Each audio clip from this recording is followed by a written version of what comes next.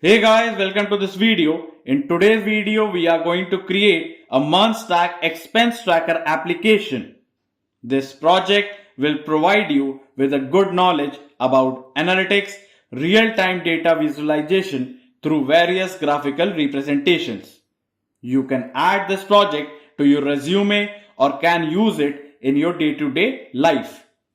So before starting to create this project, let me show you a full demo of this site. You can test it by yourself as the link is given in the description box. Do try it once. Starting with the navbar, we have logo and text on the left and personal info on the right side, having name and email. So at the starting, a user has to log in as rest of the pages are protected over here. If you don't have an account, you can create here. So let me fill these details and hit the create a new account button. Once a new account is created, you will be redirected to the dashboard page.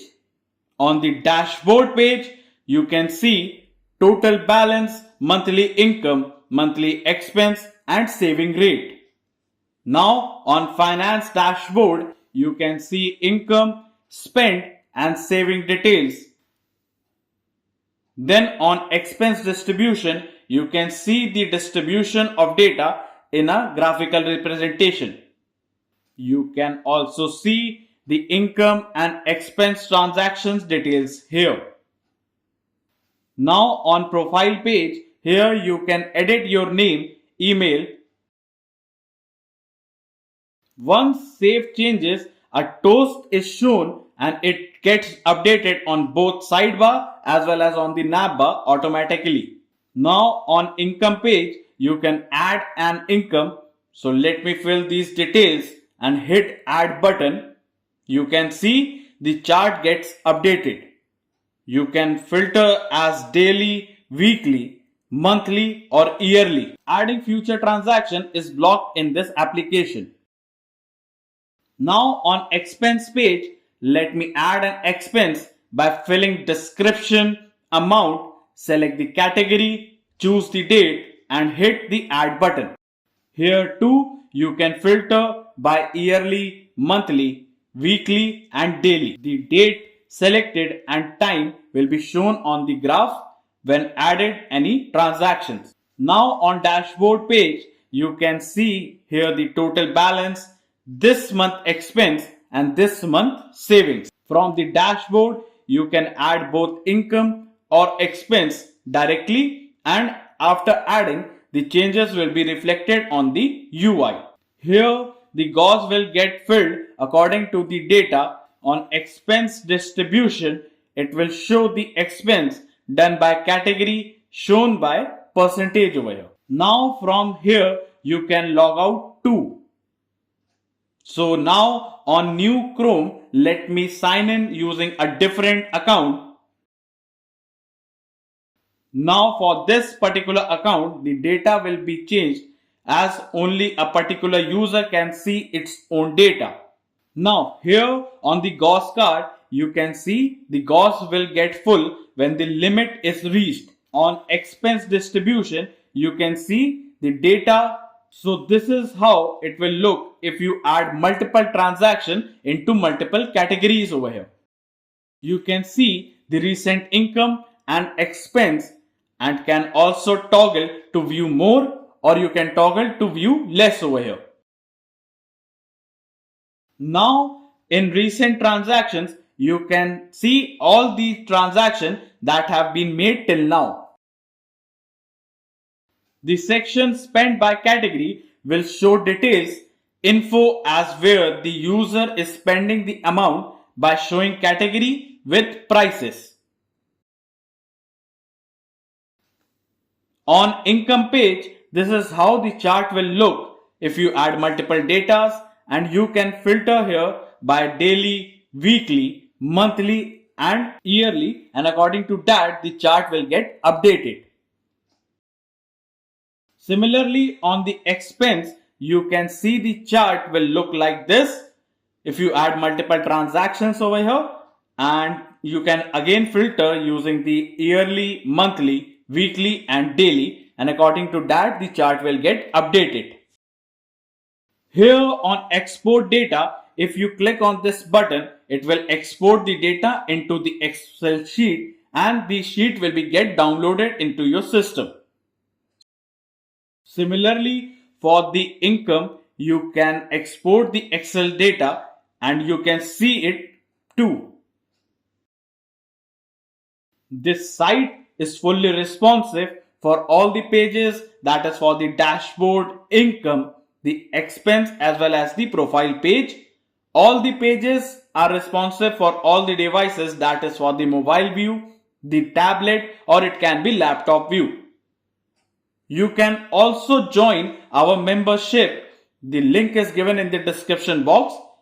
Join it so that you can get early access of the source code.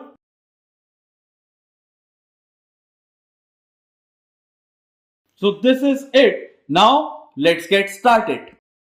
Now open your VS Code and let us go to our Chrome and let us search here for the white React over here. Now click on this first link, scroll down and copy this command over here, and inside your terminal just paste it over here. Now press Y and enter over here. Then the project name here, it will be Frontend over here. The framework will be React and variant will be JavaScript. Select no and no over here. Now let us change the directory to Frontend over here and let us install the node packages. So just copy this command and paste it in your terminal. Now let us go back and now let us open a new and let us search here for the Tailwind CSS. Now click on this first link. Now click on this get started button. Now here for using the white we have to install it. So now let me just copy this command over here and now in your terminal paste it over here. Now again just copy this import statement and now let us go back and inside the frontend folder, inside the src we don't require the app.css, you can remove it, and now inside your white.config.js you have to paste it over here. Now let us go back and let us just copy this plugin over here and let me just paste it, put a comma here and paste it over here. Now after pasting it, let us go back and here let me just copy this import statement and now inside your index.css you have to paste it over here. Now let us go back and here let me just copy this h1 tag over here and let's go back inside your app.jsx, remove the whole code and type here RAFCE. Then inside this div paste it over here. The class will be changed to class name over here. Now after this inside your terminal just type here npm run dev to run our server over here and type O and enter to open it on the default browser. Now as you can see the Tailwind CSS is installed successfully and it's working fine over here. Now let us go back and now here inside the main.jsx let me remove the strict mode from here and also the import statement for the strict mode will be removed over here, and inside your index.html let us give the title as expense tracker over here.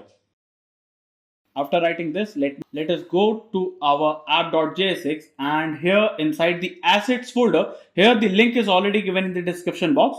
You can get these data from the given link in the description box. The dummy data over here, the dummy styles. The styles will contain all the CSS property that we are going to use in this project. There you can also get this logo.png over here. And now let me just close this all from here. And now let us create the another folder that is for the backend over here. And inside this, the entry point here, it will be our server.js file over here. Now, here let us open a split terminal or you can close the previous one. So let me just close the previous one over here and just type here that is. Now type here cd backend and inside this type here npm init over here. Now it will initialize the backend over here. So the package name here, it will be backend. Here the entry point will be server.js over here. Now click enter and hit enter over here. Just type here yes and enter over here. Now you can see a package.json file has been created over here. So here we don't require the test command. You can remove it from here. And now let us go and let us define the type of the backend. So just type a type over here and it will be module, as it will convert the backend into ES6 model over here. So now let us install multiple packages. Type here npm install bcrypt.js, as it will be used for hashing and comparing of the password, Then comes our body parser that acts as a middleware for the incoming request. Then comes our CORS that will enable the cross-origin platform sharing. Then comes our .env that helps in creating and loading of the .env file. Then comes our JSON web token that will help in generating the JWT token and verifying it. Then comes our Express that is a web framework. Then comes our Mongoose that is an ODM library for the MongoDB. Then comes our NodeMon that will help us restart the server each time we make any changes. Then comes our validator that will help in validating whether it is a valid email or not. And then comes our Excel that will help us in creating and downloading the Excel sheet over here. Now all the dependencies have been installed over here, and now you can see the dependencies are coming over here. All the packages are coming over here, and also the node modules folder has been created over here. So now after creating this, let me type here that is it will be nodemon server.js, as it will help us in restarting the server each time we make some changes. So now let me just type here import express that will be coming from our express package over here. Then type here import, and here we are going to import the CORS that is coming from our CORS package over here. Then we have to import here that is the .env. Let me just type here that is the .env/config over here. Now after writing this, here we have to type it that is the const app is equals to, it will be express, and then we have to define the port as the const port is equals to, it will be 4000 over here. Now after this, here we are going to define here the middlewares over here. Then here we are going to define the database over here, and here we are going to define the routes over here. Now just type it that is the app.get, and here we are going to get the slash, and it will be taking here the request comma response and create an arrow function, and inside this give the response.send, as it will show you that is API working on the Chrome browser. If you go to this route, it will show you API working, and the app will listen, that is the app.listen. It will listen to the port, and it will show that is create an arrow function over here, and it will console.log backtick and type here that is server started on http://localhost. It will be colon and pass here that is the port over here, that is the localhost 4000. Now after writing this, now here we have to define the middleware. So for that, type here app.use, and here the first middleware we are going to use the CORS here. Then we are typing the app.use, here it will be our express.json over here. Then the app.use, here we are going to define here that is the express.url encoded, and inside this the extended here, it will become true here. Now after writing this, now let us just type here the npm start in the terminal, and it will show you that is the server started on localhost 4000. And if you visit this localhost over here, it will show you that is it is showing that is API working on the Chrome browser. So now after writing this, let us go back, and now let us create the folder structure for the backend. So let us create first the config folder that where we will be defining the database over here. Then the controllers where we are gonna write the functions over here. Then comes our middleware that will be defining the middleware over here. Then comes our models that will be defining the schemas over here. And then there comes the route folder where we are gonna define the routes over here. And also the utils folder for the Excel sheet over here. Now inside the config, create a db.js file over here for the database connection. And inside this, type here import, and here we are going to import the mongoose coming from our mongoose package. Then type here export const, give the name as connectdb is equals to, it will be an async function, and now create an arrow function over here. And inside this, type here await, it will be mongoose.connect method. And now after writing this, now to get this URL, let us go and on a new tab, let us search here for the MongoDB. Click on this link over here.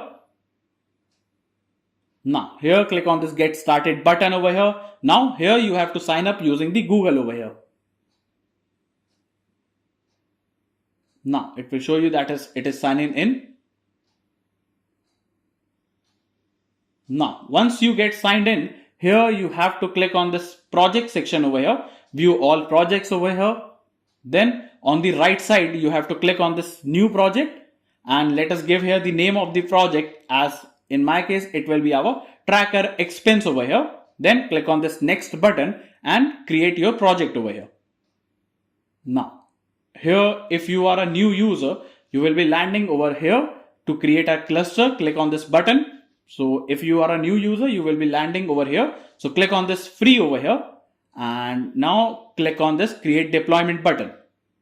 Now here it will ask you for the password and the username. If you want, you can keep the password as it is, or you can write any password. Never use @ over here. So click on this create database user and then choose a connection method. Select drivers and you will be getting this URL. So just copy the URL till .net/ over here.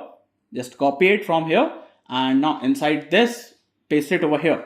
After the slash, let us give the name as expense over here, and let us go back and click on this done button. Now here on the left side, click on this database and network access. Inside the IP access list over here, you have to click on edit button, allow access from anywhere, and click confirm over here. Now it will take some time to show the status as active over here. So let us wait till then. Now it shows that is the status is active. Now inside the cluster, it will show that it is still creating the cluster. So now inside this type a .den, and inside this we have to create an arrow function, and we have to pass the console.log over here, and it will show you that is DB connected in the console over here, that is inside the terminal. Now let us go to our server.js, and inside the DB where we have to connect, just call the DB over here, that is the connect DB over here, and it will be coming from our config/db.js file.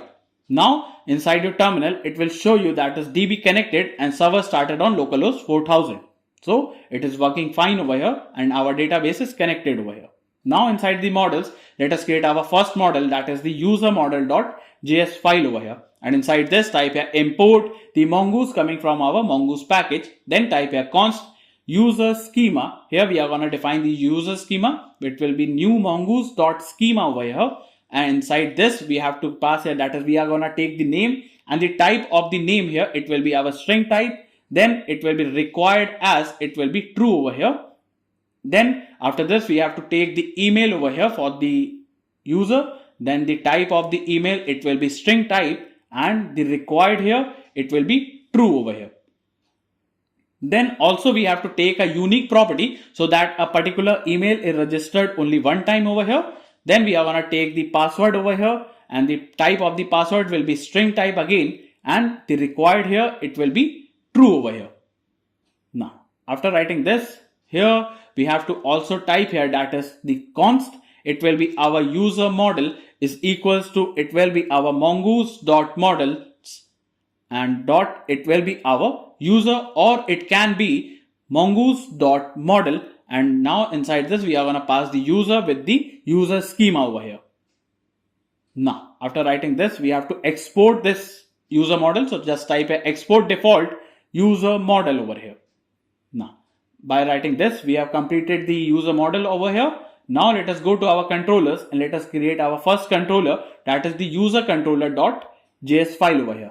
And inside this we have to type a, that is import here the user that will be coming from our, let me type a // it will be our model/user model.js file over here. Now we have to type here, that is first function is to register a user, that is to register a particular user, type a export an async function, and let us give the name of the function will be our register user, and inside this take request comma response. And now inside type here const, here we are going to take the name comma email and the password. These all things will be coming from our request.body, that is it will be filled by the user. Then we are going to check, that is if the name or the email or if the password, if any of the field are not filled by the user, then we are going to return a response.status, and the status will be 400.json method.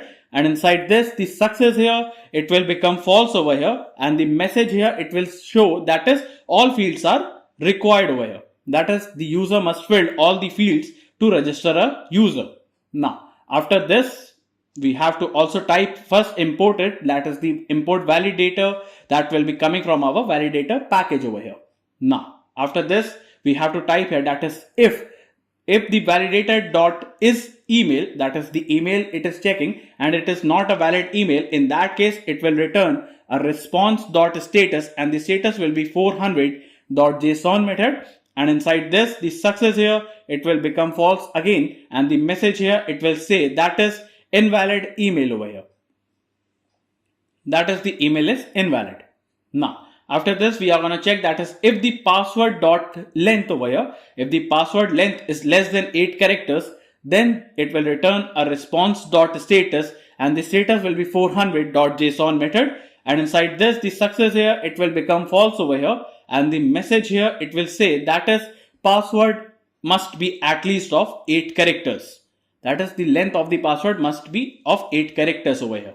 Now after validating these fields, we have to create a try catch block over here, and now inside the try block just type it, that is first if the await user dot find one, we are going to find the user over here using the email as the unique property, so that a particular email is present or not. Then it will validate, that is it will return the response dot status as 409 dot JSON method, as the success will become false, and the message here it will say that is user already registered over here, that is this email is already found in the database, so we cannot create another user using that particular email over here. Then type here const hashed is equals to, it will be await keyword. Here we are going to use the bcrypt, and we have to import this bcrypt, so just type it, that is import the bcrypt that will be coming from our bcrypt.js package. Now after this type here, that is bcrypt.hash, and here we are going to hash the password by adding of salt with 10 digits. Then type here const user is equals to await keyword, it will be our user dot create, and we are going to create the user having the name, then it will have the email, and the password will have the hashed over here, that is it will have the hashed password over here. Now after creating the user, just type here const token is equals to, we are going to create token over here, and now it will be a function where we are going to pass the user dot id. Let me just pass here the user dot underscore id, that is the MongoDB id over here for the token creation over here. So let me just create this function. So just type here, that is first type here const jwt underscore secret is equals to, you can type here anything, in my case it is yours jwt secret here, and we have to import here the jwt, so just type here import jwt, that is coming from our JSON web token package. Now after this type here, that is the const, it will be token underscore expires, it will be expiring in 24 hours over here. Now type here, that is const create token, and pass here the user id and create an arrow function over here, and inside this type here jwt.sign method, and inside this we are going to pass the id that will contain the user id, and then it will be also containing the jwt secret, and also it will contain the expires in will be token expires over here. Now by this we have created the token over here. Now after creating the token, now here let me just type here the response dot status, it will be 201 this time, and dot JSON method, and inside this time the success here it will become true, as the user will be registered, then the token will be passed over here, and then the user will be containing the id, that is the user dot underscore id, that is the MongoDB id, then it will be also containing the name, that is the user dot name, and the email over here that will be containing the user dot email over here.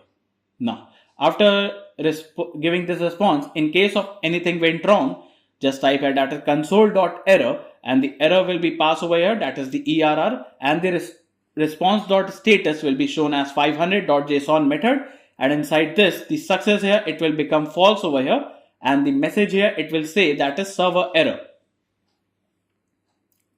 Now by this we have registered a user over here. So the user has been registered. Now after registering we have to log in as a user. So for that type here export an async function, and let us give here the name of the function will be logging user, take here request comma response, and inside this type here first type here const email comma password. So we are going to take these both fields will be coming from our request.body. Then we are going to validate that is if the email is not found or the password is not filled by the user, then it will return a response.status as 400 .json method, and inside this the success here it will become false over here, and then the message here it will say that is email and password are required, that is both of the fields are required over here. Now after writing this, we have to type here that is a create a try catch block over here, and inside the try block just type here that is the const user is equals to await keyword. Here it will be our user dot find one, and again we are gonna find using the email as it is the unique over here. Then type here if the user is not found, that is the user is not find by the email, it will return a response dot status as 401 dot json method. The success here it will become false over here, and the message here it will say that is user not found or invalid email or password, that is the credentials are not correct or the user is not found over here using the email. Now we have to type here that is const it will be match, it will be equals to await bcrypt.compare, and here we are going to compare here the password with the user password that has been filled by the user over here. Now we have to check that is if the match doesn't happen, in that case again we have to paste it over here, that is invalid email or password over here. Then we have to type here that is the const token is equals to it will be our create token over here, and pass here the user dot underscore id, that is the MongoDB ID. Then we have to type here response.json, and inside this the success here this time it will become true over here, and the token will be passed over here with the user, and the user will be containing the ID that will be containing the user dot underscore ID, that is the MongoDB ID. Then the name field will be containing the user dot name over here, and the email will be containing the user dot email over here. Now after giving this response over here, now let me scroll up and copy the catch block from here, and let me just paste it over here. Now after pasting it, now we have successfully logged in a user over here. Now after this we have to create another function that is to get the user login details, that is to get the user details over here. So type here export an async function, and let us give here the name of the function. It will be our get current user take request comma response, and inside this create a try catch block here. Now inside the try block just type here that is the const it will be user is equals to await keyword. Here it will be user dot find by id, and here we are gonna pass here the request dot user dot id dot select, and here we are gonna select the user. Here we are gonna select the user using the name and email over here. Now after this, if the user is found by the ID, that is if the user is not found by the ID, in that case we are going to return a response.status as 404.json method, and inside this we are going to pass the success as it will become false over here, and the message here it will say that is user not found, that is the user is not found by the user ID. Then in that case the user is not present in the database. Now after this we have to type here that is the response.json, that is the user has been founded over here. The success here it will become true over here, and the user will be passed over here. Now let me scroll up and let me just copy the catch block from here, and let me just update the catch block here.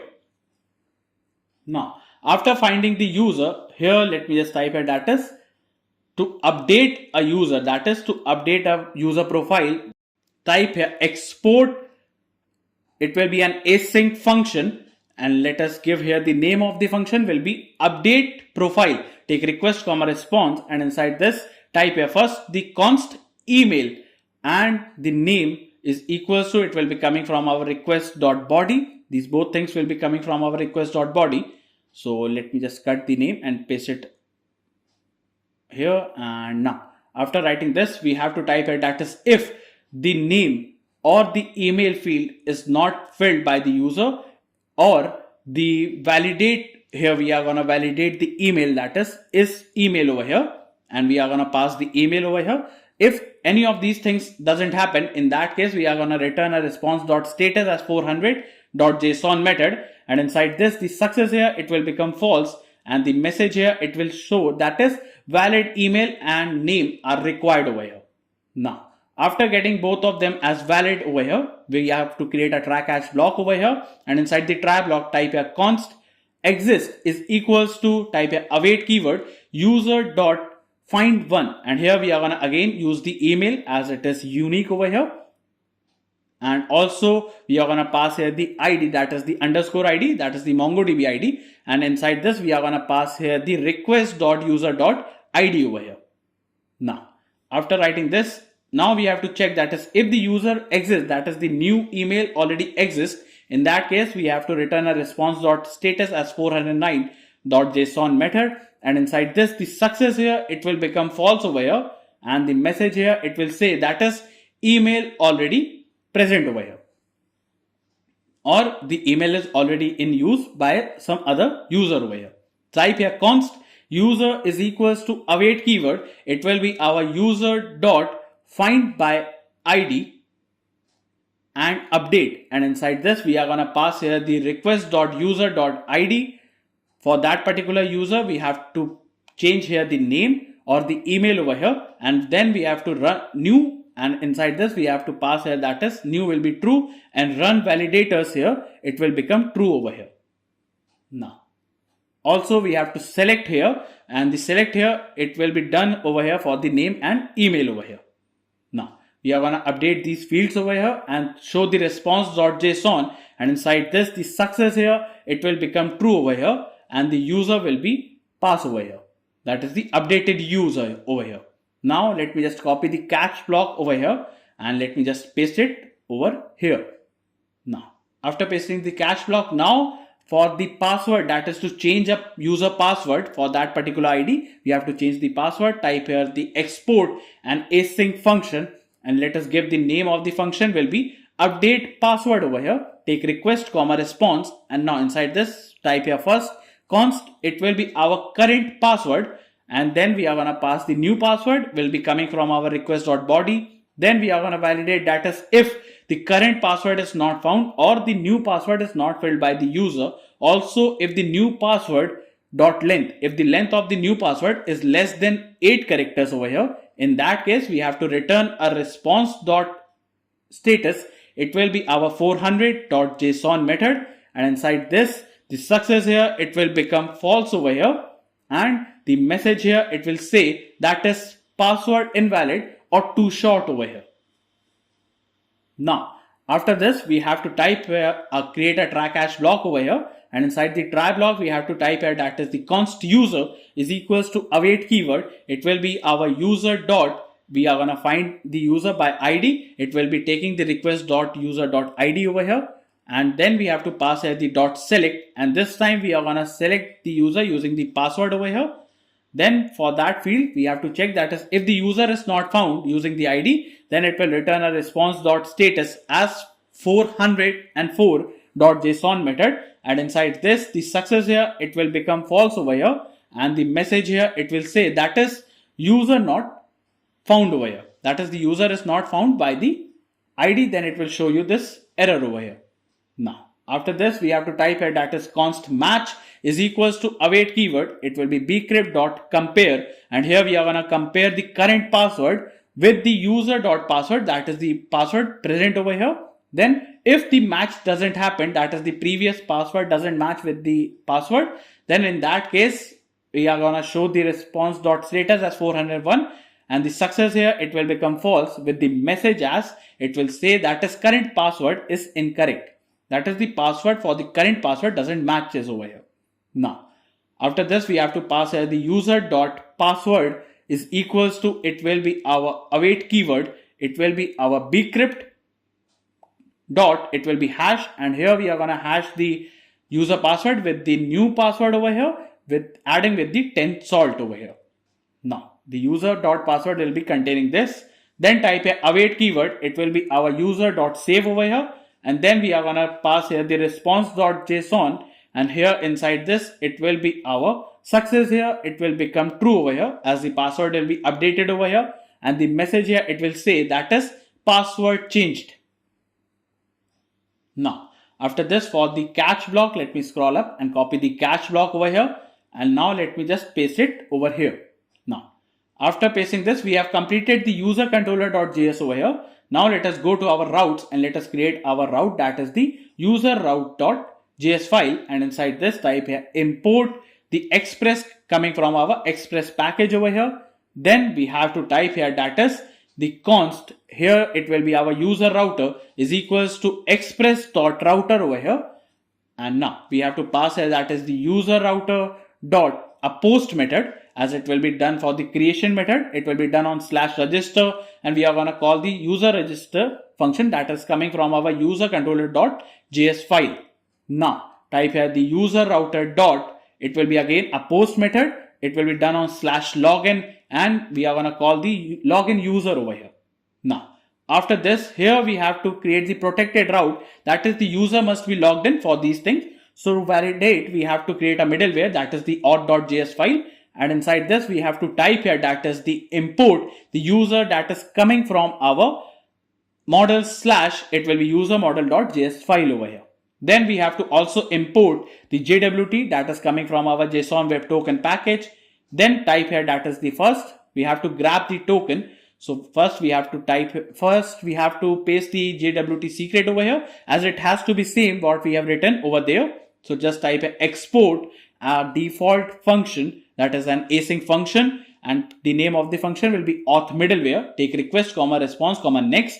And now inside this we have to first grab a token. For that, type here const auth header is equals to, it will be our request dot headers dot, it will be our authorization. Then if the auth header, that is the auth header is not found, or the auth header dot starts with, if it starts with here with the bearer and a space, then in that case we have to type here that is it will return a response dot status, and the status here it will be 401.json method, and inside this the success here it will become false over here, and the message here it will say that is the not authorized, or the token is missing over here, that is the token is not passed over here. Now after this we have to type here that is the const token is equals to, it will be our auth header dot split, and we are going to split the token using a space for the first index.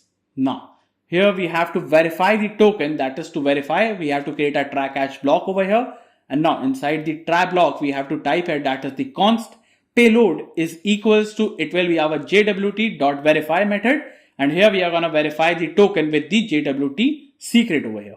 Now we have to type it that is the const user is equals to, it will be our await keyword user.find by id, and inside this we are going to pass here the payload dot id over here, dot select method over here, and here we are going to select the user excluding the password over here.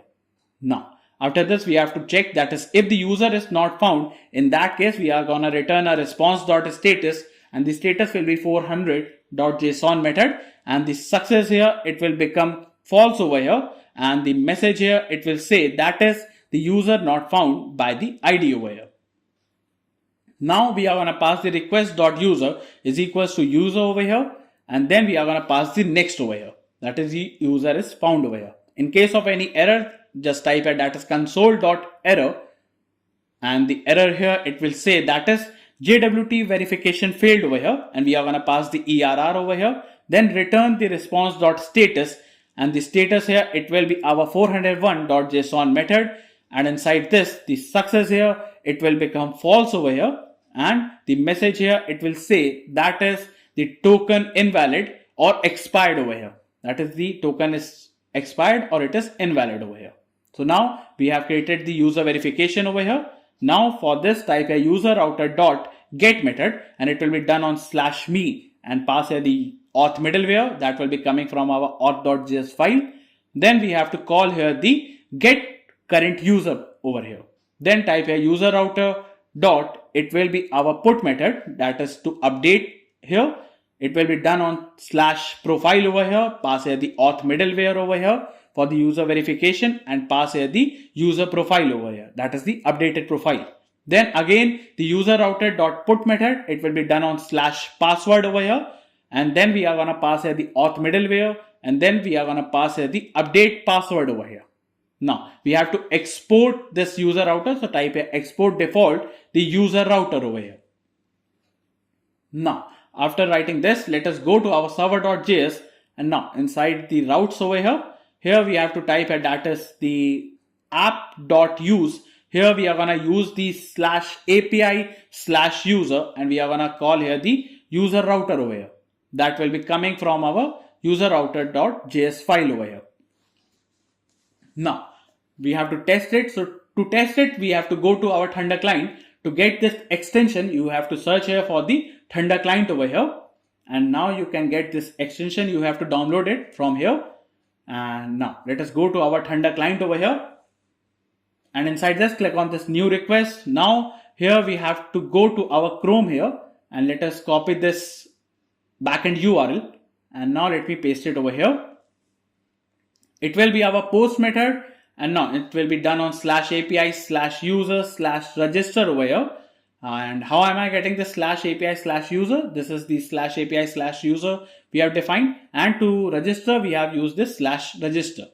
Now inside the body, we have to pass here the name as hexa. The email here, we are going to pass here as the hexa@gmail.com. And the password here, we are going to pass the password as 789456123.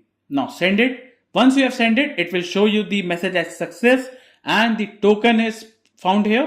And now inside the MongoDB, if you browse collection over here, now it will take some time to connect to the cluster over here. So let it get connected over here. Now, after connecting it, go to expense, go to your user, and now there you will be able to see the one user you have registered using the Thunder client over here. Now, again, now to login over here, let me change this route to login over here. And now let me remove the name over here as we don't require the name field. Now again it shows that is success over here and token is found over here. So just copy this token over here. And now we have to go to our user route, and for this me route, that is to get that particular user, we have to use this me. So just type as /me and send it. So it will show you that is okay. We have to change the method to get it over here. Now send it. So it will show that as you are not authorized or the token is missing. So fix that. Go to headers, pass here the authorization over here. The value will be bearer and then a space and paste the token we have copied over here. Now send it over here. So this time it will showing that is the user response over here. That is it is giving you the name and the email response. And now for the profile over here, we have to change it to /profile. Now again it will be our put method over here, and now we have to change the put method to let us keep it hex@gmail.com. Again it will show that is valid email and name are required. So we have to change here the name password here. We have to remove the field for the password and give the name as hexa over here and change it. So it is showing this error over here, that is the comma is not found, and send it again. So this time it is showing that is the email is changed to hexa@gmail.com over here. Now inside the MongoDB, it is still hexa. If you refresh the page over here, now it will show you that is it is hex over here. Now again let me just remove this profile from here and pass here the our me route, and it will be get and pass here. It is showing that is it is hex over here. So it is working fine. Now to check the password route over here, just change it to password over here, and we have to remove the name field over here, and also we have to remove the email over here, and only we have to pass here the password over here, that is the password field, and the password will be this password. So it cannot be a get method, it will be a put method.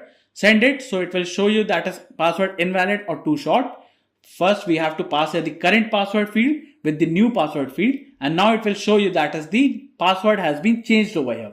Now we have passed both of the fields over here, the current password that is the existing password and the new password that we have to change it to the password. So let me just switch it again over here, 789789, and it shows that as the password is changed over here. Now again let me type to login over here. Now it will be our post method, and let me just remove all of this and type again the email and password.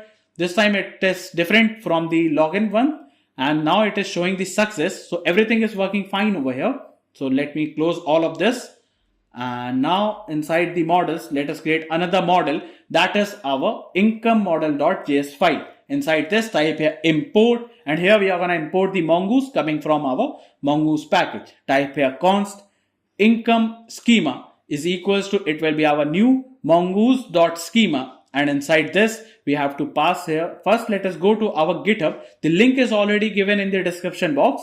Here you can go to the link and click on this. You will be landing on this particular page over here. You will be landing on this page. Go to backend, go to your model.js, and inside the income model, just copy these lines of code over here and paste it inside this. Here we are going to take the description over here for the income. Then we are going to take the amount over here. Then we are going to take here the category, and then we are going to take the date over here. Also, we are going to take the user ID that will be referring from the user. That is, for that particular user, the income will be created. So it will be coming from our user model, and for this particular user, the income will be created. So it will be taking the user ID, and the type here, it will be default as income, as we are creating this for the income. Now inside this, we are going to take the timestamp. It will be true over here. Now after writing this, we have to export it. So just type here first, type here const income model is equals to, it will be mongoose dot models dot, it will be our income, or it can be our mongoose dot model, and inside this we have to pass here the income over here, and then we are going to pass here the income schema over here. Now after this, we have to export here the export default the income model over here. Now by this we have completed the income model.js here. So now let us go to controllers and let us create another controller, that is the income controller.js file. Now inside this we have to type here import the income model that is coming from our income model.js file. Then we have to, here we are gonna create the first function to add the income. So type here export an async function, and let us give the name of the function will be add income. Take here the request comma response, and inside this type here the const. It will be our user ID that will be coming from our request.user._ID, that is the MongoDB ID. Then type here const. Here it will be description, the amount, the category, the date. These all things will be coming from our request.body. That is, it will be coming from the user that will be filling here. Now create a try catch block here. Now in the try block, just type here, that is, if the description is not found, or the amount is not filled by the user, or the category is not selected by the user, or if the date is not found, then return the response.status, and the status here, it will be 400.json method, and inside this the success here, it will become false over here, and the message here, it will say that is all fields are required over here. That is, all of these fields will be filled by the user. Now type here, that is the const new income is equals to, it will be new income model, and inside this we are going to pass here the user ID, that is for that particular user ID we are going to create it. We are going to pass here the description, then the amount over here, then we are going to pass here the category over here, and then we are going to pass here the date, and the date will contain the new date, and we are going to pass the date over here. Now type here await a new income dot save over here, and it will be saving inside the MongoDB, and then we are going to have to response.json, and inside this success here, it will become true over here, and the message here, it will say that is income added successfully. That is, you have added the income successfully over here. Now after this, now in case of any error, that is if something went wrong, just type here, that is the console.log over here, and here we are going to log the error over here, and then we are going to return, that is the response.status, and the status will be 500.json method, and inside this the success here, it will become false over here, and the message here, it will say that is server error. Now after writing this, now let me just type here another function. Now this function will be to get the income over here. Now for that, to get all the income, we have to type export an async function, and let us give the name of the function will be get all income. Take request comma response, and type here, that is the first, let me just scroll up and copy this line over here, that is for the user ID. We have to find here the user ID, that is for that particular user. We are gonna use this. Then create a try catch block over here, and inside the try block, just type here, that is the const income is equals to, it will be await income model dot, here we are gonna find and we are going to find using the user ID. That is for that particular user, we are going to find the income, then dot short method, and here we are going to short using the date, that is the -1, as it will show you the latest. After that, then the response.json, and inside this pass here the income over here, and here we have to copy the catch block over here and just paste it over here. Now, after pasting it, let me fix it. It will be response.json over here. Now, after this, we have to update an particular income. For that, type a export an async function, and let us give here the name of the function will be update income. Here take request comma response, and inside this we have to type here that is the const id is equals to, it will be request dot params, that is it will be coming from our params over here. Then we have to just copy this line over here for the user here and paste it over here. Then after this we have to type here that is the const description comma, it will be our amount. Then we are gonna have these both fields will be coming from our request dot body, that is it will be filled by the user. Now create a try catch block, and inside the try block just type here that is the const, here it will be our updated income is equals to await keyword, it will be our income model dot, here we are gonna find one and update, and inside this we are gonna find here using the id that will be containing here, that is the MongoDB id that will be containing the id, then the user id, and if the updated income is founded by the id, then we are going to update the description and also the amount over here, that is the amount and description can be updated over here. Then the new will be as true over here. Now type here that is if the updated doesn't happen, that is if the updated income doesn't happen, it will show the response dot status as 404.json method, and inside that we are gonna pass the success as it will be false, and the message here it will be that is income not found, that is the income is not found by that particular user id, or it is not found by the id. Then it will show the response.json. This time the success here it will become true as it will be updated, and the message here it will show that is the income updated successfully. Now also we are gonna pass here the data that is will be containing the updated income, that is the updated income will be stored inside this. Now let me just copy the catch block from here and let me just paste it over here. Now after pasting this, now we have updated the income. Now we have to, let me just pass it, that is to delete a particular income. For that we have to type here export an async function, and let us give the name of the function will be delete income. Take here request comma response, and inside this we are gonna create the try catch block here. Now inside the try block let us type here that is the const, it will be our income is equals to, it will be await income model dot find by id and delete. So here we are gonna find the income using the id and delete it. We are gonna find using the MongoDB id that will be containing the request dot, it will be dot params dot id over here. Then we are gonna type here that is if the income is not found by the id, that is for that particular income it is not found, it will show the return a response dot status as 404.json method, and inside this the success here it will become false over here, and the message here it will say that is income not found, that is the income is not found by the id over here. Now after this, now here we are gonna return a response.json, that is the income is found by that id, and we are gonna delete it, so the success will be true, and the message here it will say that is income deleted successfully, that is you have successfully deleted the income over here. Now after writing this, let me just scroll up and copy the catch block over here, and we have to just paste it over here. Now after pasting it,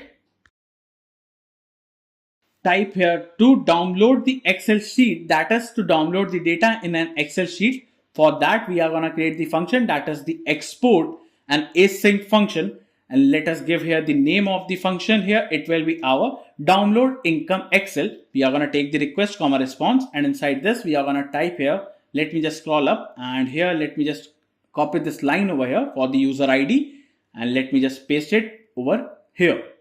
Now after pasting it, we have to type create a try catch block over here, and inside the try block we have to type here that is the const income is equals to, it will be our await keyword income model dot, it will be our find, and we are going to find using the user ID over here and dot short method, and inside this we are going to short using the date will be -1 over here.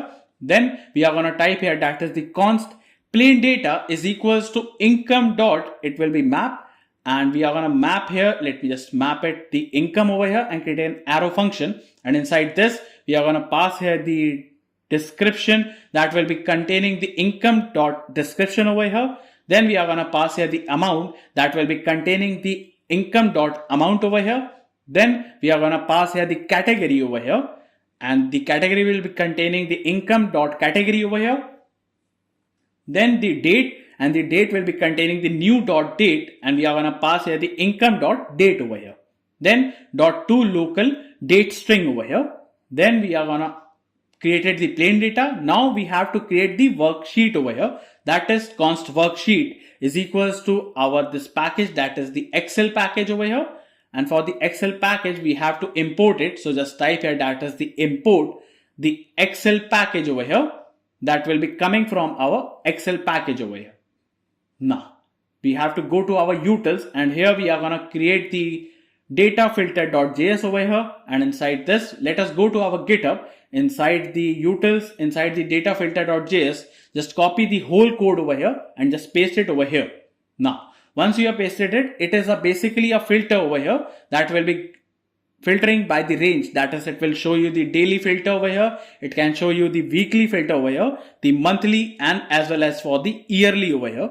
So by default it will show you the monthly filter over here. So after creating this data filter, let's go to our income controller, and here we have to import it. So just type here that is to import the get date range over here, that will be coming from our date filter.js file over here. Now after this just type here that is it will be .utils dot, it will be our JSON to sheet, that is we are going to create this worksheet that will be containing the plain data over here.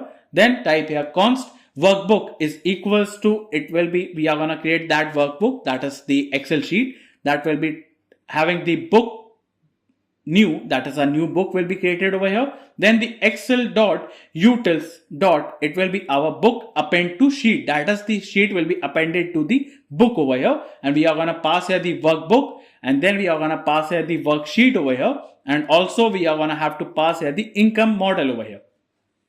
Now we have to type here that is the Excel dot, here it will be our write file, and inside this we are going to pass here the workbook. Also we are going to pass here the income details.excel, that is this is the name of the file that will be coming when we are going to test it over here. Then it will be our response.download, and we are going to have to copy this name over here and paste it over here. So this is how we are going to create this file over here. Now after this let me just copy the catch block over here and paste it over here. In case of any error it will just console the error. Now here we are going to have to get the income overview. For that just type here export an async function, and let us give the name of the function will be get income overview. We take the request comma response, and inside this we are going to create the try catch block over here. Now in the try block just type here that is the const, let me scroll up and just copy the line over here and paste it over here for the user over here. Now after finding the user, then type here that is the const, here it will be our range is equals to, if the range is our monthly over here, now it will be coming from our request.body, that is the range will be coming from our request.query over here, that is whatever the query generated over there, it will be coming over here. Then type here const start comma end is equals to, it will be coming from our get date range over here, and we are going to pass the range over here. That is according to the query, the start and end will be coming over here, and it will be passed inside the get range over here. Then type here const income is equals to await keyword income model dot find, and we are going to find using the user, that is the particular user ID for that particular income. Then the date over here, we are going to pass here the start over here, and then we are going to have to pass here the late will be having the end date over here. And then inside this we are going to have to just type here that is the dot short method, and we are going to short using the date as -1. Now after this we have to go to our GitHub, and inside the income controller we have to just copy these lines over here and paste it over here. So here we are going to get the total income over here, and then we are going to get the average income over here, And after this, we are going to have to get the number of transaction that will be done over here. And then the recent income, that is the recent transaction, will be shown over here. Then it will show you the response.json as the success here.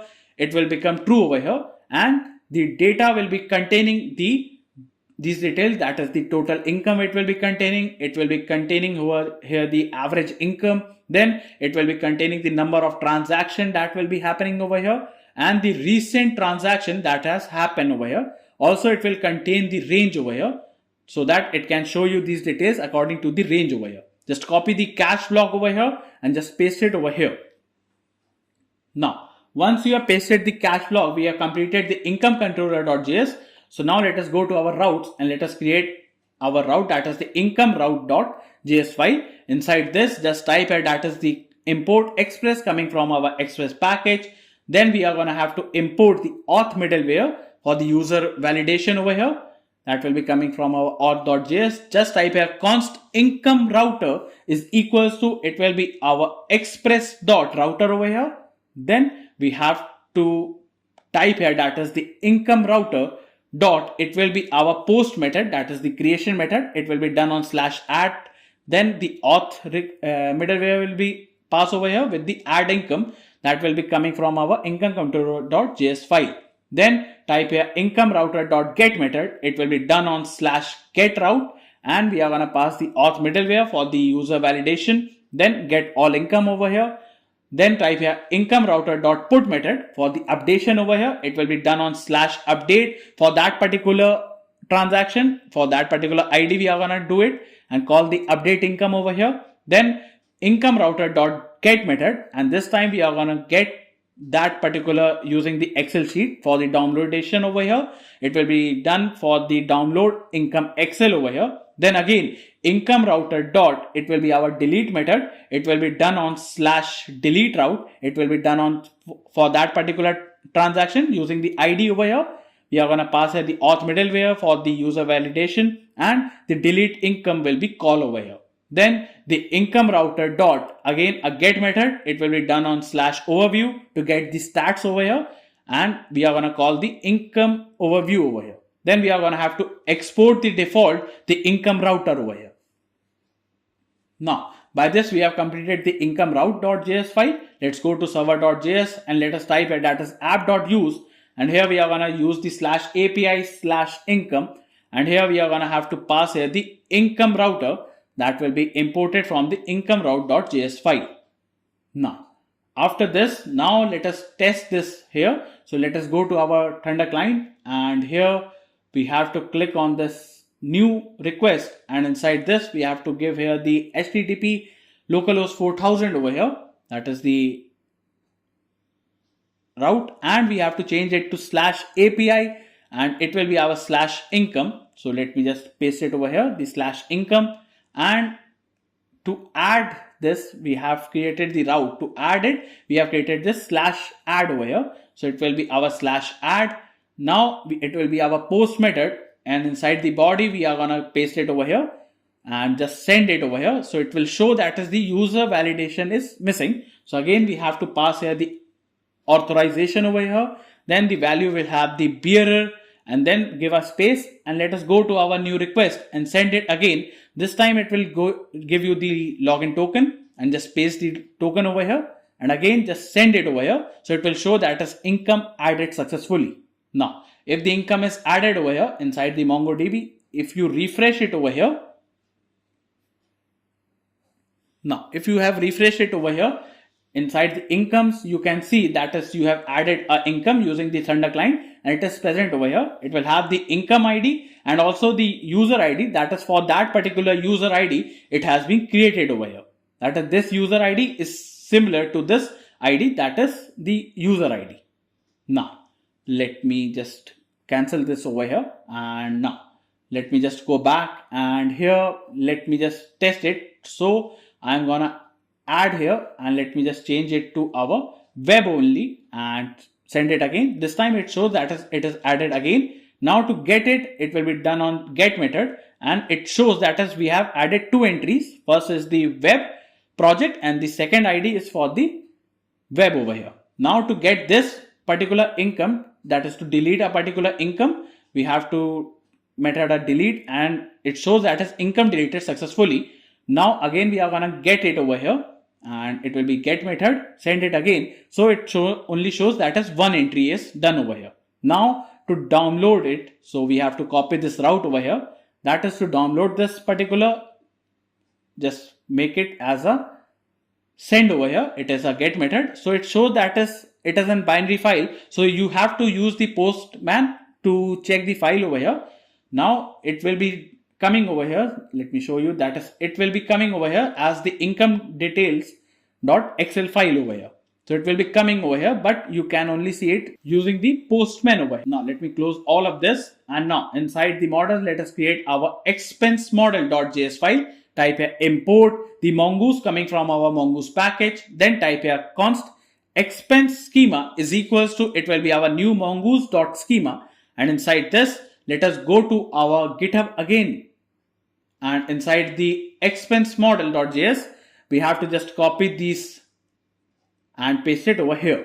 Now it is similar to the income one, that we are gonna take the description again, then the amount over here, then for the category, and also the date will be taken over here. Then again the user ID, that is for that particular user ID, we are gonna have to create it. The user ID, it is referencing this user model over here, and then the type over here.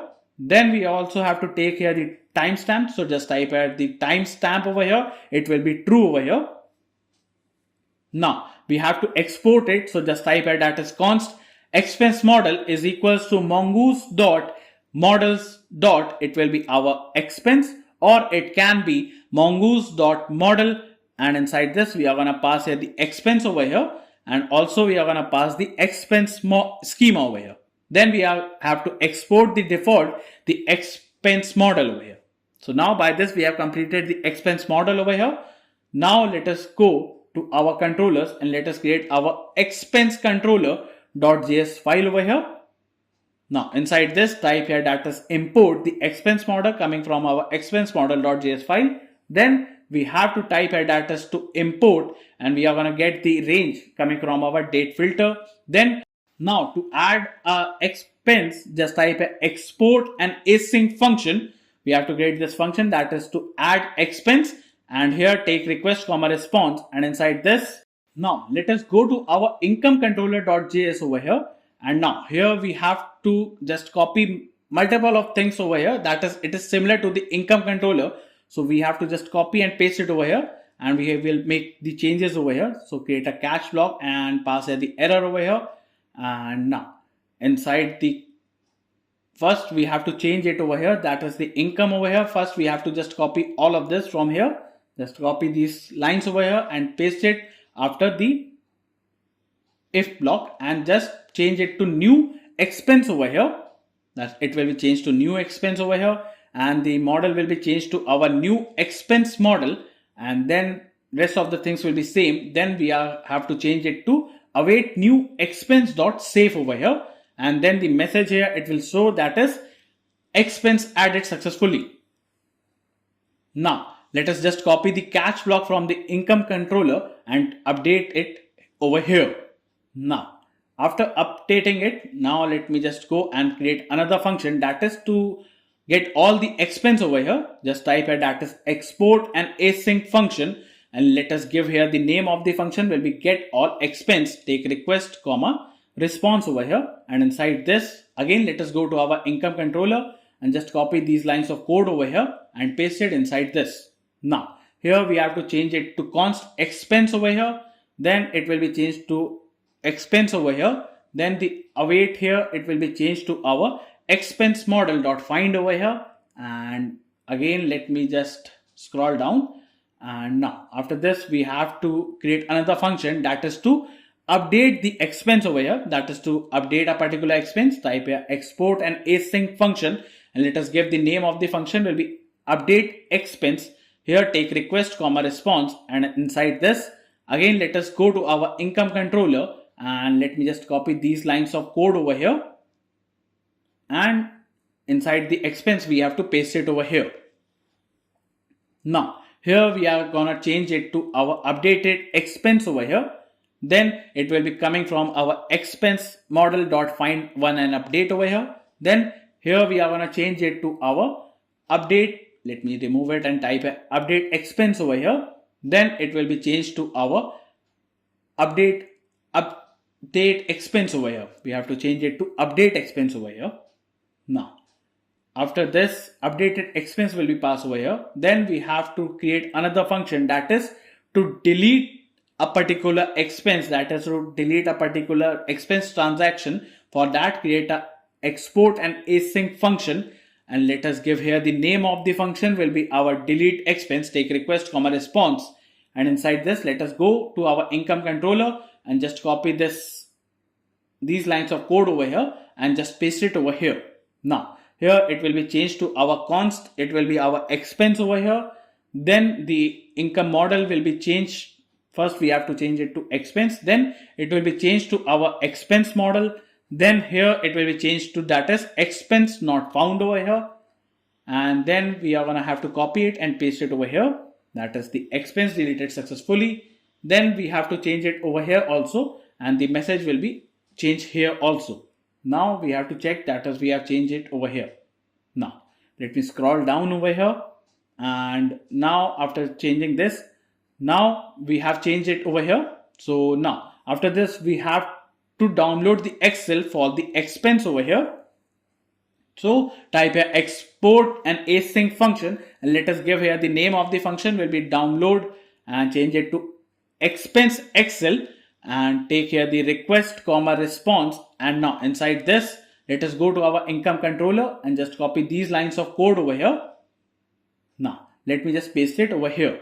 Now once you have pasted this, now again we have to change it to our expense over here. Then it will be coming from our expense model over here.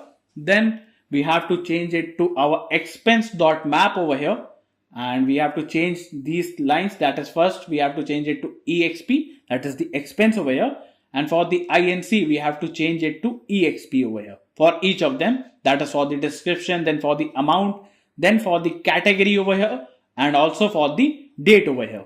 Now after changing it, now we have to change it to, let me just copy this expense model over here and paste it over here. Now after this we have to change it to our expense underscore details over here, and it will be changed to our expense underscore detail.excels over here.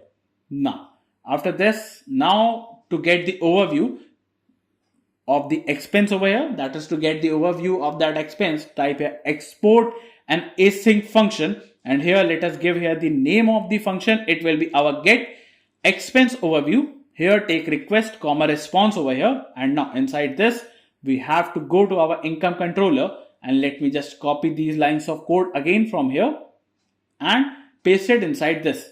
As you can see, both of them are similar in the functionality, so we have to just paste it over here and change the name over here. That is the expense over here, it will be the expense model over here. Then let me just go to our GitHub. Inside the expense controller, just copy these lines of code over here and just update it over here. That will be changed to our expense over here. Now after this we have to type here that is the const recent transaction is equals to, it will be our expense dot, it will be our length. That is, we are going to get the recent transaction length using the expense dot slice, and it will show you the 5 transaction over here. Now here we have to change it to our data will be changed to our total expense. Then we are going to change it to our average expense over here. Then the number of transaction will be coming over here with the recent transactions over here, and also we are going to pass the range over here. Now after passing it, now we have completed this. So now by this we have completed the expense controller. So it is similar to the income one. We have to import here the Excel that will be coming from our Excel package over here for the downloading of the Excel sheet over here. Now after this, let us go to our routes and let us create our expense route.js file over here, and inside this type here that is import the express that is coming from our express package over here. Now we have to import the auth middleware that will be coming from our auth.js file. Then we have to type here that is the const it will be our expense router is equals to our express.router over here. And now inside this we have to type it, that is the, let me just go to our income router and just copy these routes over here. And let me just paste it over here as it is also similar over here. Now we have to just copy the expense router and update each of them over here. That is, it will be converted to the expense router over here. Now after this we have to type it, that is the export default the expense router over here. Now we have to change this to our add expense over here. That will be coming from our expense controller.js file. Then we are going to change it to get all expense over here. Then it will be changed to our update expense over here. Then it will be changed to our download expense Excel over here. Then it will be changed to our delete expense over here. And it will be changed to our get expense overview over here. Now, after writing this, now let me just go. We have completed this here, and now let us go to our server.js over here. Now let us type it, that is app.use, and here we are going to use the /API/expense over here, and then we are going to call the expense router over here. Now it will be coming from our expense route.js file. Now let us test this. So now let us go to our Thunder client. Now we have created this over here previously. So let me click on this one and again send it over here. So it will give you again a new token over here. Just copy this one and now click on this new request and type a HTTP localhost 4000 /APIs, and it will be our post method. It will be done on change it to expense over here /add over here, and now inside the body we have to go and paste it over here. Now it will be coming from here, just copy it and we have to just paste it over to the new request over here on the right side and just paste it over here. Now here we have to change the category to food over here, and the description will be changed to fast food, and the amount will be 1500. Send it. So it will show you that is the token is missing. In the header we have to pass the token, so just pass here the authorization, and the value here it will be our bearer, then a space, and we have to paste the token over here, and then we have to send it again. So it will show that is expense added. Now on the MongoDB, if you go to your expense and refresh the page over here, now it will take some time to connect again, and now it will show that is the expense, and inside this you can show that is, see, that is the one entry is created over here. Now if you change it to food only, and let me just change it to our snacks over here and send it again over here, change the amount over here to 1700 and send it again. It shows that is again expenses added over here. Now to get, it will be our get method. You can see there are two entries being shown over here, and now let me just download the Excel over here. So just copy the route over here and paste it over here. Now send it again over here. So now it will show you that is the binary file are not supported in this version. You can use the Postman to get it, and it will be shown over here that is you have successfully downloaded the expense Excel over here. So everything is working fine. Now let us go to our controllers, and now let us create another controller, that is the dashboard controller.js file. Inside this we have to import the income model, that will be coming from our income model.js file over here. Then we have to import expense model, that will be coming from our expense model.js file. Type here that is the export and async function, and let us give here the name of the function will be get dashboard overview. Take here request comma response, and now inside this type here that is the const. And let us go to our expense controller, and let me scroll up and let me just copy this user ID and paste it over here for the user validation over here, that is the user is found over here. Then after this we have to type here that is the const now is equals to, it will be new date, and here we are going to get the new date, that is the current date over here for the now. Then type here the const start of the month. So the start of the month will be done for the first of the month, that is on the first date. It will be giving you the start of the month from there. Then type here now.get, and get month over here, and also the get of the month will be from the first of the month. Now create a try catch block over here, and then inside the try block just type here that is the const incomes is equals to, it will be our await keyword, it will be our income model dot, it will be our find, and here we are going to find the income using the user ID, that is for that particular user ID the income, and the date here it will be containing the date as the start of the month, and also it will be containing the late for the late of the month, it will be containing the now, that is for the today's date over here. Then dot lean method, so the date it will be giving you the date for that starting of the month, that is for the first till now, it will be only available till here. Then for the expense it will be similar, that is the expense model dot find, and inside this we are going to have to just paste it over here, dot lean method.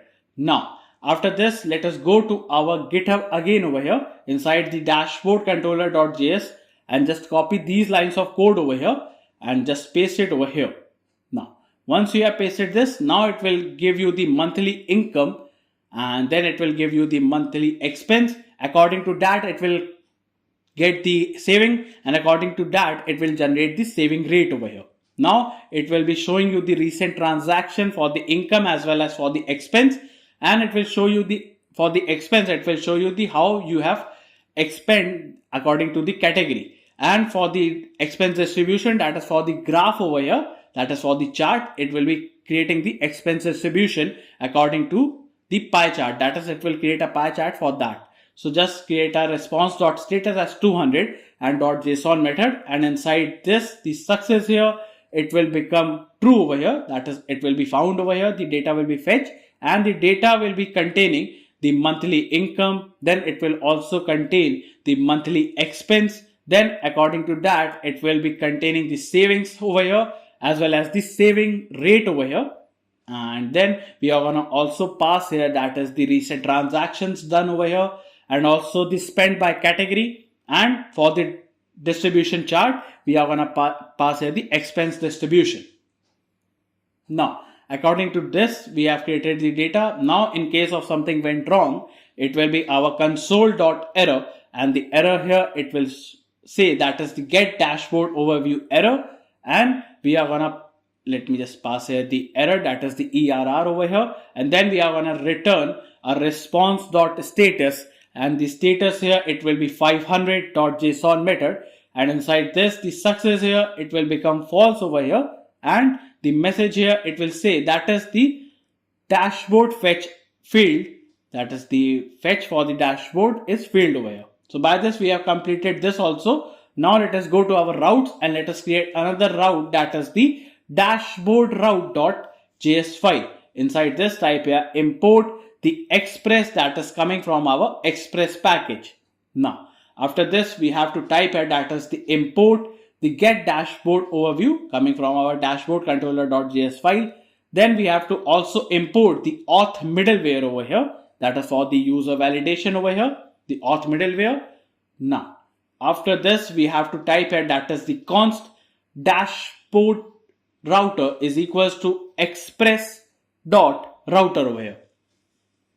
Now after this type here, that is the dashboard router dot get method, it will be done on slash, and then we are going to pass here the auth middleware for the user validation, and get dashboard overview function will be called over here. Then we are going to have to export default the dashboard router over here.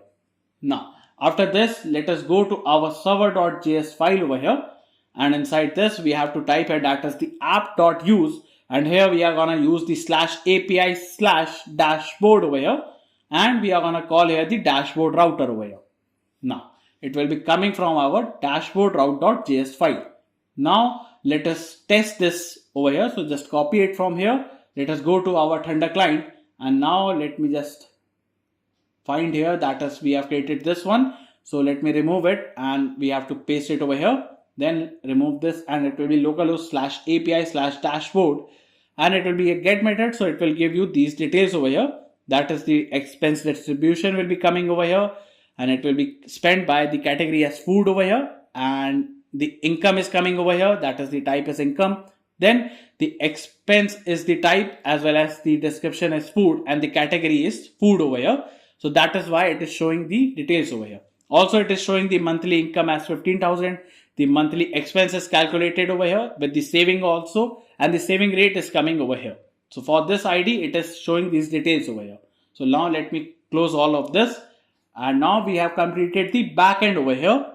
Now that we have completed the backend part over here, so let me close all this, and inside the front end, let me open a split terminal and just type as cd frontend over here. And inside this, let us go to our Chrome. Let us search here for the React router DOM package. Click on this first link, copy this command over here, and in your terminal, paste it over here. Now, let me close this from here, and let me just go and type here npm run dev again. And now, let us go to our Chrome and let me refresh it over here. And now it is working fine over here. So let us go back. And now inside the src, inside the main.jsx, let us wrap our app component into the browser router. So just type a browser router and just cut the app from here and paste it inside this. Now we have to import the browser router. So just type a import the browser router that will be coming from our React router DOM package over here. Now, after importing it, now let us go to our app.jsx, and here let me remove this div over here and now open the empty fragments, and now inside this create our routes tag over here. And now inside this, let us go to our src and let us create our components folder over here. And now inside the src, let us create the pages folder over here. Now inside the component, let us create our first component, that is the layout.jsx. Type a RAFCE. Then inside the pages, let us create first page, that is the dashboard page.jsx. Type a RAFCE. Now inside the layout, let us type here the layout over here. Now, after this, let us go to our app.jsx and let us create the route tag over here. And here the element we are going to render over here, it will be our layout over here. And now let me just close this route tag like this. And inside the route tag, we have to create another route tag, and the path here, it will be on slash, and the element we are going to render, it will be our dashboard page over here. So the layout will be fixed over here. That is, the layout will be seen every time over here. It will be fixed for all the pages we are going to create for using the multiple routes. So now let us create the layout over here. So now inside the layout, we have to break here, that is first the on logout over here. Then we are going to have to break the user. Later we are going to define it inside the app.jsx. So let me just type here. Let us define it over here. First we are going to define the user comma set user is equals to a use state hook, and the value here, it will be null over here. Then we have to type here that is the const, it will be our handle logout is equals to, and create an arrow function over here, and type here that is the clear auth, and the clear auth will be called here. Then we are going to call the navigate, and the navigate will be coming from our, it will be done on slash login over here. And then we have to type here that is, the const navigate over here. And navigate will be coming from our use navigate hook coming from our React router DOM package. Now to create this clear auth, type here the const clear auth is equals to, create an arrow function over here, and inside this create a try catch block over here. Just type here that is the local storage dot remove item, and we are going to remove the user over here, that is user detail inside the local storage. Then we are going to remove the token over here, that is the stored inside the local storage. And then we are going to type here the session storage dot remove item, that is this user, and then again the session storage dot remove item, it will be token over here.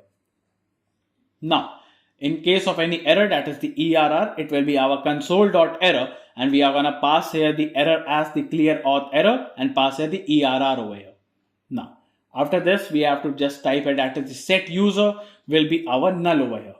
Now after this, we are going to set our token over here, and it will be null over here.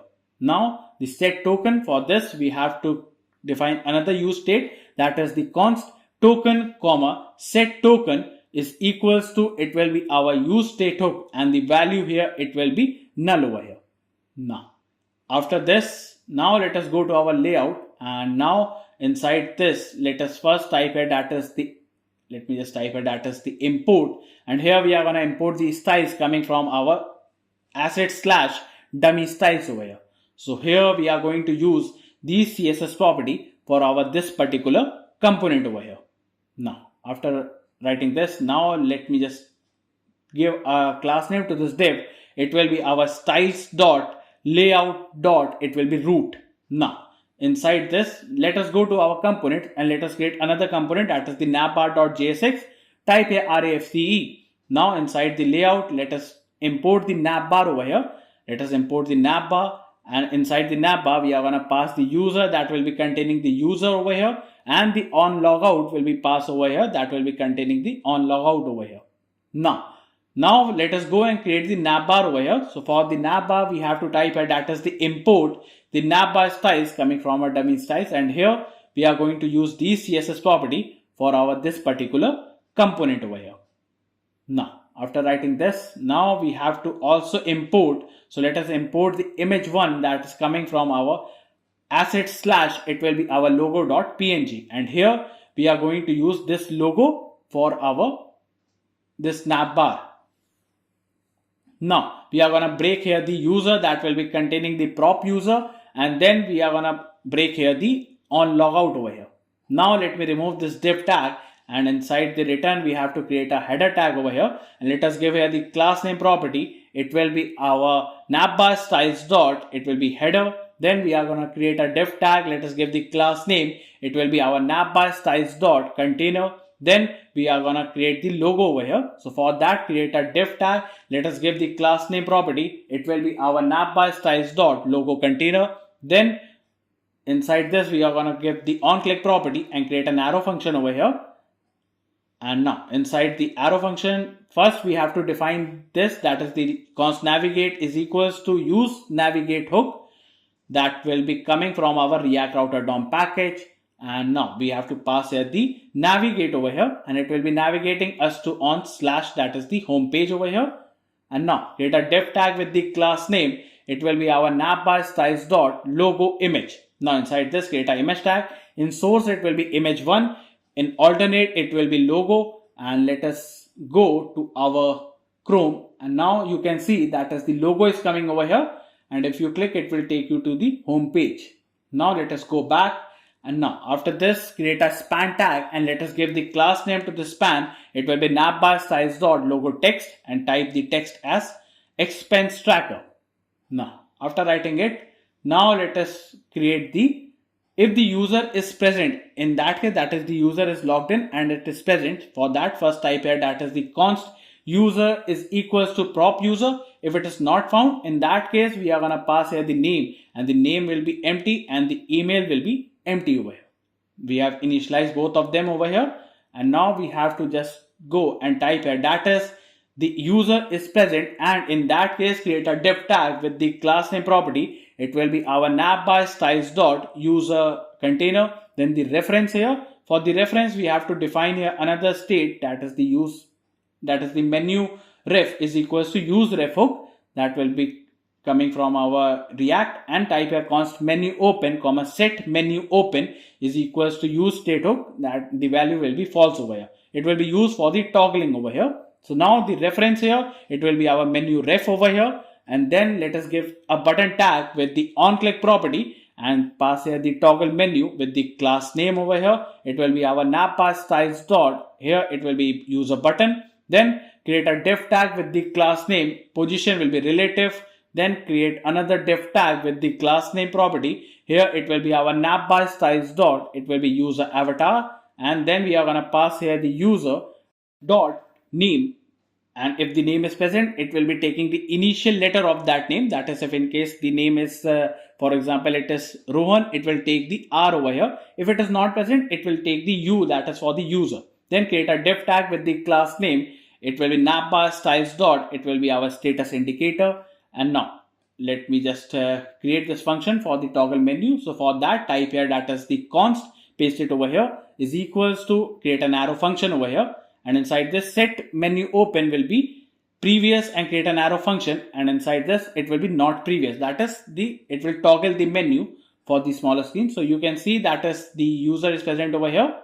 Now let me just scroll down, and now here we have to create a div tag with the class name property. It will be our, let me give a equal to and type here the navbar styles dot, it will be our user text container. Inside this, pass here a paragraph tag with the class name. It will be our nap by styles dot. It will be username. And inside this, we are going to pass here the user. And if it is present, then it will be name, or it can be user. That is, there is no name. In that case, it will be user over here. Then create a paragraph tag with the class name. It will be our nap by styles dot user email. Then we are going to pass here, that is the user dot email. If it is present, it will be email. In else case, it will be our user @ expensetracker.com. Now let us go, and you can see that it is present over here, the user and the user email. Now after this, now let us terminate the terminal and let us search here for the Lucidity React over here. Now click on this first link. Now here we have to click on this main site. Now we have to click on this get started button. Now we have to select the installation over here. Now for the npm we have to install it. So we have to click on this npm from the React, copy this link, and inside your terminal paste it over here. Now let us go to our icons, and here let us search here for the icon, that is the chevron down over here. Now expand the icon over here. Now for the React we have to install it. So just copy the import statement and let me scroll up and paste it after this over here.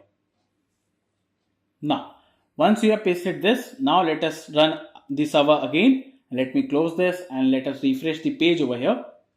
So now it is working fine over here. So now let us go back, and here let me scroll down, and now after this let us pass the icon chevron down with the class name as napbar styles dot. It will be chevron icon, and here we are going to pass the menu open over here.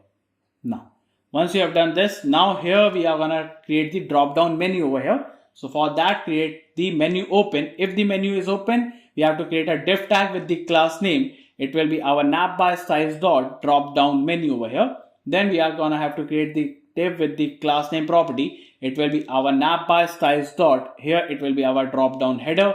Then create another div tag with the class name. It will be flex item center and the gap of 3 over here. Then we have to create another div tag over here. And now inside this, give the class name property. It will be our nap by styles dot. It will be our drop down avatar over here. Then we are going to pass here the user. If it is found, in that case the name will be passed here with the 0th index over here to uppercase over here. And if it is not found, it will be u over here. Now after this, now here we have to create a div tag with another div tag with the class name. It will be our nap by styles dot drop down name. And here we are going to pass here the user dot name over here, or it can be user over here. Now create another div tag with the class name. It will be our nap by styles dot. Here it will be drop down email, and we are going to pass that as the user dot email. If it is not found, it will be user @ expensetracker.com over here. Now after this, create a div tag with the class name property. It will be our nap by styles dot. It will be menu item container. Then create a button tag, and let us give here the on click property and create an arrow function over here. And inside this, we are going to set menu open will become false over here. And then we are going to get navigated itself to on the / profile over here. Now with the class name property, it will be our nap by styles dot menu item. And inside the button tag, we have to pass here the icon as user with the class name as width will be 4, height will be 4 over here. And now we have to pass here that as a span tag and just type it that as my profile over here. Now once you have written this, now you can see the my profile is coming over here. Once you click, it will take you to the profile page over here. Now after writing this, now after this we have to create another div tag with the class name. Here it will be our nap by styles dot mobile item border. Now inside this, create a button tag and let us give here the on click property. And now we have to pass here the handle logout over here with the class name over here, that is the nap by styles dot. It will be logout button, and inside this we have to pass the icon as logout over here with the class name as width will be 4, height will be 4 over here, and we have to create a span tag, type here logout over here. Now once you have written this, now we have to go and create this handle logout. So for that, just type here that is to fetch the user profile data that will be coming from our server side. For that, we have to first create a use effect hook and create an arrow function over here. Just type here const fetch user data is equals to an async function Now create an arrow function over here and create a try catch block here. Now inside the try block, let us type here that is the const token is equals to, it will be coming from our local storage.get item. We are going to get the token from the local storage over here. Now we are going to check that is if the token is not found, in that case we are going to return nothing over here. Then type here const response is equals to, it will be await keyword. Let us type here terminate it and just type here npm install Axios inside your terminal. Now once the Axios package gets installed over here, again just type here npm run dev. Now type here that is the Axios, and now once you have written it, let us import the Axios. So type here import the Axios, that will be coming from our Axios package. Now after writing this, just type here that is the Axios.get method. It will be done on the backtick. Pass here the first, let us define the backend URL. So for that, just type here const base underscore URL is equals to, and let us go to our Chrome and let us just copy the backend URL and let us just paste it over here. Now it will be /API over here.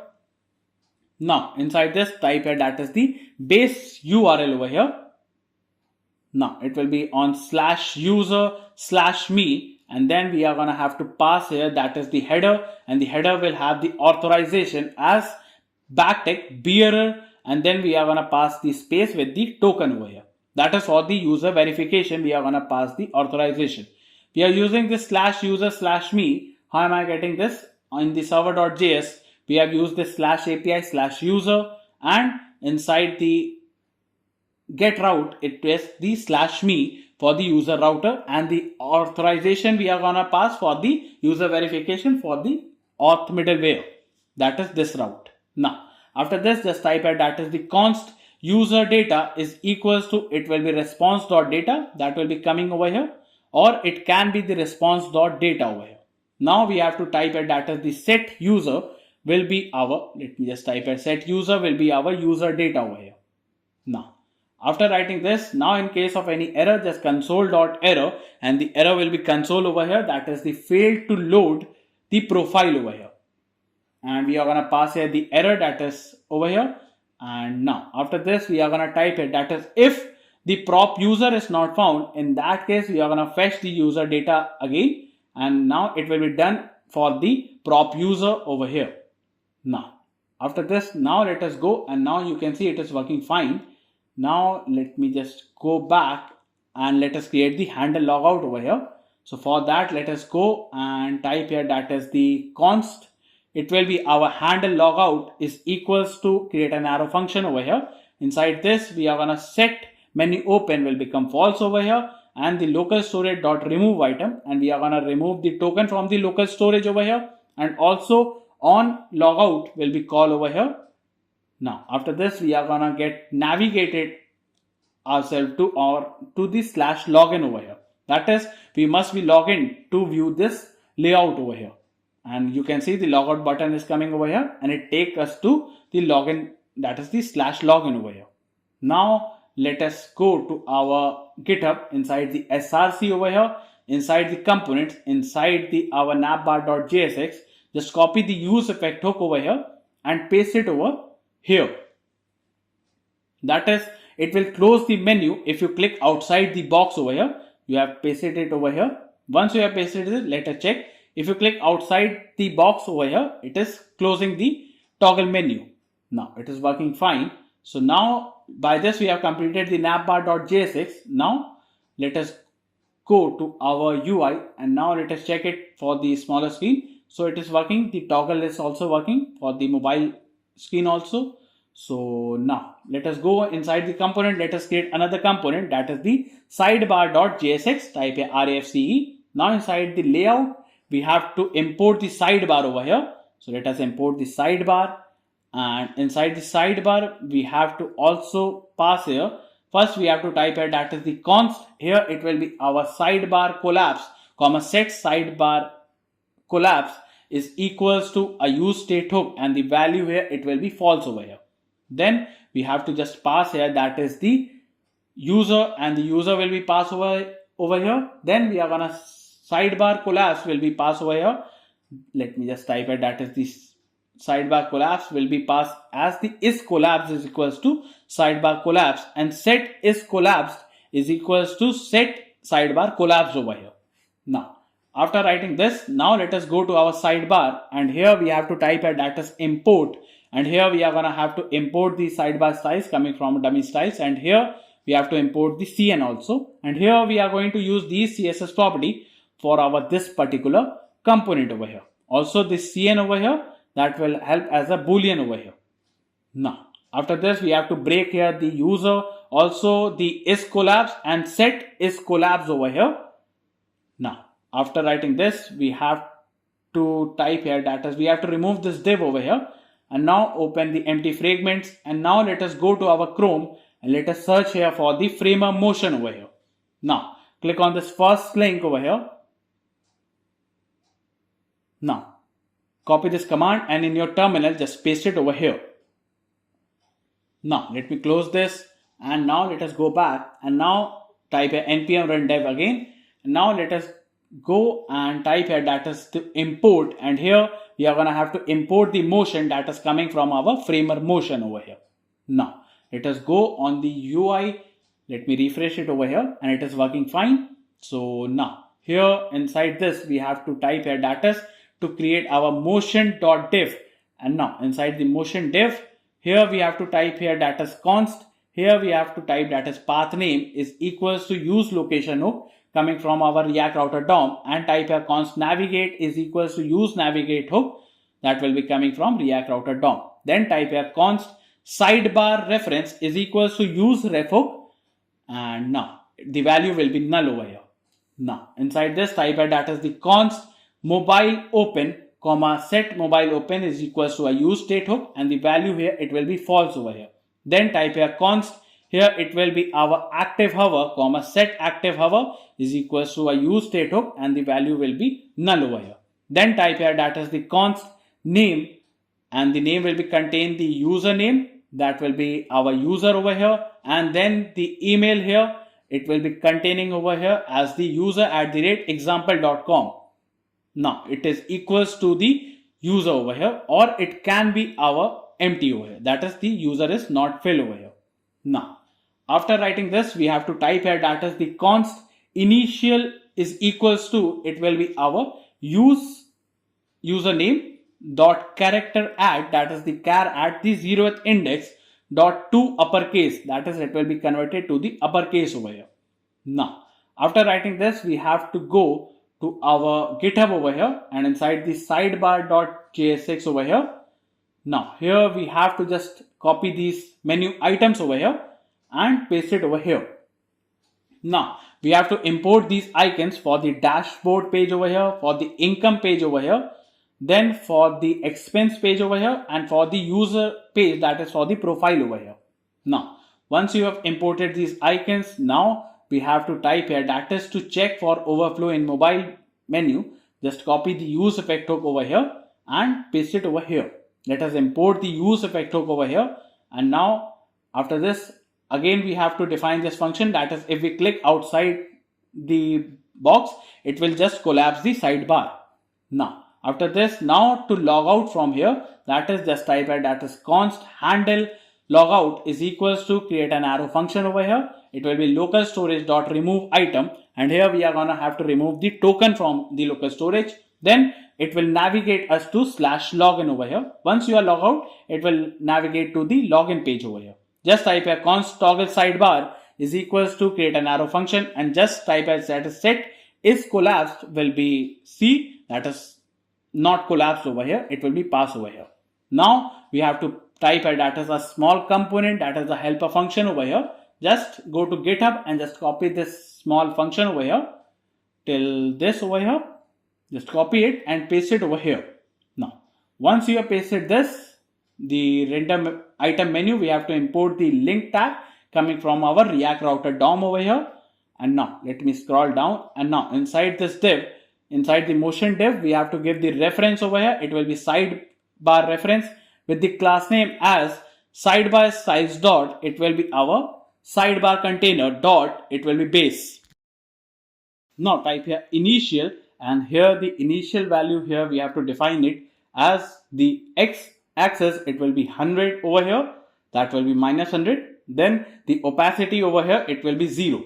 Now here we are gonna have to pass the animate, and inside the animate on the x axis it will be 0, the opacity here it will be 1, and the width here it will be our is collapsed. If it is collapsed, in that case it will be 80, in else case it will be 256. Now here we have to pass the transition, and the transition over here it will be our the type over here, it will be our spring type, and the damping over here it will be our 25.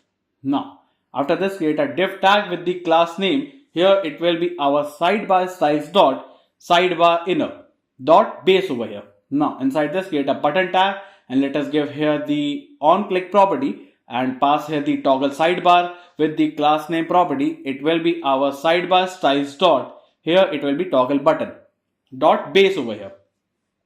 Now pass here the, let us go to our GitHub over here, and let me just copy this motion div over here, and let me just paste it over here. Now after pasting this div, let us go on the UI. You can see this button is coming over here. If you click on this, it is just collapsing the sidebar. Now after writing this, now after the button tag, create a div tag with the class name property. Here it will be our CN, and inside the CN we are gonna pass here the sidebar styles dot, it will be our user profile container dot base. Now also we are gonna pass here the is collapse. If it is, then in that case it will be sidebar styles dot user profile container dot collapse. In else case it will be sidebar styles dot user profile container dot, let me just pass it, that is expanded over here. Now after this, create a div tag with the class name property. It will be flex item center. Then create another div tag with the class name. Here it will be our sidebar styles dot, it will be our user initials dot base. Now after this, inside this we are gonna have to pass here the initials over here. Now let us go back, and now you can see the initial value, that is the u for the user, is coming over here. Now after this we have to also pass here, that is if it is not collapsed, in that case we are gonna pass here the, let me just go to our GitHub again over here, and let me just copy this motion div over here, and let me just paste it over here, and let me just close the motion div here.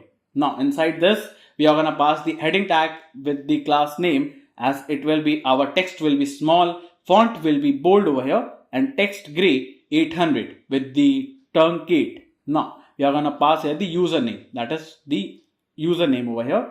Then paragraph tag with the class name property over here. It will be our text will be extra small over here. Then the text gray it will be 500, and the truncate. Now we are gonna pass here the email over here. Now once you have done this, now we have to go and create a div tag with the class name property. It will be flex1. Then the overflow from y-axis will be auto. Then the padding from y-axis will be 4. It will be our custom scroll bar over here. Now inside this we are gonna pass here a UL tag, and let us give the class name property. Here it will be our sidebar styles dot, here it will be menu list dot base over here. Now inside this we are gonna pass here the menu items dot map, and here we are gonna map here the render menu item over here. Now let us go back on the UI, and now you can see these menu items are present here, and if you click on any of them it will take you to that particular page over here. Now after this also you can see the user credentials are coming over here, that is the U and the user email over here. Now also you can toggle over here, and the initial letter will be shown here. Now after this, create a div tag with the class name property. Here it will be our CN, and inside this we are gonna pass here the sidebar styles dot footer container dot base, and also we are gonna pass here that is the is collapsed. If it is, in that case it will be sidebar styles dot footer container dot, it will be collapsed. In else case it will be our sidebar styles dot, here it will be our footer container dot expanded over here. Now inside this div we have to pass here the link tag over here, and now inside the link tag we have to give the to property. And for this to property, let us go on the Chrome and let us search here for the Hexagon Digital Services. Now click on this link, and here let us go to our contact over here, and let me just copy this URL over here, and let me just go back and paste it over here. Now after this, here inside this link tag give the class name property. It will be our CN, and inside this we are gonna pass here the sidebar styles dot footer link over here dot base, and also we are going to pass here that is if it is collapsed, and the sidebar styles dot, it will be our footer link dot collapse over here. That is, it will be collapse over here. Then we are going to pass here the icon over here, that is the help circle over here, with the size of the icon will be 20 over here, with the class name as text gray 500. And now we are going to pass here that is if it is collapsed, and in that case create a span tag over here, and inside this just type a support over here. Now once you have written the support over here, we have to pass it that is not is collapsed, that is it is not collapsed over here, it will show support over here. Then a button tag, pass here the handle logout over here, with the class name property it will be cn, and inside this it will be sidebar styles dot, it will be our logout button dot base over here. And also we are going to check that is collapsed, and the sidebar styles dot, it will be our logout button dot collapse over here. Now inside this we are going to pass here the logout icon with the size as 20 over here, and the class name as text gray, it will be 500. Now also we are going to pass that is not collapsed, that is if the sidebar is not collapsed, and in that case create a span tag. Let me just pass it that is logout over here. Now after writing this, now let us go to our UI, and now you can see that is the icon with this logout and support is coming over here. If you click on logout, it will take you to the login page over here, and if you click on the support, it will open the Hexagon Deleter Services contact page. Now it is working fine. Now let us go back, and now here we have to pass here that is the motion dot button over here. And now inside the motion dot button we have to pass here give the on click property and create an arrow function over here, and just set mobile open will be our previous state, and create an arrow function, and it will be not previous state over here. Now let us give the class name property, it will be our sidebar styles dot mobile menu button. Then while hover we have to pass here the scale property, it will be 1.05. Then the width property, that is the while tab property, the scale here it will be 0.95. And now we have to go and pass here the mobile open. If it is open, in that case pass the icon as X with the size as 24 over here. And if it is not open, then in that case the menu icon with the size as 24 over here. Now after writing this, let us go, and now you can see for the smaller view screen, you can see this toggle button is coming over here on the bottom right. Now let us go back, and now after writing this we have to pass here that is the animate presence, and inside the animate presence we are going to pass here the mobile open. If it is open, in that case let us go to our GitHub over here, and now let me just copy these motion diffs over here, and let me just paste it over here.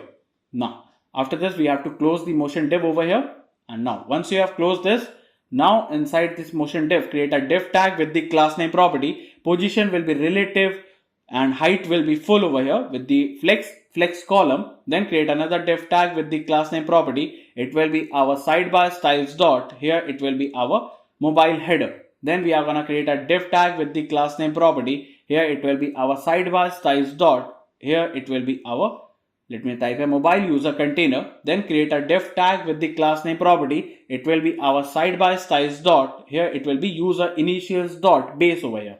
Now inside this we are going to have to pass here the initial over here. Now after writing this we have to create another div tag with the h2 tag, and let us give the class name to this heading tag as the text will be large, font will be bold, then the text gray it will be 800, and then we are going to pass here the username over here. Then create a paragraph tag with the class name, it will be text will be small, text gray 500, and we are going to pass here the email over here. Now create a button tag over here, and let us give the on click property and create an arrow function, and just set mobile open will become false over here with the class name property, as it will be sidebar styles dot mobile close button. Now we have to pass here the icon as X with the size of the icon will be 24 over here with the class name as text gray 600. Now let us go back, and now you can see if I click on this, you can see the user credentials are coming over here and a cross button to close it over here. Now let us go back, and now after this we have to create a div tag with the class name property, it will be our flex 1, then the overflow from y axis will be auto over here, then the opacity will be 40. Now let us go back, and now let me just copy this UL tag from the GitHub and paste it over here. Now once you have pasted this, now let us go back, and now you can see that is it is coming something like this, and we have given the wrong property as it is hiding over here. So let us go back and let us just fix it over here. The opacity will be removed from here, and we are going to pass here the padding from y-axis will be 4. Now you can see it is looking something like this. And now let us go back, and here we have to create a div tag with the class name property. Here it will be our sidebar styles dot, it will be mobile footer. Then we have to pass here the link tag over here, and let me just scroll up over here, and here let me just copy this to property over here, and let me just paste it inside this. Now after pasting it, we have to give the class name property. It will be our sidebar styles dot, it will be our mobile footer link over here. Now we have to give here the on click property, and now create an arrow function and just set mobile open will become false over here. Now after this, inside the link tag, we have to pass here the icon as help circle with the size of the icon will be 20 over here. With the class name property, it will be text gray 500. And now we have to pass here the span tag, type here the support over here. Now after this, create a button tag, and let us give here the on click property, and it will be our handle logout with the class name. It will be our sidebar styles dot mobile logout button over here, and then we are going to have to pass here the logout icon with the size of the icon will be 20 with the class name at text gray 500. Now create a span tag over here and just type here logout. Now by this we have completed the sidebar.jsx over here, and now you can see the logout button is coming over here with the support, and if you click on any of them, it will take you to that particular page. Now after this, now let us go back, and here we have to create the layout over here that will be remain for the all of the pages over here. So create a div tag with the class name. It will be our styles.layout. It will be main container, and pass here the sidebar collapse over here. Create a div tag with the class name property. It will be our styles.header. It will be container. Then create another div tag with the h1 tag, and let us give the class name property. It will be our styles.header.title, and let us give the title as dashboard. Now after this, we have to create a paragraph tag with the class name property. It will be our styles.header.subtitle, and let us give here the subtitle as welcome back. Now after writing this, let's go, and now you can see the dashboard and welcome back is coming over here. Now after this, let us go back, and now create a div tag with the class name property. It will be our styles dot, it will be our stats card dot, it will be our grid. Now create a div tag with the class name property. It will be our styles dot, it will be stats card dot, it will be card. Now create another div tag with the class name. It will be our styles dot, here it will be stats card dot card header. Now inside this, create another div tag with the paragraph tag, and let us give the class name as the styles dot stats card dot, it will be our card title, and let's give the title as total balance over here. Now after this, we have to create another paragraph tag with pass here the class name as styles dot, it will be stats card dot, it will be card value. Now inside this, we are going to pass here the $sign with these, we have to pass here the stats over here. Now for the stats, we have to go to our navbar, and let me just copy the backend URL over here, and let us go to layout, and here we have to type here that is the const API underscore base is equals to paste it over here. Now after pasting it, let me just go to our GitHub over here inside the layout.jsx, and here let me just copy this category over here and paste it over here, the category icon, and let us import each of the icons over here for the food, for the housing, then for the transport, then here for the shopping over here with the entertainment, the utilities over here, the healthcare, then with the salary over here, and for the freelance over here, and also for the saving over here. Now once you have imported these icons, now we have to create the function for the filter. So let us go, and let me just copy these lines of code over here from the GitHub and paste it over here. Now once you have pasted this, now it will show you the filter transaction, and it will filter you by having the transaction for the daily, then showing the transaction for the weekly and for the monthly over here. And it will return you the transactions over here. Now, also for the safe array from response, so it will get you the response from the server inside an array over here, and it will give you these responses over here. Now after this, let us go back, and here let me just copy these use state hooks over here and paste it over here. So here we have already created this, so just remove it over here, and here we have created this transaction which will be storing the transaction coming from the server side over here. Then the time frame will show you as a filter, that is, it will show you the monthly over here. We can toggle it with the weekly and daily. Then loading will help us in the loading state if it is in loading state. Then show all transaction will help us in toggling over here. Then the last updated will show you the data as when was it is last updated, and according to that it will help us in filtering. Now to fetch the transaction coming from our server side over here. So for that, let us go back and let me just copy this function over here. Or let me just copy all of the function and paste it over here. Now, once you have pasted this, let me scroll up, and here we have created this function, that is the function name is the fetch transaction, and it will be an async function. And now we are going to set the loading as true over here. And inside the token, we are going to pass here the token that will be coming from the local storage. And for the user verification, that is for the headers, we are going to pass the token over here. Now we are going to create this route, that is we have to import the Axios over here first. And we are going to create for the income, we are going to get this income, that is the /income/get. How am I getting this? It is this /API/income, and to get it will be our /get method, and for the user verification we are sending the token over here. And now let me just go here, and we are gonna pass here the headers, that is for the user verification. Similarly for the expense, it is /API/expense/get.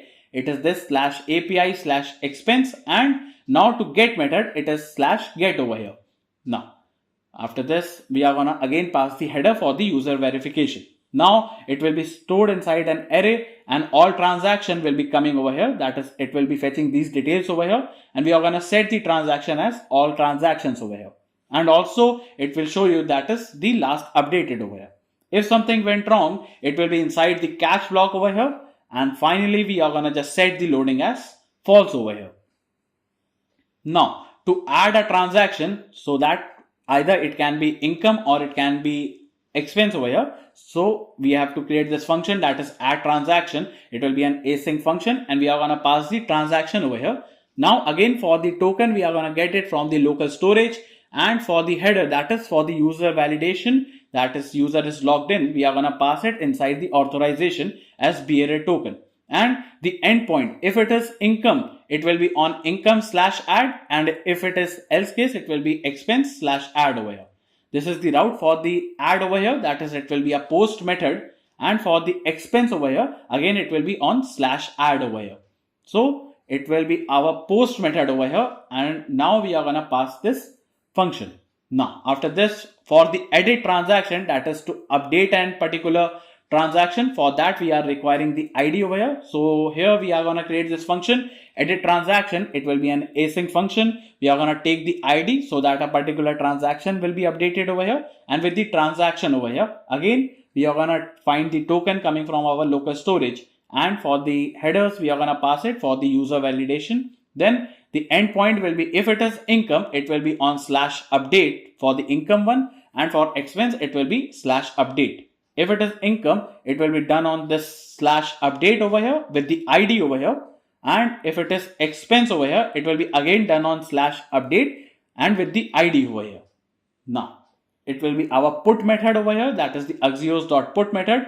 It will be done on this /API base /endpoint/ID, that is for that particular transaction we are going to update it over here, and then we are going to call this fetch transaction function over here. Now after this, again to delete a transaction, that is to delete a particular transaction, we have to create this function delete transaction. It will be an async function. Again we are going to take the ID, that is for that particular transaction we are going to delete it.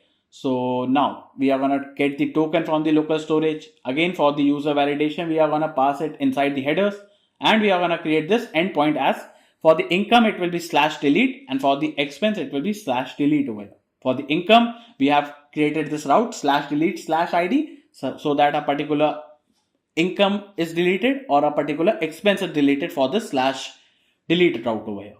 And it will be our delete method. It will be done for this /id over here, and we are going to pass the headers for the user verification. Now after this, we have to call this function each time we reload the page. So import this use effect hook over here. Let us import the use memo hook over here, and here we are going to filter the transactions over here according to the time frame over here. Now after this, let me just add a comment over here, that is the filter with the time frame over here.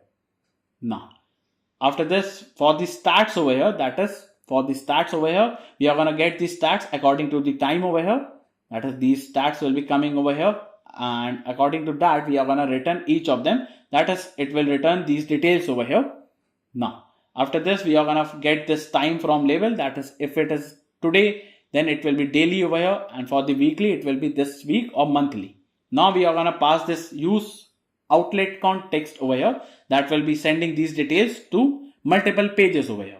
Then if the rating is less than 20, it will be good, else it will be need improvement for the saving rate over here. Now for the top categories, that is what expense is done in most of the category over here.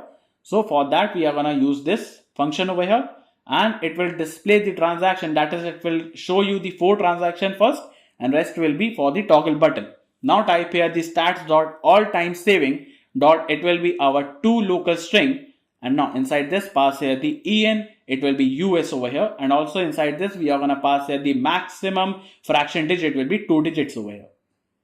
Now create a div tag with the class name. It will be our styles dot, it will be our stats card dot, it will be icon container, and inside this we are going to pass here the teal color over here.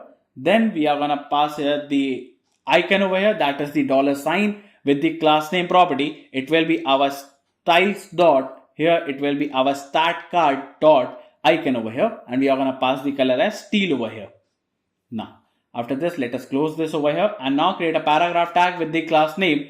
It will be our styles dot stats card dot, it will be our card footer. Then we are going to pass a span tag with the class name property, as text will be teal 600. Then the font will be medium. Now inside this, let us just type a $+ and pass at the stat dot, it will be our last 30 days saving dot to local string over here. Now also after this, we have to give a space over here, and then let us give here, that is this month over here. Now after this, let us just copy this div tag over here till this div, and let me just paste it after this div over here. Now this is for the income over here, so for that we are going to paste it over here. So now once we have pasted this, we have to change this paragraph to monthly income over here. Now after this, here we have to change it to stats dot last 30 days income over here, and then here the color will be changed itself to green over here, and let us just change this icon over here, that is the $sign will be changed itself to our arrow up over here. Then we have to change this color to green 600, and then here we are going to have to change, let me just remove all of this from here, and now we have to just pass it, that is plus 12.5% over here. Now here type here from, and let me remove this from here and type here last month. Now after this, now let us paste it again, and this time here we are going to have to change it to our monthly expense over here. Then here we are going to have to change it, let me just change it to our last 30 days expense over here. Then here the icon will be changed itself to, let me just change it to remove the $sign and just type an arrow down over here. Then the color here, it will be changed to orange over here. Also here the color will be changed to orange over here. Then here the color will be changed to text orange 600. Now after this, here we have to or just remove the span tag from here. And now here let me just type here, that is create a span tag with the class name property. It will be our backtick, pass here the styles dot, it will be our colors dot, it will be expense change, and here we are going to pass the stats dot expense change, and then we are gonna have to pass the font as medium. Now we are gonna pass the stats.expense change, and if the change is greater than 0, in that case it will be add, in else case it will be nothing. Then we are gonna pass the stats.expense change with the percentage over here, that is the rate over here. Then give a space, that is from last month over here. Now after this step we have to paste it again, and now this time we are gonna change it to our saving rate over here. Now here we are gonna have to change it to all time. Let me just remove it from here, and here we are gonna pass here the stats dot, it will be our saving rate over here with the percentage over here. Then we are gonna change the color to blue over here. Also this color will be changed to blue, and let us just change this icon, remove the $sign icon over here and change it to piggy bank over here. Now let me just remove this span tag over here, and now inside the paragraph we have to pass here the get saving rate, and we are gonna pass here the stat dot saving rate over here.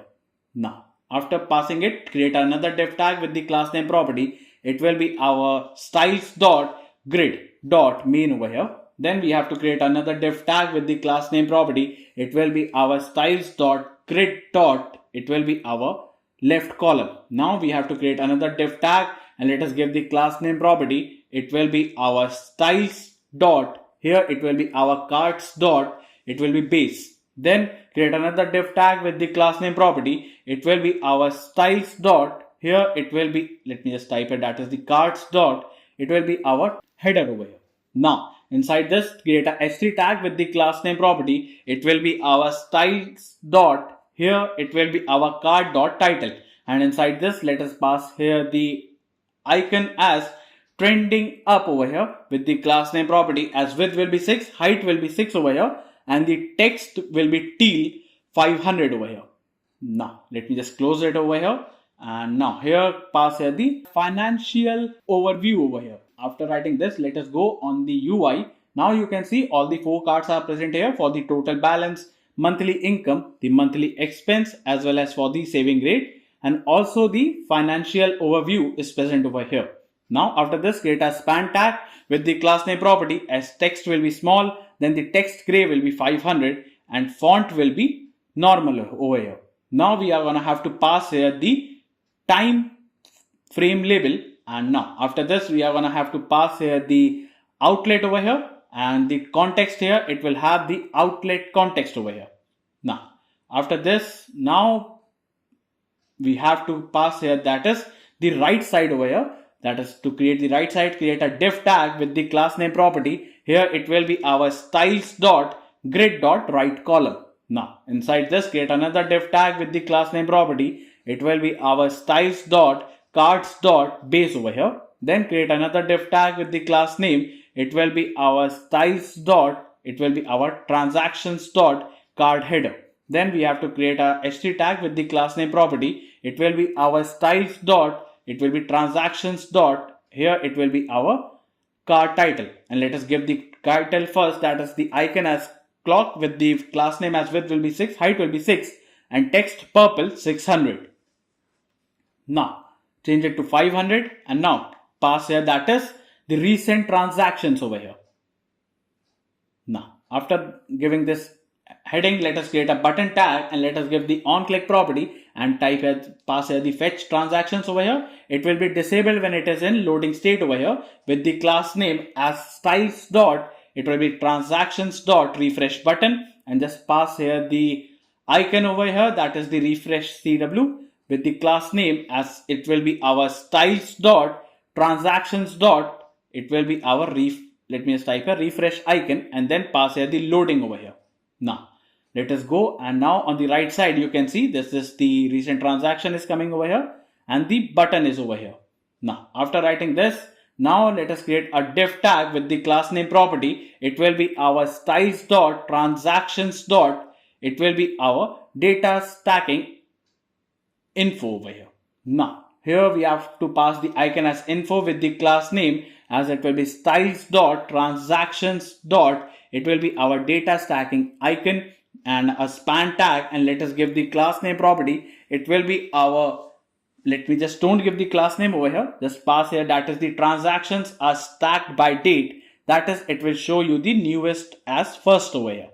Now, after writing this, now we have to create another div tag with the class name property. It will be our styles dot transactions dot, it will be our list container. Then we have to pass here the display transactions dot map, and here we are going to map here the transaction with an arrow function over here. And now inside this, just type a const id, then the type over here, and also the category with the description, the date, the amount. These all things will be coming from our transactions. Then we have to return over here, create a div tag, and let us give here the key property. It will be id with the class name. Here it will be our styles dot transactions dot, it will be our transaction item. Now we have to create another div tag with the class name property, as it will be flex item center gap of 1 over here. With the for the medium screen, the gap will be of 4. For larger screen, the gap will be for the 3 here. Now create another div tag with the class name property, and let us give the class name as backtick. Padding will be 2, and then rounded will be large, and here we have to pass the styles dot colors dot, it will be our transaction dot bg, and inside this we have to pass the type over here. Now after this, we have to pass here the category icons and pass here the category over here. Or it can be, let me just pass here the icon as $sign with the class name. It will be our styles dot transactions dot icon over here. Now after writing this, we have to create another div tag with the class name property. It will be our styles dot transactions dot details over here. Then we have to pass here a paragraph tag with the class name property. It will be our styles dot transactions dot description. Then we have to pass here the description over here. Now you can see that it is coming over here, the recent transaction. And now let us go back, and now after this, create a paragraph tag with the class name. It will be our styles dot transaction dot meta, and inside this we have to pass here the new date over here, and pass here the date over here dot to local date string over here. Now a span tag with the class name property. It will be margin from that will be 2, and it will be capitalized over here. Now we have to pass here the category over here. Then after this div, we have to create a span tag with the class name property. It will be our styles dot, it will be our colors dot transactions dot text over here, and it will be passing the type over here. Then we have to pass here the type. If the type is equals to the income type, if that is the case, in that case we have to pass the plus. In else case, it will be negative, that is minus over here. Now it will be $, and then we have to pass here the number, and we are going to pass the amount over here.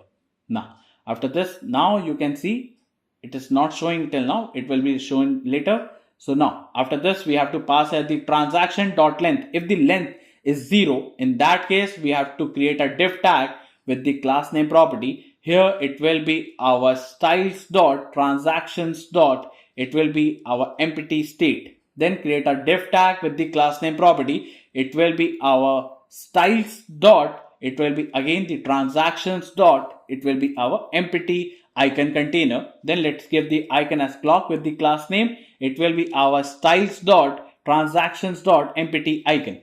Now in this we have to create a paragraph tag with the class name. It will be our styles dot transactions dot empty text, and just type a that is no recent transactions over here. That is, there is no recent transactions present over here.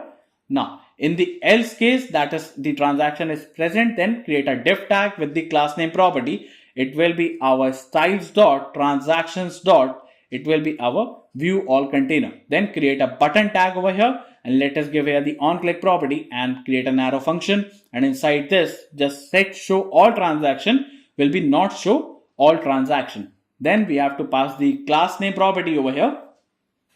It will be our styles dot, it will be transactions dot view all button. Then we have to pass here the show all transaction. If it is showing all, create an empty fragments and pass the icon as chevron up with the class name as width will be 5, height will be 5. And now also we have to pass here show less over here. Now in the else case, if it is not showing all, we have to type here a icon that is the chevron down over here with the class name as width will be 5, height will be 5 over here.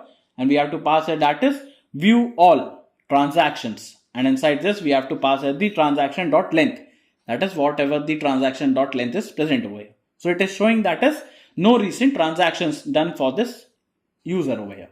Now we have to pass here, that is to spend by category card, create a div tag with the class name property. It will be our styles dot, here it will be cards dot base over here. Then we have to create a h3 tag with the class name property, and it will be our styles dot, here it will be our categories dot, it will be title.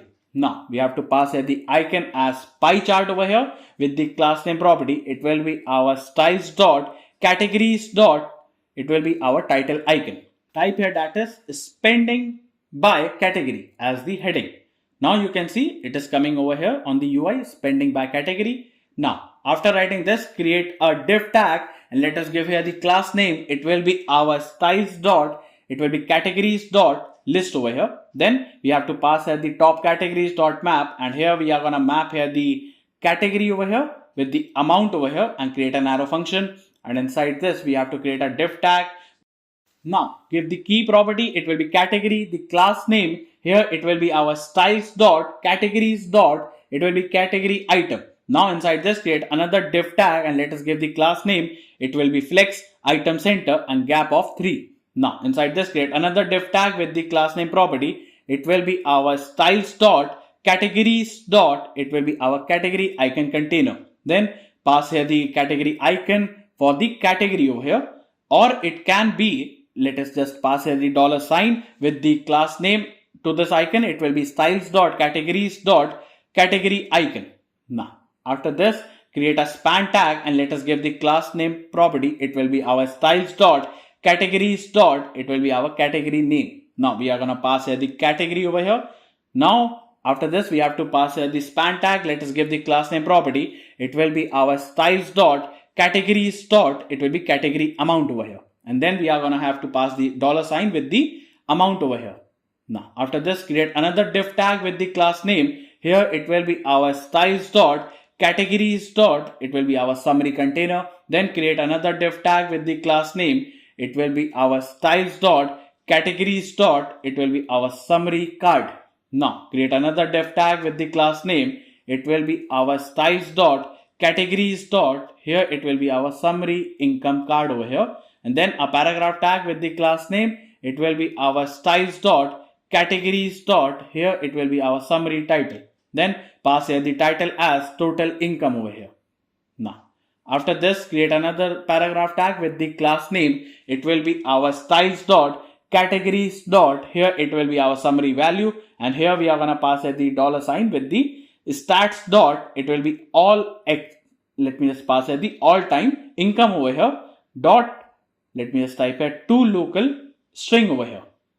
Now after this create another div tag with the class name, it will be our, or let me just scroll up and just copy this div over here, this div tag, and replace it over here. Now here we have to change this to summary expense card over here, and also it will be total expense over here, it will be shown over here, and here it will be changed to all time expense over here. Now after this we have completed the layout.jsx over here. Now after completing it, now you can see it is showing that is the total income as well as the total expense and spending by the category over here. Now once I log out, it takes us to the login page over here. So first let us create the login over here. So for that, in the component let us create our login.jsx over here, type here RFCE. Now let us go to our app.jsx, and here inside the route tag we have to create a route tag, and the path here it will be on /login, and the element we are going to render for this route, it will be our login component. Now we have to pass here the on login, and the on login will contain the handle login over here, and for this handle login we have to create it over here. So for this we have to type here that is the const handle login is equals to pass here the user data, and also the remember, here it will be false over here, and then we are going to pass here the token over here, that is the token from API will be null over here, and create an arrow function over here, and then we are going to pass here the persist auth over here. Now we are going to pass here the user data also with the token from API and the remember over here. Then it will navigate us to the slash, that is to home page. Once you are logged in, it will navigate us to the slash over here. Now the layout will contain the user over here, and also the on logout will be passed over here, that will contain the handle logout over here. Now after this we have to create this persist auth. So for that we have to type here that is to save the token inside the local storage. So for that, let me just go to our GitHub inside the app.jsx, just copy this whole function over here and paste it over here.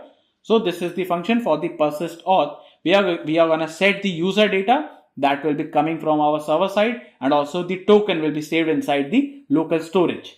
Now let me just scroll down, and now we have passed it over here. So now let us go and let me just type a login over here, and now let us go on the UI. You can see it is the login is coming over here. So now let us go and create the login page. Now for that, let me just type it that is import the login styles that will be coming from our dummy styles, and here we are going to use these CSS property for our this particular component over here. Now after writing this, we have to pass here we have to call the on login over here. Let me just correct the on login spelling, and then we have to pass here the API underscore URL, and here we have to pass here the backend URL. So for that, let me go to navbar.jsx and copy this backend URL, and now let me just paste it over here. It will be localhost 4000. Now after this, let us give the class name property. It will be our login styles dot, it will be page container. Then create another div tag with the class name. It will be our login styles dot, it will be cart container. Inside this we have to create another div tag with the class name. It will be our login styles dot, it will be our header. Then create another div tag with the class name property. It will be our login styles dot avatar. Now we have to pass here the icon as user with the class name as width will be 10, height will be 10, and text will be white over here. Now after writing this, now let me just create a h1 tag, and let us give the class name to this heading tag. It will be our login styles dot, here it will be our header title, and let us give the title as welcome back. Now after giving this heading, create a paragraph tag over here, and now let us give here the class name. It will be our login styles dot, it will be our header subtitle, and let us give the paragraph as sign in to your expense tracker account over here. Now let us go, and on the UI you can see this card is coming over here having these details over here.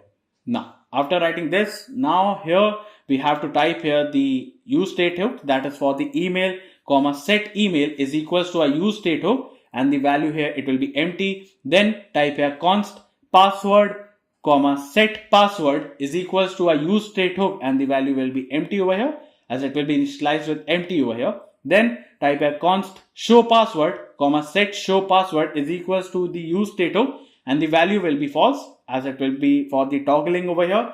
Then const remember me comma set remember me is equals to a use state hook, and the value here it will be false over here. Now type here const error comma set error is equals to a use state hook, and it will be empty over here. Then type here const it will be is loading comma set is loading is equals to use state hook, and the value will be false over here. Then type here const navigate over here is equals to use navigate hook, that will be coming from our React router DOM over here. Now after writing this, now after this we have to create this function to fetch the profile over here. So for that, type here const fetch profile is equals to, it will be an async function, and inside this we have to pass here the token and create an arrow function. Inside this, type here that is if the token is not found, it will return null over here. Then we have to type here that is const response is equals to await keyword axios.get method, and it will be done on the backtick. Pass here the API URL. Let me change it to backtick over here. Now it will be API URL slash API slash user slash me, and now inside this we have to pass here the header for the authorization as it will be bearer and a space, and we are going to pass the token over here for the user validation over here. Now we are using the slash API slash user slash me. So this is the route we have defined here in the backend slash API slash user, and to get it we have used the slash me. And now after this we are sending the token over here. Now after this we have to get that is it will return over here the response dot data over here. Now after this we have to type here that is the const persist auth is equals to pass here the profile with the token over here and create an arrow function, and inside this we have to type a data const. It will be storage is equals to remember me. If it is clicked, it will be inside the local storage, else if it is not clicked, it will be in session storage. Now create a try catch block over here, and the try block just type a data if the token is found, then we are gonna pass the storage dot set item. It will be setting the token over here, and it will be setting the token over here. Now if the profile is found, in that case the storage dot, it will be set item, and it will be setting the storage, the item will be the user data, and it will json dot stringify the profile over here. Then in case of any error, that is the error, we have to pass the console dot error, and we are going to console the error, that storage error over here, and we are going to pass here the error over here, and then we have to create another function, that is to login. For that, type a const handle submit is equals to an async function, pass the event and create an arrow function. It will be e.prevent default, as it will stop the page from reloading over here. Then we have to set is loading. Here by initial it will start with true over here. Then type the set error, and inside the set error it will be empty over here. Now after this we have to create a try catch block over here, and now inside the try block just type here that is the const response is equals to await keyword. The axios dot, it will be our post method. It will be done on the backtick. Pass here the API URL slash API slash user slash, it will be login over here. It will be done on this route, and we are going to pass here the email with the password over here. Now also we are going to pass here the headers, and the header will contain the content type. It will be our application slash JSON over here. Now we are using the slash API slash user slash login. So we have already defined the slash API slash user, and for the login, it will be our post method. So it is a post method done on the slash login route over here. Now, after this, we have to type it, that is the const data will be storing the response dot data, that will be coming from the response, and then type here the const over here. It will be token is equals to, it will be data dot token over here, or it can be null if it is not found over here. Then to derive the user profile, for that type here let profile over here. It will be equals to the data dot user, or it can be, if it is, then, or it can be null over here if it is not found. Then if the profile is not found, in that case we have to pass here, that is it will return. Let us go to our GitHub over here, and now inside the login.jsx over here, let me just copy the catch block over here. And now first let me just fill this, that is the const copy is equals to, it will be our data copy here. We are going to create a copy over here, and then we are going to delete the copy over here, that is copy dot token over here, and then we are going to delete the copy dot user over here. Now after deleting it, now we have to just type it, that is if the object dot keys, and inside the keys we are going to pass the copy dot length. If the length is found, in that case the profile is equals to that copy profile. Now after this we have to type it, that is if the profile is not found and the token is founded, then in that case create a try catch block over here, and inside the try block just type here, that is the profile is equals to await keyword fetch profile, and we are going to pass the token. And in something went wrong, that is if in case of then fetch error, we have to pass here the console dot warning, and it will give you the warning as could not fetch profile after login token. Then the fetch error will be passed over here, and also the profile will be equal to the email over here. Now after this type here, that is if the profile is not found, then the profile will be equal to the email over here. Then we have to also pass the persist auth over here with the profile and the token over here. Now after this we have to type here, that is if the type of on login is equals to the function over here. In that case we have to create a try catch block, and now inside the try block just type here on login, and it will be done for the profile with the remember me over here, and also the token will be passed over here.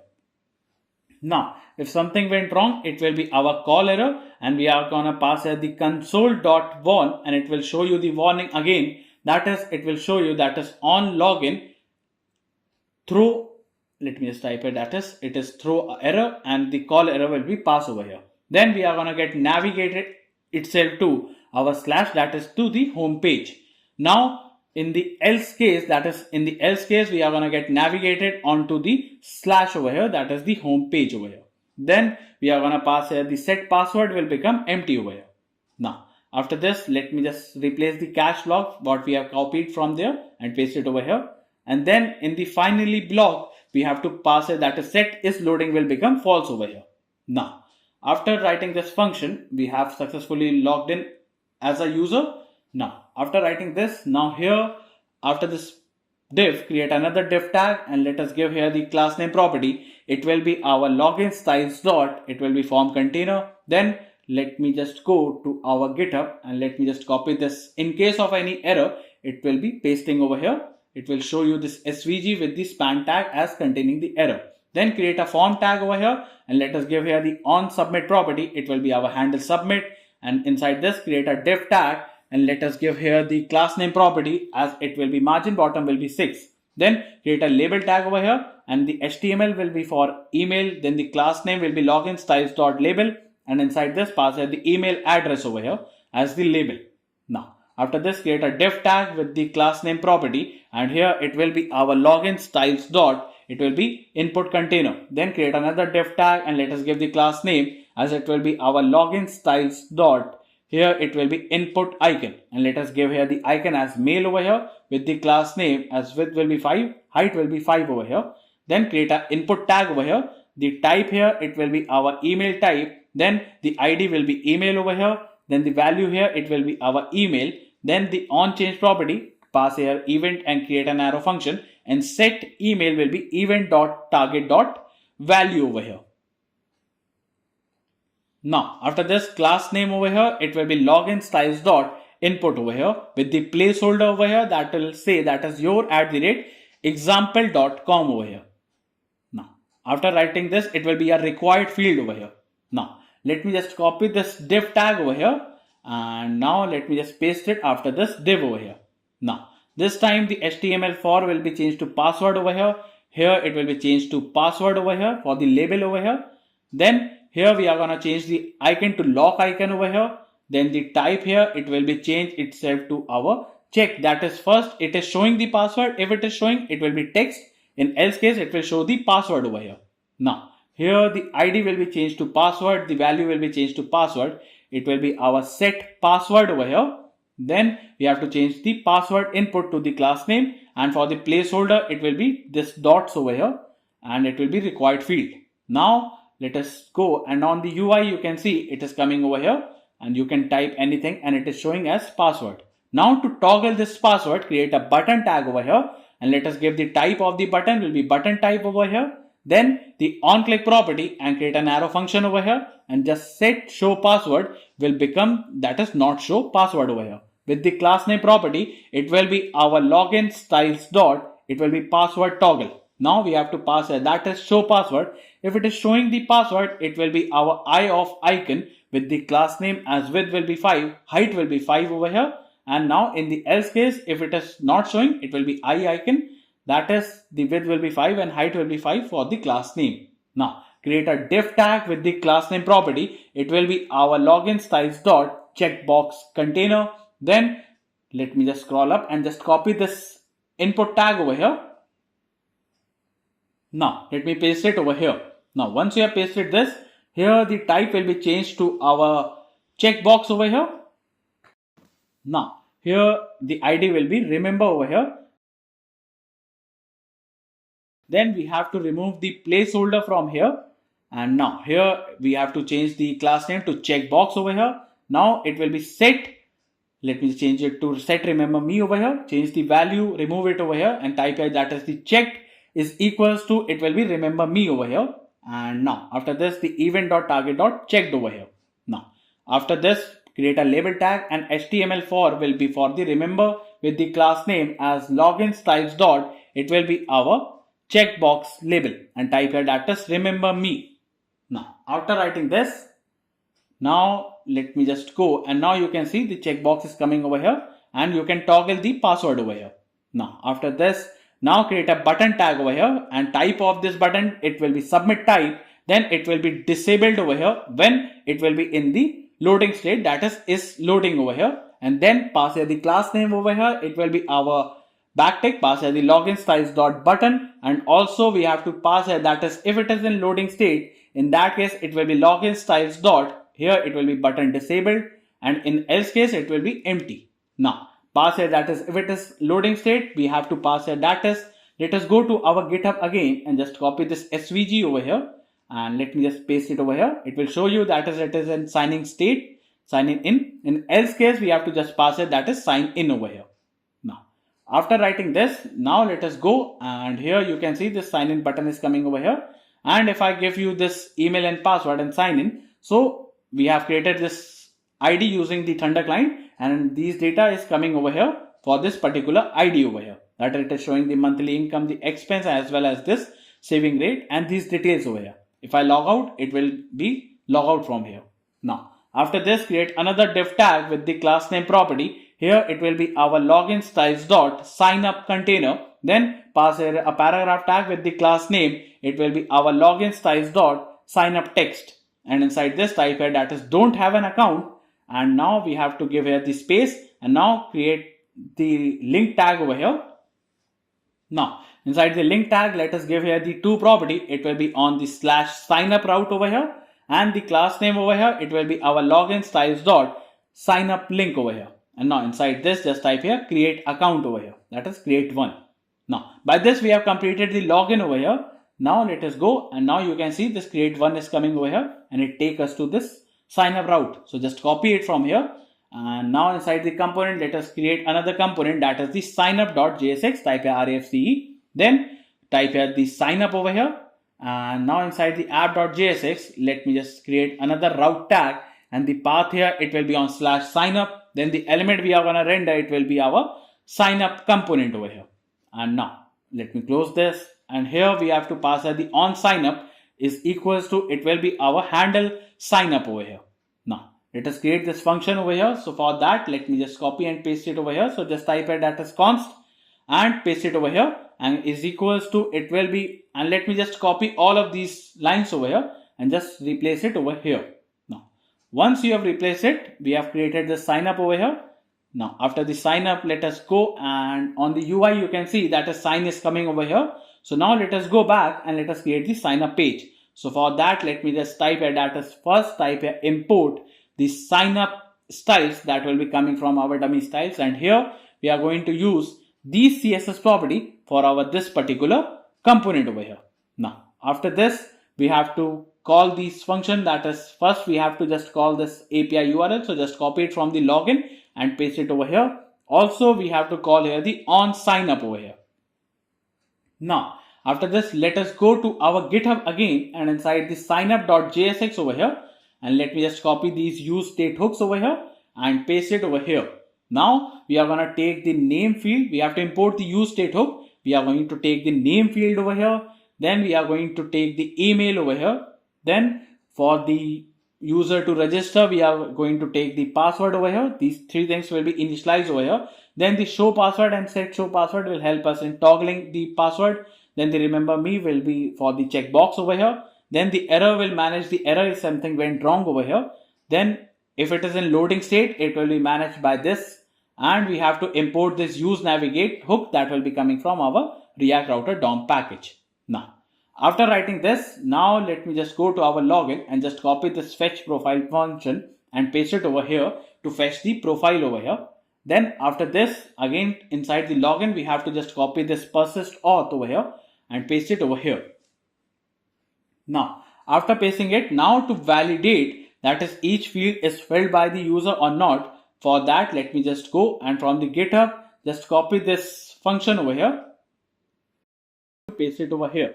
Now here we are gonna validate each field from the form. That is for the name field, it will show you this error. If the email is not filled, it will be showing this error, and if the password is not filled, and if the password length is less than 6 characters, it will show you this error over here.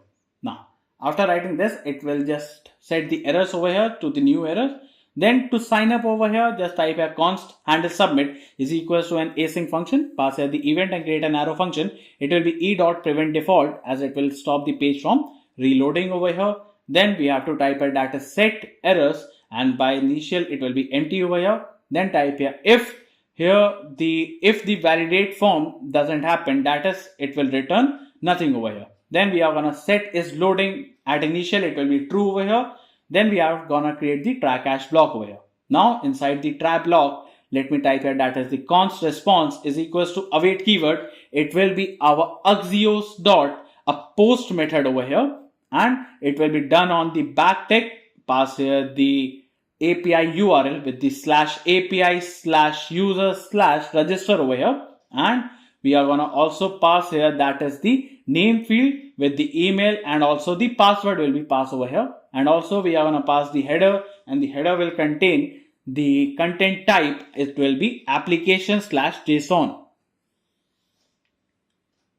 Now, after writing this, we are using the /API/user/register, as we have defined the /API/user here, and for this register route, we have defined it as /register. It will be our post method for the creation, so it is a post method over here. Now, after this, now let us go to our GitHub and just copy these lines of code over here. And now, after copying this, let me just replace this catch block with these lines of code over here.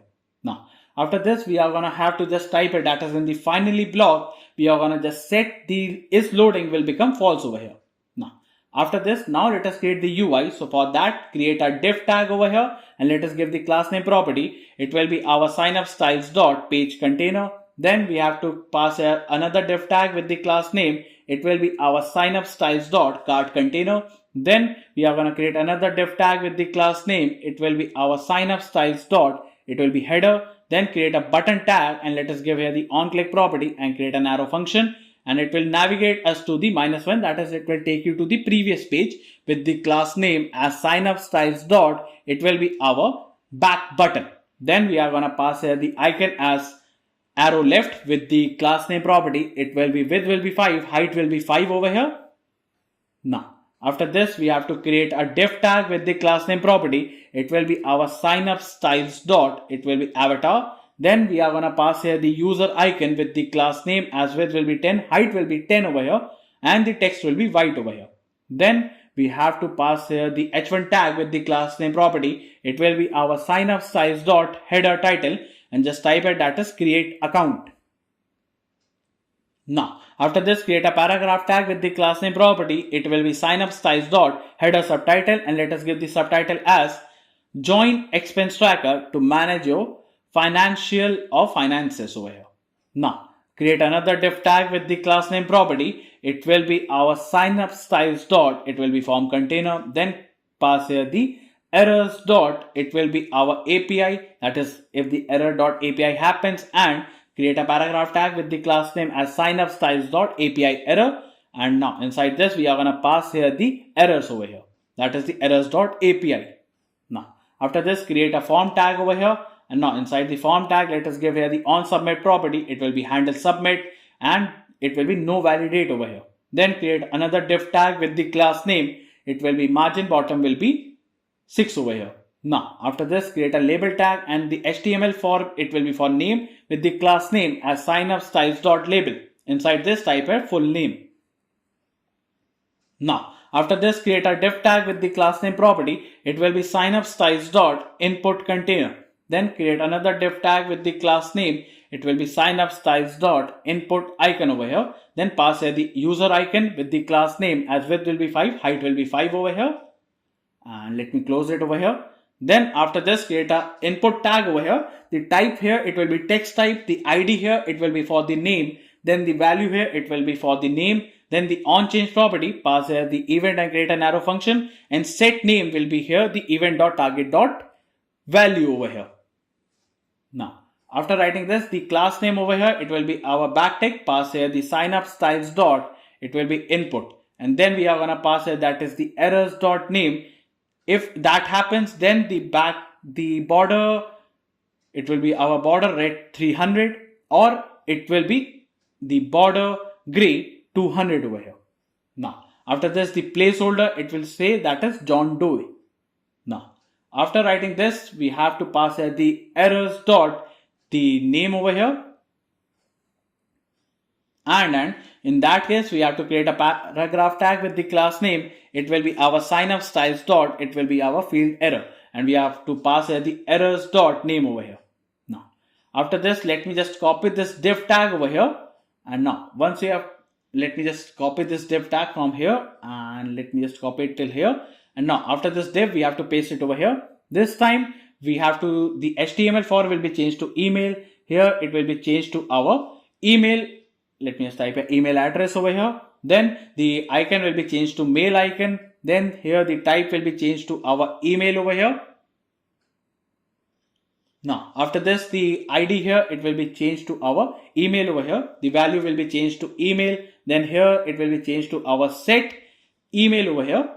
Now, after this, the placeholder, it will be changed to your@example.com over here. Now, here it will be changed to .email over here and the errors.email. Now, after this, we have to paste it again. This time, the HTML4 will be changed to password over here. Then the label will be changed to our password over here. Then the icon here, we have to change the icon over here. Let me change the icon to lock icon over here and import it from the Lucidity React. Then the type here, it will check, that is, if it is showing the password, it will be text type. In the else case, it will be password type. Then the ID here, we are going to pass the password over here. The value will be password. Then the set password over here. And then the class name will be changed to password input. Now, let me just change this to email over here. That is the errors.email over here for the email. And here it will be changed to errors.password over here. Now, the placeholder, we are going to change it to dot over here. That will be coming from our login.js. Just copy the placeholder from here and paste it over here. Now, create a button tag over here and let us give the type here. It will be button type for the toggle over here and the on-click property, and create an arrow function. Just set show password will be not show password over here. Now, the class name property, it will be our signup styles dot. It will be our password toggle. Then we are going to pass here the show password. If it is showing, it will be our eye of icon with the class name as width will be 5, height will be 5 over here. And if it is not showing, it will be our eye icon with the class name as width will be 5 and height will be 5 over here. Now, after this, it will be changed to our password, and also this will be changed to errors.password over here. So now, after writing this, create another div tag with the class name property. It will be our signup styles dot checkbox container. Then pass here the input tag, and here let me just scroll up and copy this input tag over here, and let me just paste it inside this over here. Now, after pasting it over here, the type here, it will be changed itself to checkbox over here. Here the ID here, it will be changed to remember over here. Then the value, we have to remove it and pass here the check is equals to, it will be remember me. Then the on change property, it will be changed to set remember me, and it will be target dot checked over here. Now, here the class name, we have to remove the class name with the placeholder. Just type here, that is the class name. It will be our signup styles dot, it will be checkbox. Now, after this, the label here, it will be for the remember here, and the class name over here, it will be the signup styles dot checkbox label, and just type here remember me. Now, after writing this, create another button tag with the type as the submit type over here. Then the class name property, it will be our signups backtick, pass here the signup styles dot, it will be button. Then we are going to type it, that is, if it is in loading state, in that case, it will be our signup styles dot, it will be button disabled. In else case, it will be empty. Now, after this, pass here the disabled is equals to when it is in the loading state over here. Now, inside the button tag, let me just pass it, that is, if it is loading, in that case, we have to go to our GitHub again and just copy the SVG over here. That will say that is the creating account over here. And now, in the else case, that is, if it is not in loading state, it will be create account over here. Now, by writing this, we have successfully completed the sign up page over here. Now, let me just click on this back. It is taking to the login page, and let me create a new account using the full name, then the email over here, and let me just click on this remember me and give some password over here and create this account over here. So now you can see for this new account, nothing shows over here. No data is coming for this particular account. and on the MongoDB, you can see we have created a new account using this UI, and it is coming on this MongoDB over here, present over here. Now let us go back, and here if I log out from here, and you can see we can again create your account. Now create another div tag with the class name property that will be for the taking it to the already have an account. For that, create a paragraph tag with the class name as signup styles dot. It will be our sign in text. Just type here that is already have an account. Give a space over here, and now inside this create a link tag over here. And now let us type here that is the to property is equals to. It will be on slash login. It will take you to this route, and the class name over here it will be our. Let me just type here that is the signup styles dot. It will be sign in link over here, and just type here sign in. Now we have to import this link over here that will be coming from our React router DOM. So just put a comma and type here link over here. Now after this, we have successfully completed the signup.jsx component over here, and now you can see the sign in button is coming over here. Now here let me just log in using the new account we have just created over here, and let me just give the password and click on this remember me button, and it shows that is we have given the incorrect password. Once I give the correct password, you can toggle it over here and sign in over here. So it is taking to the home page over here, that is for the dashboard over here. Now after this, now let us go to our app.jsx, and here let me scroll up, and here we have to type it that is first the const, and let us define the backend URL. So just copy it from here and paste it over here. Now after this, here we have to get the transaction that is coming from our local storage. So for that, type here const get transaction from storage is equals to create an arrow function, and type here that is the const saved is equals to, it will be our local storage dot get item, and here we are going to get the transactions from there, and also we are going to return here the saved over here. If it is returned, it will be our json dot parse method, and we are going to parse the save. In else case, it will be empty array. Now after this, here we are going to create another function that is to protect the routes over here. That is all the routes will be protected until the user is logged in. He can't visit the routes over here. So for that, pass here the user over here, and now pass here the children, and now create an arrow function over here. And now inside this, just type here that is the const. It will be our local token is equals to, it will be coming from our local storage dot get method, get item that is, and it will be getting the item as token. Then const session token is equals to session storage dot get item, and we are going to get the session storage token over here. Then type here const has token is equals to, it can be local token or it can be session token over here. Now after this, type here that is if the user is not found or the hash token is not coming over here, then in that case it will return. Let me just type here that is it will return over here, and it will return that is it will navigate us to the our, let me just pass here the slash login route, that is the user is not logged in, and it will replace as true. Now it will return the children over here in the else case. Now to scroll to top each time we reload the page or we visit a new route, it will be taking us to the top of the page. So just type here const scroll to top, and now create an arrow function. Just type here that is the const location is equals to, it will be our use location hook that is coming from our React router DOM. Then just type here the use effect hook and create an arrow function over here. Just type here window dot scroll to, and it will be scrolling, that is the top value here, it will be 0, then the left value will be 0 over here, and the behavior over here it will be smooth over here, or it can be auto over here.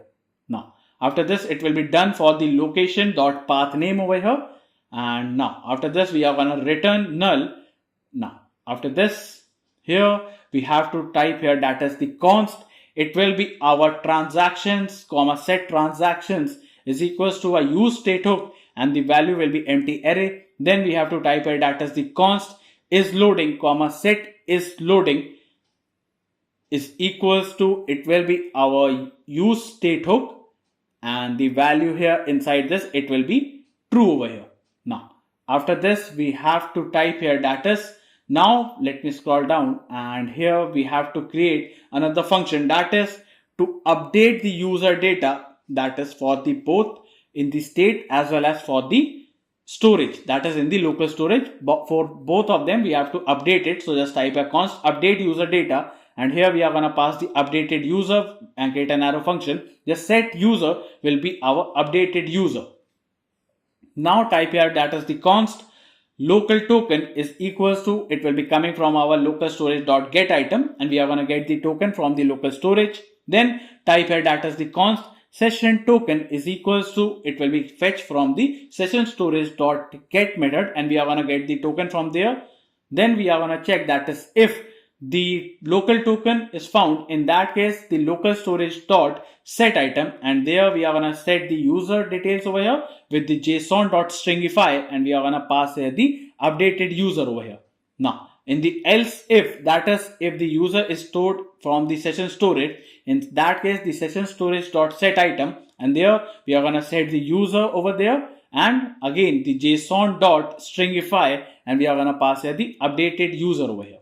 Now after this we have to try to load the user details over here, that is to load the user detail with the token when the user is mounted over here. Then create a use effect hook and create an arrow function over here, and inside this we are going to pass here an async function, and again create an arrow function and create a try catch block over here. Now after the try block, inside the try block just type here that is the const local user raw is equals to local storage dot get item, and we are going to get the user details from there. Then type here that is the const session user raw is equals to, it will be session storage dot get item, and there we are going to get the user from there. Then type here that is the const, it will be our local token is equals to, we are going to get it from the local storage dot get method over here. Now it will be for the token over here, and then we are going to type it that as the const session token is equals to the session storage dot get item, and we are going to get the token for the session storage from there. Now after this, now type here const, it will be our stored user is equals to, it will be our local user raw, and if it is found it will be our json dot parse, and here we are going to pass here the local user raw over here. And in the else case it will be our session user raw. If it is found it will be json dot parse, and here we are going to pass the session user raw over here. In the else case it will be null over here. Now after writing this, type here that is the const stored token is equals to local token, or it can be sessions token, or it will be null over here, that is no token is found. Then type here the const token from local is equals to, we have to pass here that is not local token over here. Then we are going to check that is if the stored user is found. In that case the set user will be our, let me pass here the stored user over here, and now also we are going to set the token as the stored token over here. Now if the user is found, then it will be these details, and the set is loading will become false over here, and we are going to return these details over here. Now type here that is if the stored token is found. In that case we have to create a try catch block over here, and inside the try block just type here that is the const response is equals to await keyword axios dot get method. It will be done on backtick API base /API /user /me, and now inside this we have to pass here the header as the authorization will contain the bearer backtick, pass here the bearer and a space with the token over here. Now after that is the stored token over here. Now we are using this route, that is the /API /user /me, that is this route /API /user, and now for the /me we have used this route over here. Now for the user validation we have passed the authorization over here. Then type here const profile is equals to response.data. Then type here that is the persist auth over here, and we are going to pass here the profile with the stored token, and also we are going to pass the token from local over here. Then in case of any error, that is the fetch error over here, if that is the error, we are going to just type here that is the console.warn, and we are going to get the warning as could not fetch profile with the stored token, and then we are going to pass here the fetch error over here. And now after this we have to pass here the clear auth over here, and now inside this error, that is the ERR, it will be our console.error, and it will show the error as error bootstrapping auth, and we are going to pass here the ERR and then in the finally block over here, we are gonna just set is loading will become false over here. Now, after writing this, we have to also create a track hash block over here, and here we are gonna set the transactions over here. That will be our get transaction from the storage over here, and if in case of any error, that is for the text error, then in that case we are going to show that is the console.error, and the error will say that is the error loading the transactions over here, and the text error will be passed over here. Now after this, it will be done here for this, and it will be done for the each time we reload the page over here. Now after this, create a use effect hook and create an arrow function over here, and inside this create a track hash block over here. Now inside the try block, just type here that is the local storage dot set item, and here we are going to set the transaction over here, and also the JSON dot stringify, and we are going to stringify the transactions over here. Now in case of any error, that is the ERR, it will be our console dot error, and the error will say that is error saving the transactions, and we are going to pass the ERR over here. Now it will be done for the transactions over here. Now after this, let me scroll down, and now here we have to go to our GitHub, and let's go to our app.jsx, and here let me just copy these lines of code over here. Now let me just paste it over here. Now once you have pasted this, now to add a new transaction, we can add a new transaction using this function over here. Now to edit a transaction, we require the ID for the editing over here, and then we are going to set the new transaction as the updated transaction. Similar for the delete, we require the ID for the deletion of a particular transaction, and it will refresh the page each time we done some changes for the transactions over here. Now if it is in the loading state, it will show you that is it is in loading over here. Now after this, here we have to call here that is the scroll to top over here, and now after this we have to protect these routes, so just pass here the protected route over here, and now here let me just cut this layout over here and paste it inside the protected route over here. Now after this protected route, pass here the user, that will contain the user over here, and now similar for the route or for the dashboard, we have to pass here the transaction, that will contain the transaction. Add transaction will contain the add transaction. The edit transaction will be passing the edit transaction. Then the delete transaction will be passed here, that will contain the delete transaction, and the refresh transaction will contain the refresh transactions over here. Just copy these 4 lines over here, 4 to 5 lines, and just paste it after this over here. Now once you pasted this, now let us go back, and here we have to log in to be reaching these routes over here. So here inside the application layer, let me just empty these things from here, and now also the session storage is empty. So here I'm gonna log in here using the account we have just created over here. So now let me just log in over here. Once I get logged in, as I have checked the remember me, it is showing these details inside the local storage data, and the token is coming over here. Now if I refresh it, it is still holding the details over here, that is for this particular ID, it is holding it over here now, and it is showing these details, and if I refresh it again and again, it is still holding the details over here. So it is working fine over here. Now after this, now let us go to our components, and let us create another component, that is the add.jsx, and type here RAFCE. Now inside this we have to type here that is import, and here we are gonna have to import the model styles coming from our dummy styles, and here we are going to use the CSS property for our this particular component over here. So we are creating this component so that we can use it in the dashboard over here. So now let us go to our GitHub inside the add.jsx. Here let me just copy these lines of code over here and just paste it for the first line over here. Now once you have pasted this, here we have to just copy this add transaction model and just paste it over here. Now after pasting it, now you can see that is we are getting these details over here, and we are going to get the current date using this format. It will give you the year first, then the month, and then the the date will be coming over here. Now remove this div, and now create another div tag, and let us give the class name property. It will be model styles dot overlay. Then create another div tag with the class name property. It will be our model styles dot model container.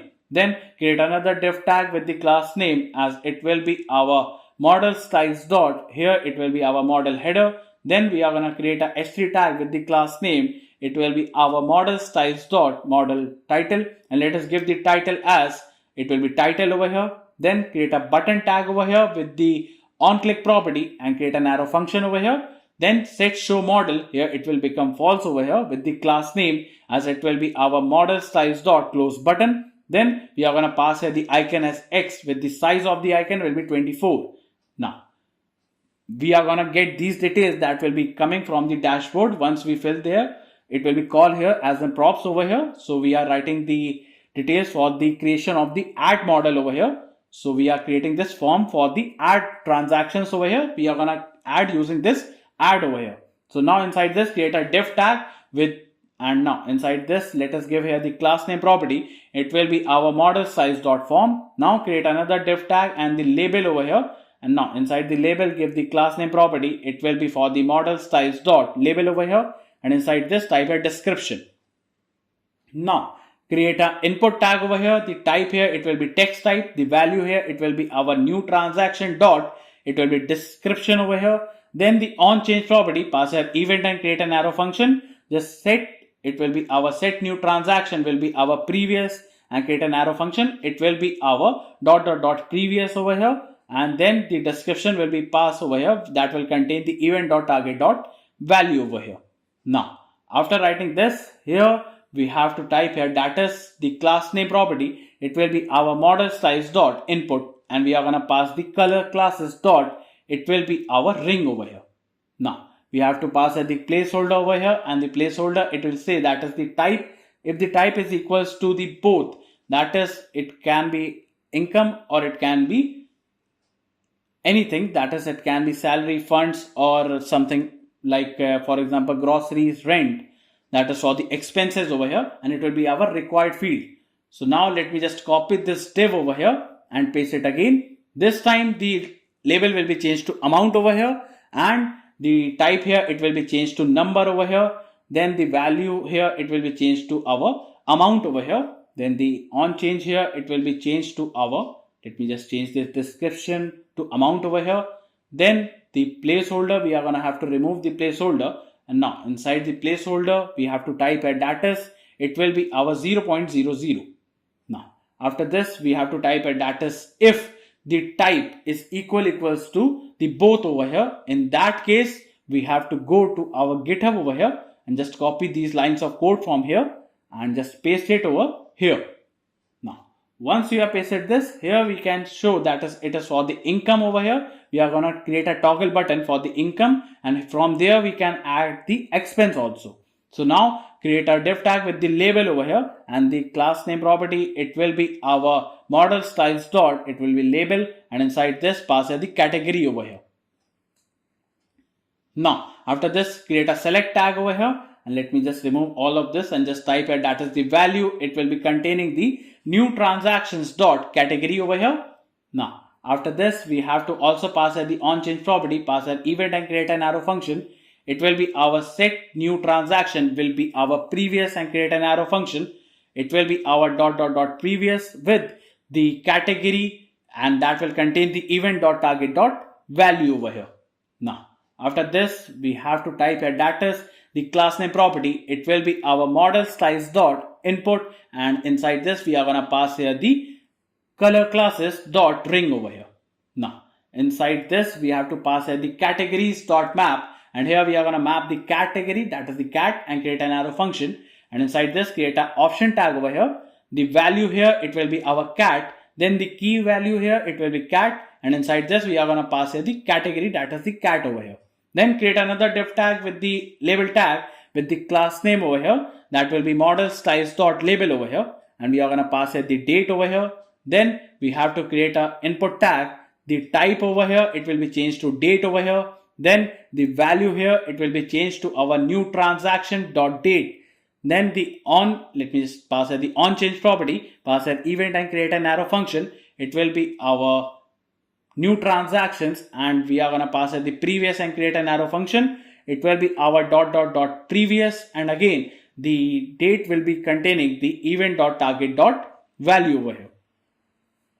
Now here the class name property, it will be our model styles dot input, and again we are going to pass here the color classes dot ring over here. Now, and here the minimum, it will start with the min date, and the maximum date, it will be for the current date, that is today's date. It will be our maximum date, and it will be our required field. Then a button tag, and let us the type of the button will be submit type. Then the class name property, it will be model styles dot, it will be submit button, and we are going to pass here the color classes dot, it will be our button. Now here we are going to pass here the button text over here, and now by this we have completed the add transaction model. So now let us create another model, that is for the helpers.jsx over here. Now type here RFCE. Now let us go back to our GitHub. Inside the helper.jsx, we have given you the helper functions over here that will help us in getting these details for the filter over here. So just paste it over here. So now it will give you the filter for the time frame range over here. That is, it will give you the filter for the today over here, the weekly, the monthly, and the yearly over here. And also it will show you the start of the month will be coming from the first of the month. That is, for example, it is 1st May till it will be 31st May over here. Now it will give you these details for the filter for the date over here. That is, will give you for this helper function basically does the filters over here, and also it will calculate the data that is for the month, yearly or weekly, and for the daily over here. So let me just add a comment over here, that is, it is a helper functions that will help us in filtering the data over here. Now after this, inside the component, let us create another component, that is the gausscard.jsx. And now let us go to our GitHub and go to gausscard and just copy the whole code as it is given over here and paste it over here. So this is just a basic charts over here that will be used from the React charts over here. So this is for the Gauss UI that will look like the speedometer that we have just seen in the intro over there. So let us just import this React chart. So for that, let us go to our Chrome and search here for the React charts over here. Now let me just copy this command, and now inside the terminal just paste it over here, the recharts over here, that is the React charts over here. So now let us go back, and it is still installing it. So now just type a npm run dev in your terminal, and let us go back and refresh the page over here. Now it is working fine. So now let us go back, and now let us go, and let me just close all of this. And here let us go to our dashboard page.jsx, and here just type a data import, and here we are going to have to import the dashboard styles coming from our dummy styles, and here we are going to use these CSS property for our this particular component over here. Now after this, now here we have to also import the trend style over here and also the chart styles over here. Now also we have to import here, let us import here the Gauss color over here that will be coming from our assets slash it will be our color, and here we are going to use these color properties for this.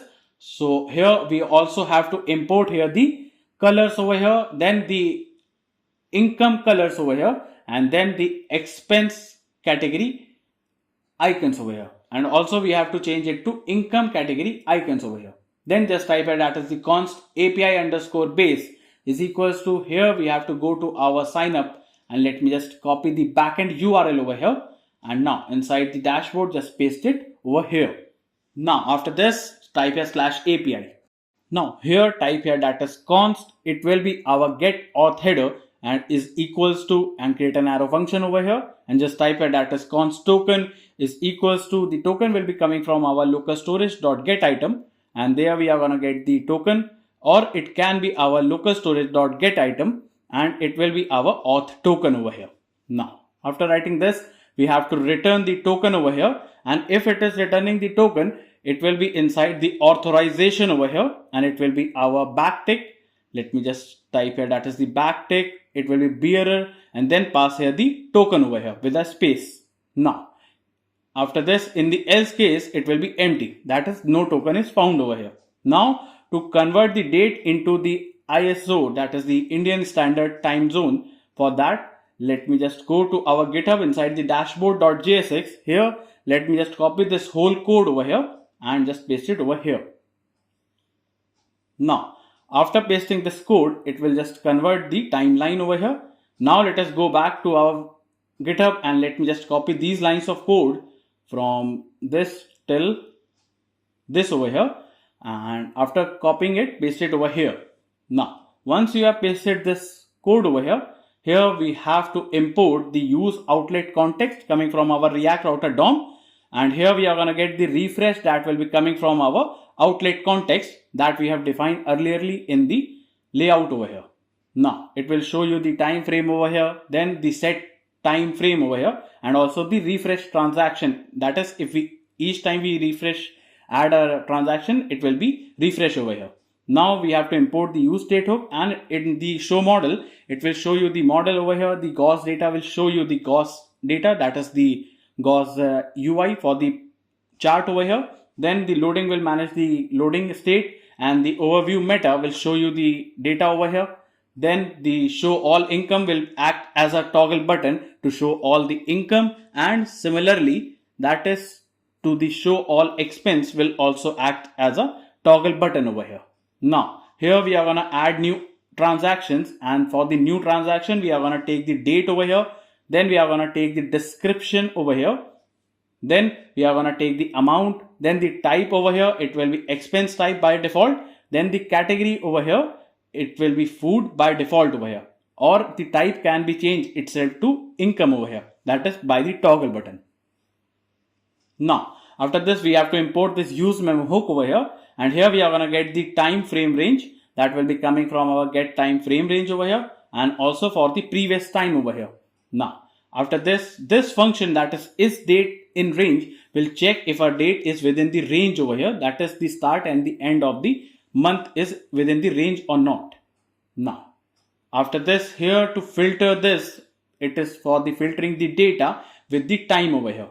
Now also for this previous filter transaction, it is same. Now for the current time frame data, for this function, it will just calculate the data over here, and it will just give you the data over here. Now here for this use effect hook, it will update the Gauss when the time frame changes. So just import the use effect hook, and for the income, the maximum value we have set it for the 5,000.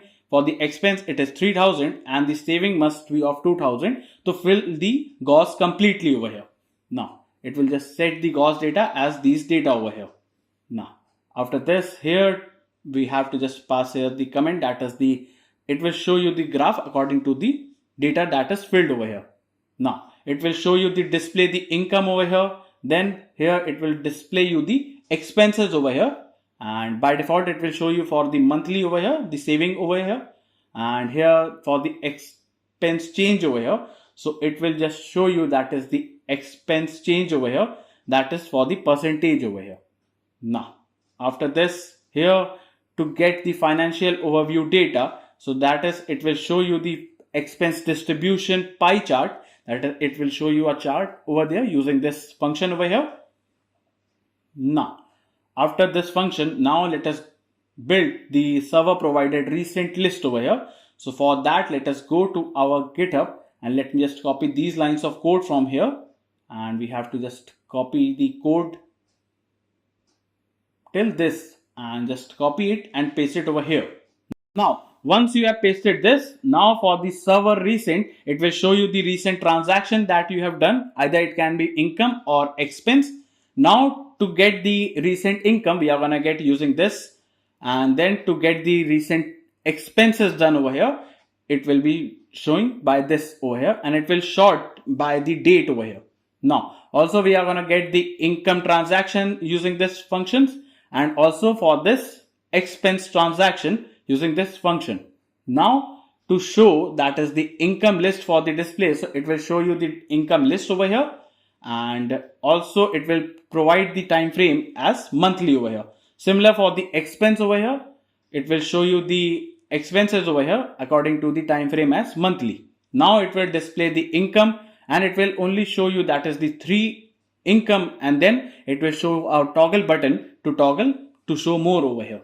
Similar for the expense also. Now to fetch it from the server side, that is to fetch the data from the server side, we have to type a const fetch dashboard overview is equals to an async function, create an arrow function. And now let us create a try catch block over here. Now inside the try block, let me just type here, that is the set loading here, it will become true over here. Now inside this we have to type a that is const response is equals to await keyword. It will be our axios dot a get method. It will be done on, it will be backtick, pass here the API base, it will be slash dashboard over here. Now inside this we have to pass here the headers, and the headers will contain the get auth header for the user verification over here. Now after this, now let me show you how am I getting this slash dashboard. So inside the server.js we have defined this slash dashboard over here, and now inside the dashboard router we have to get this method on the slash route. So we have to create this, that is to get the overview for the income as well as for the expense. We have created this overview function here inside the server. And now let us go back to our dashboard, and it will be a get method. Now type here that is if the response.data dot, it will be our success, that is if we successfully get the data, then in that case const data is equals to response dot data over here dot data. Now inside this, after this we have to go to our GitHub over here and just copy these lines of code over here. Let me just copy it from here till this, and now let me just go back and let me replace the catch block over here with this data. And now let me just remove the bracket over here. Now after this, so now we are gonna get, we have written till this here, and for the recent transaction we are gonna get these details from the server side, that is it will get these details coming from the server, and we are gonna set overview meta with these data over here. Now it will have this monthly income inside that and also the monthly expense, and it will calculate the savings over here with the saving rate over here. Now also spend by category will be coming over here with the expense distribution for the pie chart, and also for the recent transaction will show you the recent transactions. Now inside the finally block we are gonna just set the loading as false over here. Now after this, now let me just create a use effect hook over here, and now create an arrow function over here. And now inside this just type a that is fetch dashboard overview, and it will be done each time we reload the page over here. Now after this, now let us create another function that can add, edit or delete a transaction. So just type a const handle add transaction is equals to an async function, create an arrow function over here, and now inside this type a that is if the new transactions dot description is not found, or the new transaction dot amount is not found. In that case it will return nothing over here. Now after this we have to type a that is const payload is equals to, inside this we are gonna pass the date, that will be our to ISO with client time, and we are gonna pass here the new transaction dot date over here. Then we are gonna pass here the description, and that will contain the new transaction dot description over here. Then we are gonna pass here the amount over here, that will contain here the parse float, and we are gonna parse the new transaction dot amount over here. Then we are gonna pass here the category, and the category will contain that is the new transaction dot category over here. Now after this we have to create a try catch block here, and now inside the try block we have to type a that is set loading here. By initial it will be true over here, that is for the starting. Then type here if the new transaction dot type, if the type of the new transaction is equals to income type, in that case we have to type a await. It will be our axios dot, it will be our post method, it will be done on, let me just type at the backtick, it will be API base over here slash, let me just change it to backtick over here. Now it will be our slash income slash add route over here, and inside this we are gonna have to pass the payload over here, and also we are gonna pass the headers that will contain the get auth header for the user validation over here. Now I am creating this route, that is the slash income slash add. How am I getting that? So inside the server.js we have defined this slash API slash income over here, and inside the income router we have created this slash add over here, which will be a post method, and for user verification we are gonna pass the period token over here. Now let me just go back to our dashboard, And now after this, here we have to create that is else, that is the income type. Now it is expense type. It will be our Axios dot, it will be our post method. It will be done on backtick API base. It will be slash expense slash add over here. And then we are going to again pass the payload, and we are going to pass the headers as get or header over here. Now, again, we are using this slash expense slash add over here. So again, inside the server.js, we have defined this slash API slash expense, and to get, that is to add over here, we have defined this slash add route over here. For the user verification, we have to pass the bearer token, and it will be our post method over here. Now, it will be our post method. Now just type it, that is await. It will be our refresh transaction. That is, if we have added a transaction, it will refresh the page. Now we have to pass here the fetch dashboard overview, and also we are going to pass here that is set new transaction will contain the date over here, and the date will have new date, and then it will be to ISO string over here dot split method, and we are going to split using the T for the 0th index. Then we have to pass here the description, it will be empty. Then the amount here, it will be empty over here. And then the type here, it will become expense over here by default over here. Now, after this, we have to pass the category, and the category will become food over here. Now, after this, we have to just type a data set show model will become false over here. Now, in case of any error, that is the ERR, it will be our console.error.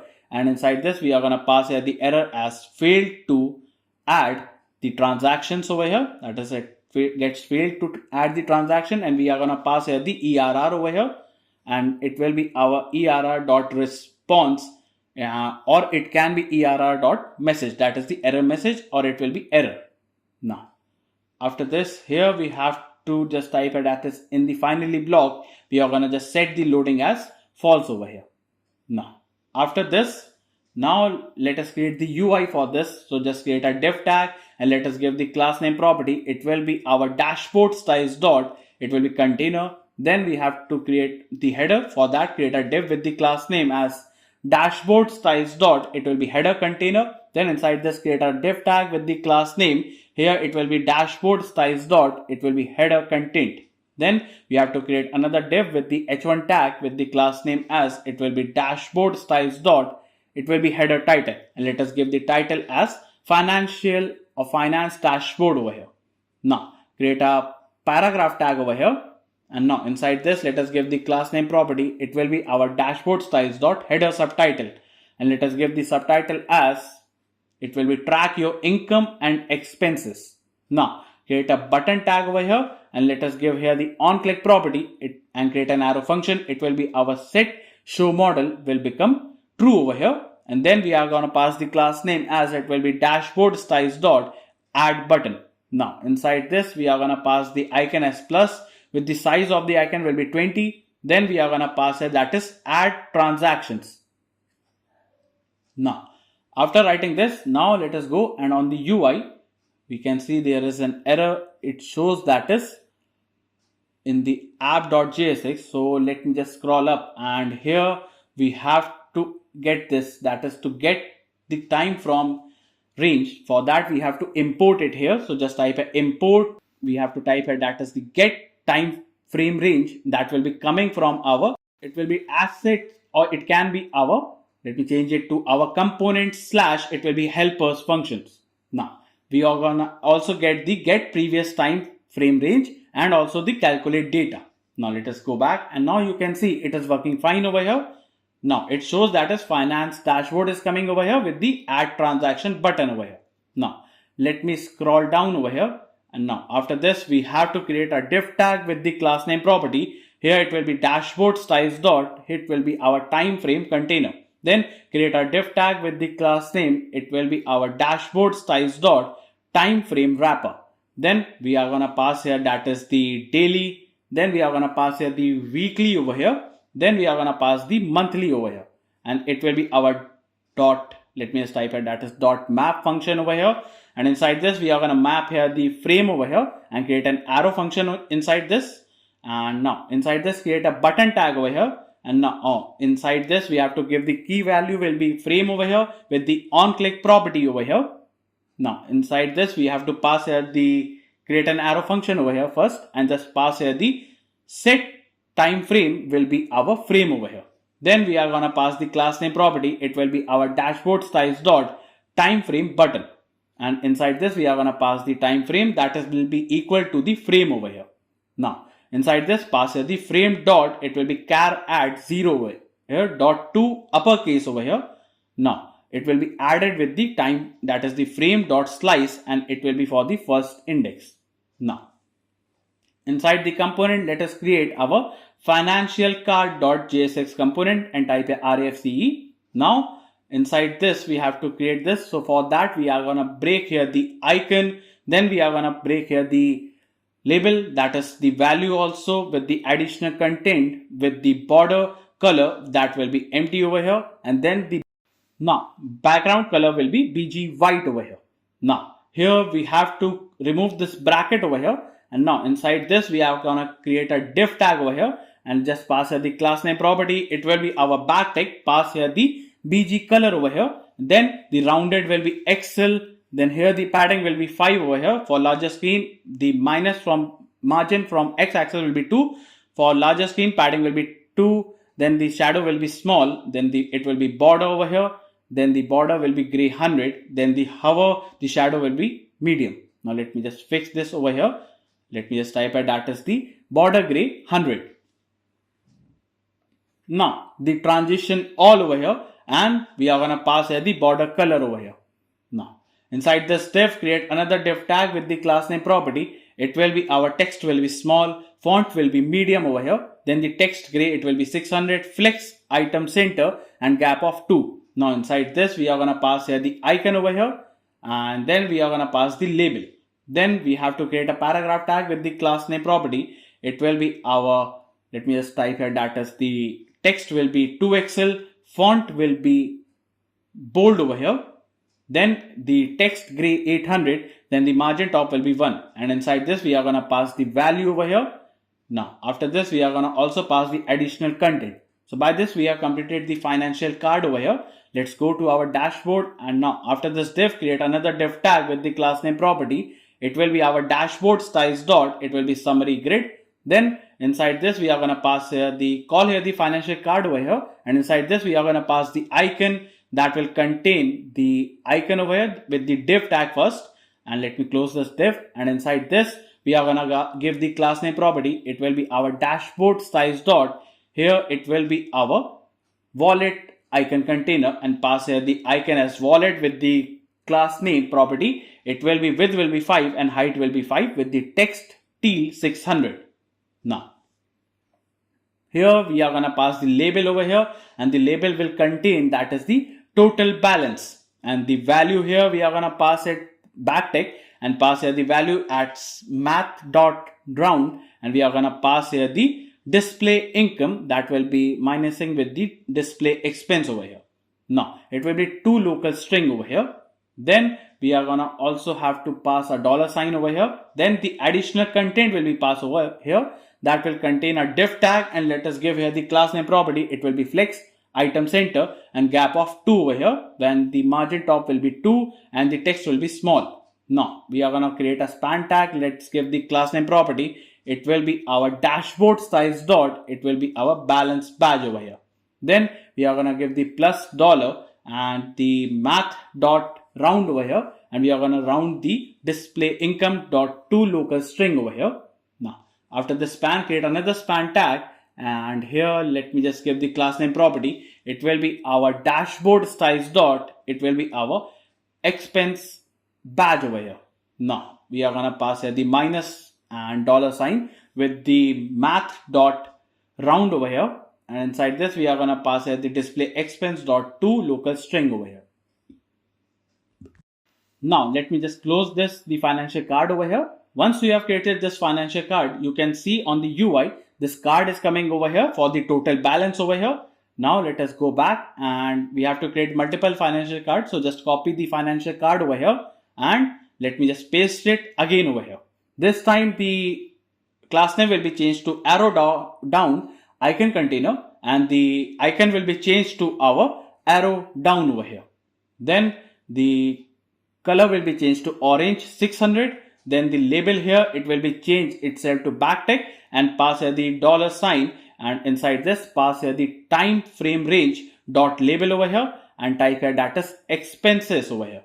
Now here we have to remove this display over here and just it will be display expense over here. Then just remove this div inside the additional content, create a div tag and let us give the class name property. It will be our backtick, pass here the margin top will be 2, text will be our extra small over here, it will be flex, item center and gap of 1 over here. Now also we are going to pass here that is the expense change. If it is greater than or equals to 0, in that case it will be trend styles dot, it will be our positive, in else case it will be trend style dot negative. Now inside this we have to pass here that is the expense change. If it is greater than or equal to 0, in that case it will be our, let me just pass here the icon is trending up with the class name as width will be 4, height will be 4 over here. And in the else case we are going to pass here the icon as trending down, and let me just fix it over here with the class name as width will be 4 and height will be 4 over here. Now a span tag with the, let me just don't give the class name over here, just pass here the math dot, it will be our absolute value and it will be coming from our expense change over here with the percentage sign and a space. And here we are going to pass here the expense change, it will be equal to or greater than equal to, it will be 0, in that case it will be increasing, in else case it will be decrease over here. Now it will be coming from, that is from again a space, and we are going to pass here the, let me just type here that is the previous time frame range dot label over here. And now let's go, and now you can see that is it is coming over this month expense, it will be 0 and it will be 0% increase from the month over here. Now paste it again, this time the class name will be changed to piggy bank icon container, the icon will be changed itself to our piggy bank over here. Then here we are going to have to change this color, so let me just change it to CN600. Then the label here, it will be get changed itself to our backtick, pass here the time frame range dot label and it will be for savings.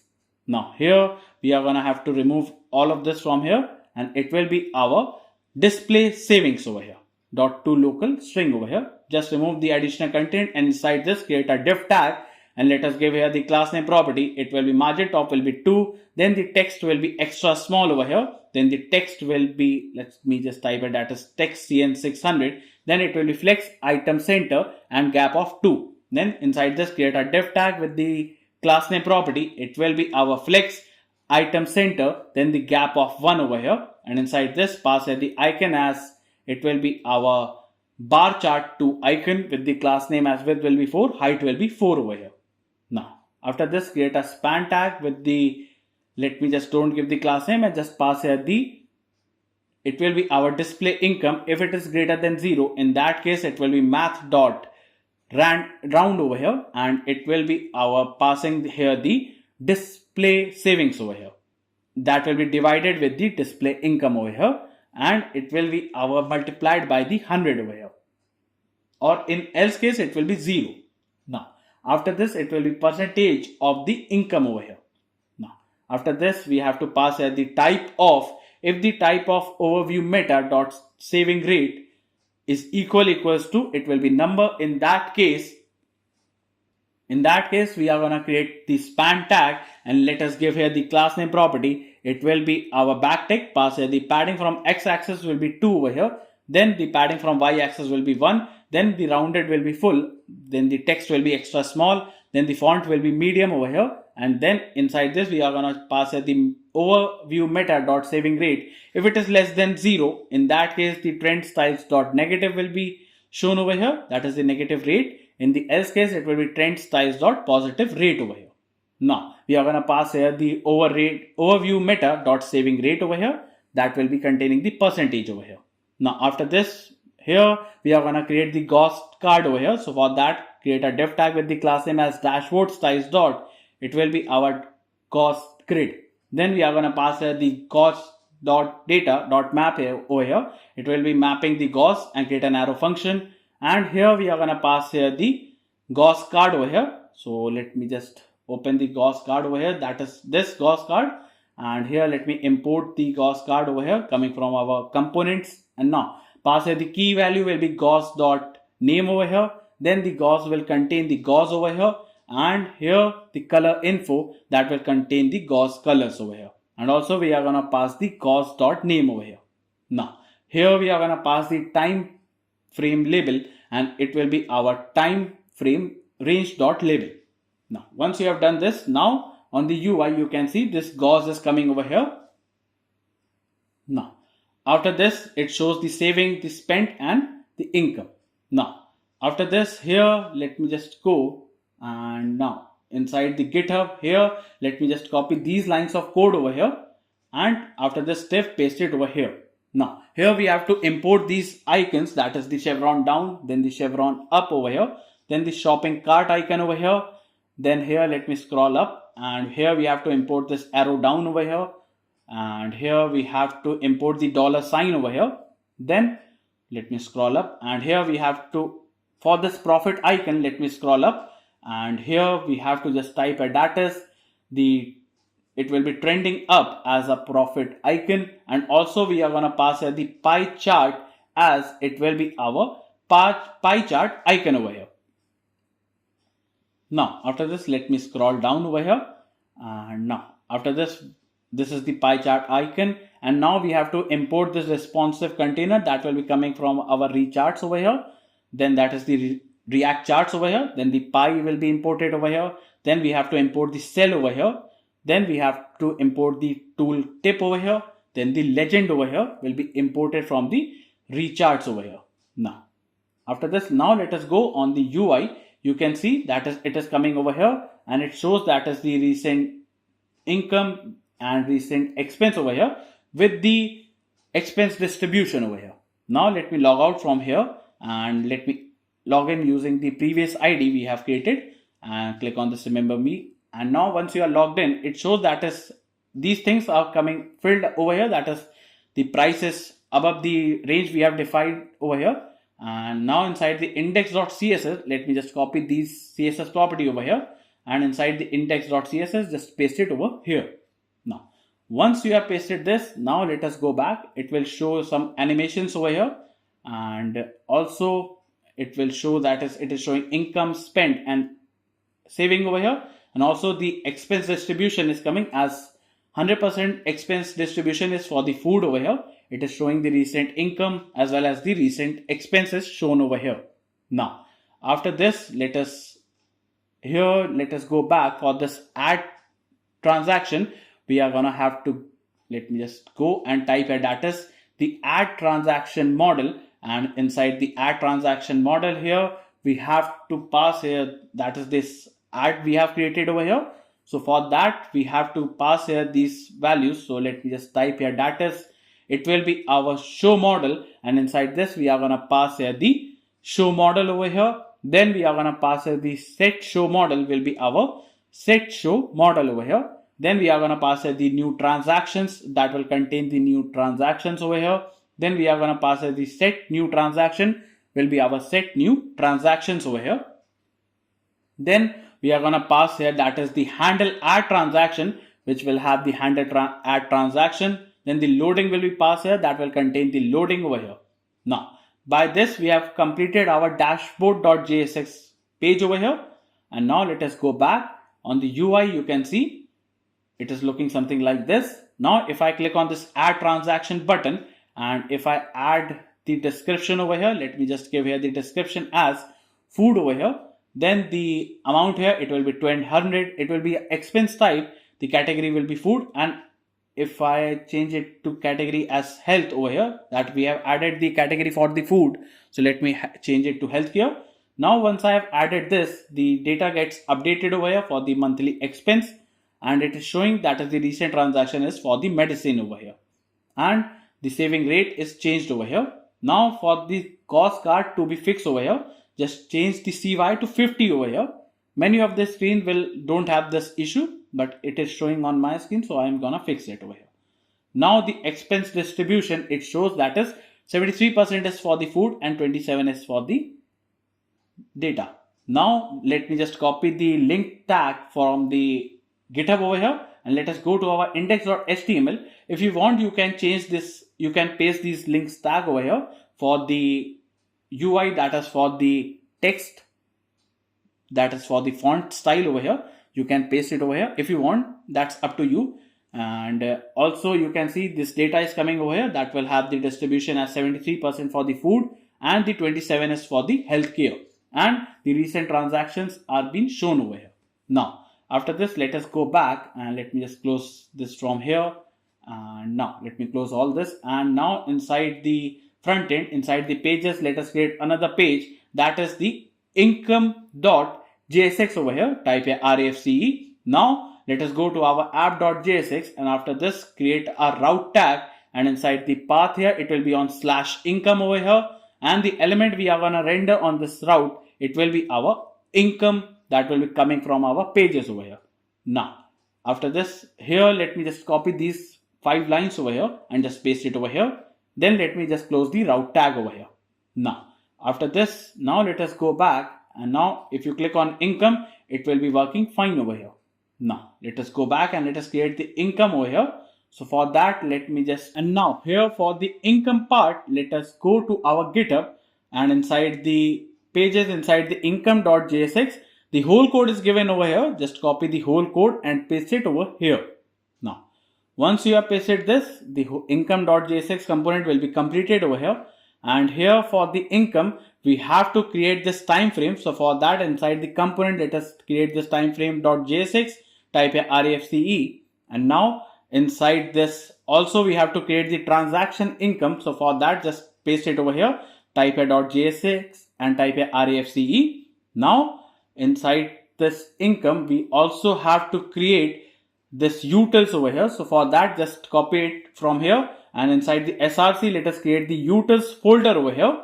And now inside this, let us create this file.js over here, and inside this we have to type a, that is import. It will be our asterisk, that is as it will be our excel, that will be coming from our. So for this excel, let me just copy it, and let us go to our Chrome and let us search here for the excel npm over here. Now click on this first link. Now just copy this command over here, and now inside your terminal, let me just go inside your terminal and just paste it over here. Now after pasting it, it will be getting installed. So let me just close this from here, and let us go to our UI, and let me just type a npm rundev again over here, and let me just go to our UI and let me just refresh the page. So here it will show you, that is, I have corrected the spelling over here, and it will show you that is we have to import it. So now let us go to our export utils and just type at the excel over here. Now we have to type at, that is export the const export to excel function, and pass here the data with the, then the file name that will be equals to the transactions over here. Now create an arrow function, and inside this we have to type it, that is if the data is not found, or the data dot length. If the data dot length is equals to 0, that is no data is found. In that case, we are gonna just pass here the alert over here, and the alert will say that is no data to export over here. That is, there will be no data to export to the Excel sheet, and it will return this alert over here. Then create a try catch block over here. In the try block, just type a, that is const. It will be our worksheet is equals to, it will be Excel dot, it will be utils dot, it will be JSON to sheet over here, and inside this we are gonna pass the data that will be coming to the sheet over here.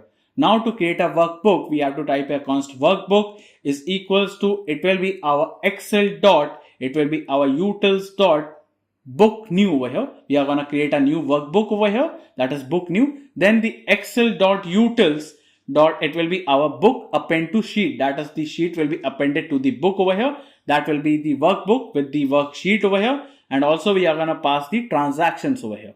Then we are gonna generate a Excel file, and then we are gonna trigger the download. So for that, just type a excel.write file, and inside this we are gonna pass here the workbook, and then we are gonna pass the backtick, pass the file name over here. It will be .excel over here, and inside this we are gonna pass here the book type. Here it will be our Excel type over here, and then we are gonna also pass the type of this file will be array type. Now After this, in case of something went wrong, that will be inside the catch block. Just type it that is console.error, and the error will be console as export error, and then we are going to pass the error over here, and then we are going to pass the alert over here that will say that is error in exporting data. Please try again later. So by this we have completed this export util.js. Now let us go, and now on the UI it shows that there is an error, that is income is not defined. So for this income, let us go to our income.jsx, and here it is income page. So let us type a income over here. Now let me just refresh it over here. So now you can see the income page UI is coming over here. That will have this income data and also this export button, and this is the income UI over here. Now let me just go to our time frame over here, and let us go and to the GitHub over here. Inside the timeframe.jsx, just copy the whole code and paste it over here. So here, this is the whole code for the time frame selector, and here in the income we have used this time frame selector over here. So we have written the time frame selector over here. So it is working fine over here. Now after this, let me just add a comment, that is these three boxes are coming by the help of the time frame selector over here. That is this function we have created. So here it shows the three boxes with the details, that is the total income, the average income, and the transactions over here. Now after this, let me just close this over here, and now let us create the transaction item. So for that, just type a that is import. It will be our transaction item styles coming from dummy styles, and here we are going to use this CSS property for our this particular component over here. Now after this, here we have to also import here the color classes coming from our assets color, and here we are going to use these color classes for this particular component over here. So let me just close this over here, and now after this, here let us go to our GitHub again, and inside the transaction item.jsx, here let me just copy these lines of code over here, and let me just replace it over here. Now once you have replaced it over here, here we are going to use these items will be coming from our income.jsx package. So let me just show you, that is this inside the income.jsx. Here this is the transaction item, and here we are passing these details over here. Then let me import the use state hook here, and now here we are going to validate each field. That is, here we are going to validate the description is required over here, then if the amount is filled or not over here, and also we are going to set the error if something went wrong over here. Then we are going to save the description, and the amount will get updated over here. That is, it will save the description and amount over here. Now for the UI part, give the class name property. It will be our transaction item styles.container, and inside this pass here is editing and also the classes over here. Then create a div tag with the class name property. It will be our transaction item styles dot, it will be main container. Then create another div tag with the class name property. It will be our transaction item styles dot icon container, and here we are going to pass the icon classes with the classes over here. Then we are going to pass here the category icons, and inside this we are going to pass the transaction dot category over here. Or it can be our, let me just pass here the $sign icon with the class name as width will be 5 and height will be 5 over here. Now after this, create a div tag with the class name property. Here it will be our transaction item styles dot content container, and here we are going to pass here that is editing. If it is in editing state, create a empty fragment and an input tag with the value. Here it will be our edit form dot description over here. Then inside this we are going to pass the onChange property, pass here event and create an arrow function. It will be our set, let me just type it, that is the set edit form. Here it will be our previous state and create an arrow function. It will be our dot previous, and also we are going to pass the description that will have the event dot target dot value over here. Now a class name property, it will be our transaction item styles dot input, and here we are going to pass here let me just type it, that is the not, it will be errors dot, it will be description over here, and also the category, let me just type it, that is the classes over here.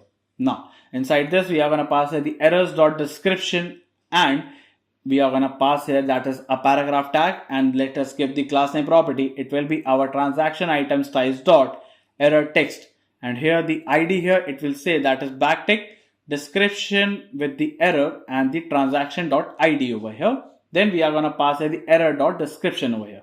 Now in the else case, we have to create a paragraph tag with the class name property. It will be our transaction item size dot delete. Let me type a description over here, and then we are going to pass the transaction dot description over here. Now after this, we have to create another paragraph tag with the class name property. It will be our transaction item styles dot details over here, and here we are going to pass the new date over here, and inside this we are going to pass the transaction dot date over here, and it will be two local date string over here. And now after this, it will be our space over here, and this after the space pass the transaction dot category over here. Now after this div here, let us go to our GitHub again. And here, let me just copy this lines of code over here for the UI and paste it over here. Here we have to import the icons over here. And this is for the editing state. That is, if it is an editing state, in that case, here we have to import the save icon for the save button. Then here for the cancel icon, we have to import the cross icon, and the edit icon will be with the /2 icon for the delete over here. So by this, we have completed the transaction item. Now let us go to our income, and here let me scroll up and let me explain you the income code. So here let me just go first to the UI, and now you can see that is this income transactions are coming over here, that we have just created the income transaction. That is this income transaction we have created. So here inside the income, we can see the graph is also coming, and if I click on this export button, it will download this file over here, and if I open it over here, it will be opening it, and it will show that is one description is coming over here, and the amount is coming over here with the category with the date over here. Now it will show you the date, that is the 9th over here, and for the month it is for the February. Now the daily and weekly are empty, that is there is no weekly, the month, the week is already passed, and the daily today there is no transaction over here.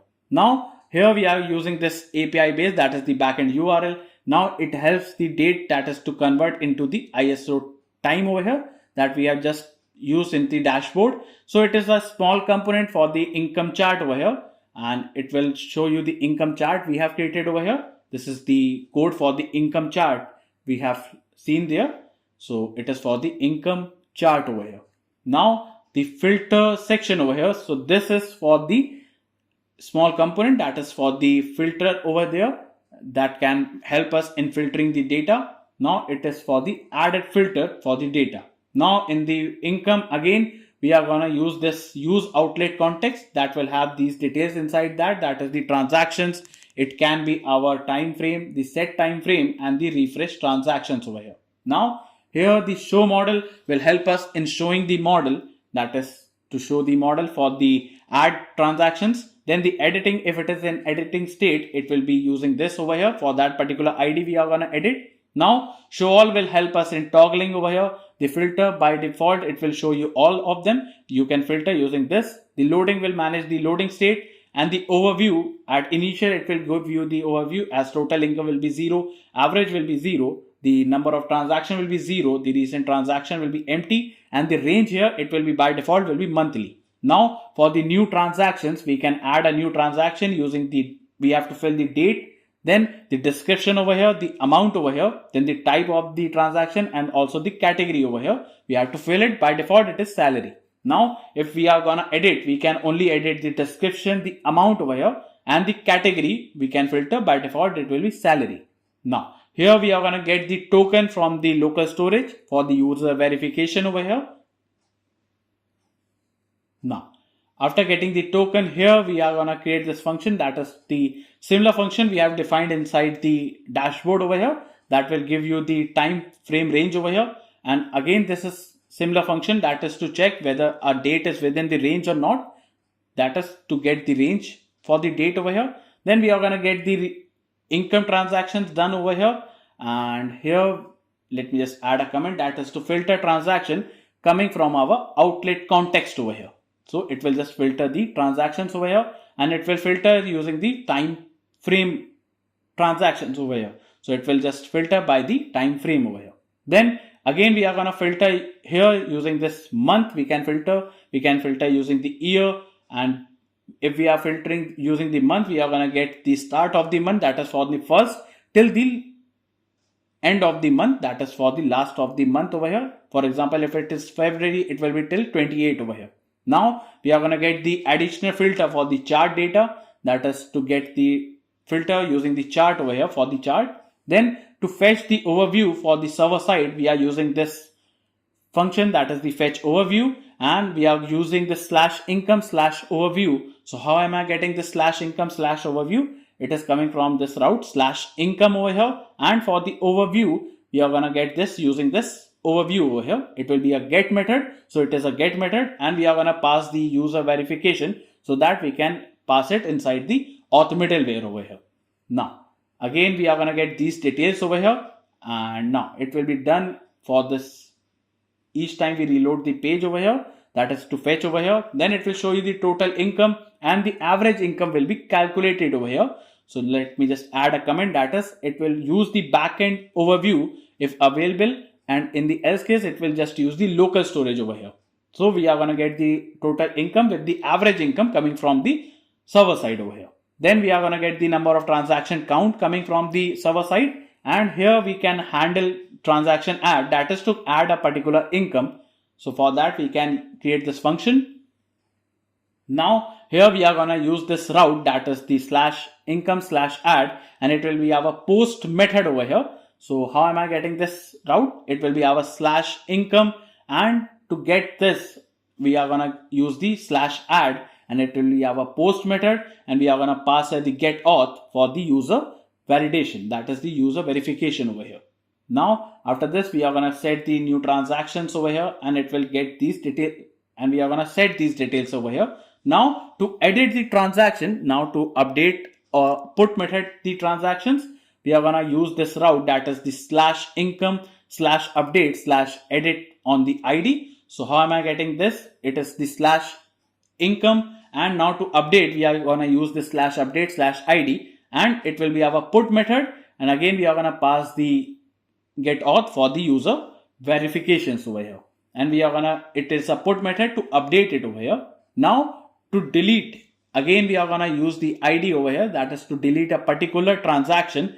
So for that we are gonna create this function, the handle delete transaction, and here we are gonna get the ID so that a particular transaction is deleted. So for that we are using the /income/delete/id, and again we are using the /income over here. And now for the delete we are using the /delete/id, and it will be our delete method, and it is a delete method, and we are going to pass the get auth for the user validation over here. Now after this, now to download it as an Excel sheet which we have just seen over here, we can use it. So for that we have created this function handle export. It will be done on /income/download Excel. So again we have created this /download Excel over here, and we are gonna get the auth header for the user validation, that is for that particular user we are gonna export this data over here. Now it will just get exported using these details over here, and it will be exported to Excel over here. And now the rest of these things are for the UI part, that is it is for the UI part over here. So this is all for the UI that is written over here. So let me just explain you the UI also. That is, here we are creating this add transaction model. Once you click on this add button, this is the add transaction model we have created. So this is the add transaction model over here. Now if the filter length, that is the filter, we are gonna use this. So let me show you the filter. Now here you can see that it is showing the transaction below the web project. If you select some wrong filter or the filter that doesn't contain any data, it will show you that is no transaction founded. Now again this transaction item will show you these details over here, that is this data, the monthly, this yearly, and the nominal transactions over here, and by default it will show you all the transactions over here. Now for this filter section, that is this filter section, again this is the filter section, we are gonna get it, and here let me just scroll up, and this is the income transactions, that is the heading tag, this is the heading tag for this income transaction. Now let me scroll up over here, and now for the income chart over here, that is this is the chart we have getting, that is this chart over here. Now let me scroll up, and here the financial card that we have created for the dashboard also. So this is the financial card. Has this transaction, average income, the total income over here. That is these cards over here. And now this is the label for the transaction, this is the label for the average income, and this is for the total income over here. Now here the time frame selector, this will act as a filter over here. That is this filter. It will show that is monthly, weekly, daily, and we can filter by clicking on them over here. Then for this button, that is this show model and the heading, this is the show model as well as the heading over here, the income overview. So this is the whole UI for this. Now once we have done this, so our income.js page is completed. Now inside the pages, let us create another page, that is the expense.jsx. Type here RAFCE. Now inside the app.jsx, here let me just copy this route tag over here, and now let us create another route tag, and now inside this paste it over here. The path here, it will be changed to /expense over here, and here the element will get changed itself to expense over here. Now after this, let us go, and on the UI, if you click on this expense, it is working fine over here. Till now we have created 3 pages over here, the dashboard, and then the income, then the expense over here. And now let us go to our expense over here, and inside the expense, now again let us go to our GitHub over here. Inside the pages, inside the expense.jsx, copy the whole code from here, and let me just paste it over here. Now once you have pasted the whole code, so the whole code is completed for the expense over here. And now let me scroll down, and here let me just type here, that is these things will be coming over here, and the comments are also added. If you want, you can just read the comments over here. So just let me add a comment, that is this is similar to the income page. That is whatever here written is similar to the income page. In place of the income, we have just used the expense over here. That is, this is the route we have used here, that is the /expense over here this time. And the download the Excel sheet, we have used this /download over here. Again, let me scroll up. Now for the handle delete, we are using this /expense/delete/id. That is this route /expense again. And now to delete, it will be our /delete/id. And we are gonna pass here the auth header, that will be coming from the, as we have created this handle API here, so we have handle there only. And now here we are using this update, it will be our /update for the ID over here. Now to add a particular expense, we are using this /expense/add, that is this route /add over here for the expense over here. So now it will be our post method. And now again, let me add a comment, that is similar function, just in place of income, we have replaced it with the expense over here. So by this we have completed the expense.jsx. So now let me close this from here. And now here inside the front end, inside the src, inside the pages, let us create another page, that is the profile.jsx over here. Type here RAFCE. Now let us go to our app.jsx, and now inside this create a route tag, and the path here, it will be on /profile over here, and the element we are gonna render on this route, it will be our profile over here. That will be coming from our pages. Now inside the profile, we are gonna pass here the user, that will contain the user. Then we are gonna pass here the, let me just type it, that is on update profile, we are gonna pass here the update user data over here. And then we are gonna pass here the on logout over here, and here it will contain the handle logout over here. Now after this, here after this route tag over here, we have to create another route tag over here, and the path here, it will be on asterisk. And here we are gonna pass here the element as, it will be navigate over here, and it will navigate us to our user. If the user is found, it will navigate us to the home page. In else case, it will navigate us to the login page. It will be replaced over here, and let me just close this over here. After this, by this we have completed the app.jsx over here. So if the user is logged in that case it will take us to the home page. In else case, it will take you to the login page. Now after this, now inside the profile.jsx, now here before creating the profile page, now this is the expense page. We have just pasted the code over here, and here we can filter this for the daily, the weekly, the monthly and yearly over here. Also here we can export the data, and here if you click on this, it will show you the data that we have just exported, that is the expense data we have added over here. And now after this, here you can see the expense transaction and also filter by the category. And if there is no transaction found, it will show you that is no expense transaction found over here. Now here, if you filter, you can filter it, that is in monthly, that is it on 9 and 26th of February, the transaction is done for the expense over here, and it will show you the number of transaction with the average income and total expense. Now for the profile page, here let us type it, that is it will be our import, and here it will be our import profile styles coming from our dummy styles, and here we are going to use these CSS property for our this particular component over here. Now after this, here let us go to our Chrome and let us search here for the React model over here. Now click on this link over here. Now copy this command over here, and now inside your terminal, let me just paste it over here. Now let me close this and let's go back and again type a npm run dev, and let me just refresh the page over here. Now it is working fine. So now let us go back, and here we have to type a that is import, and here we are going to import the model that will be coming from our React model over here.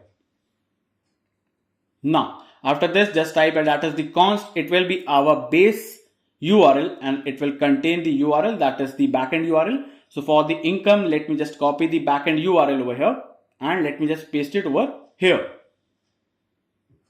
Now here let me just go to our GitHub over here, and now inside the profile.jsx over here, we have to just copy these lines of code over here. Let me just copy it till this and let me just paste it over here. Now once you have pasted this, here we are gonna create this model over here, and it will be a small component for the input, that is the password input over here. Now let me just import the eye-off icon with the eye icon over here, and now after this, inside the profile again we have to just break these things, that is the call here the user, then we are gonna call here that is the on update profile and also the on logout over here. Now after this, let us go to our GitHub and let me just copy these lines of code over here, the use state hooks, and paste it over here. Now after pasting it, let us import the use navigate coming from our React router DOM, and a use state hook over here will be imported here.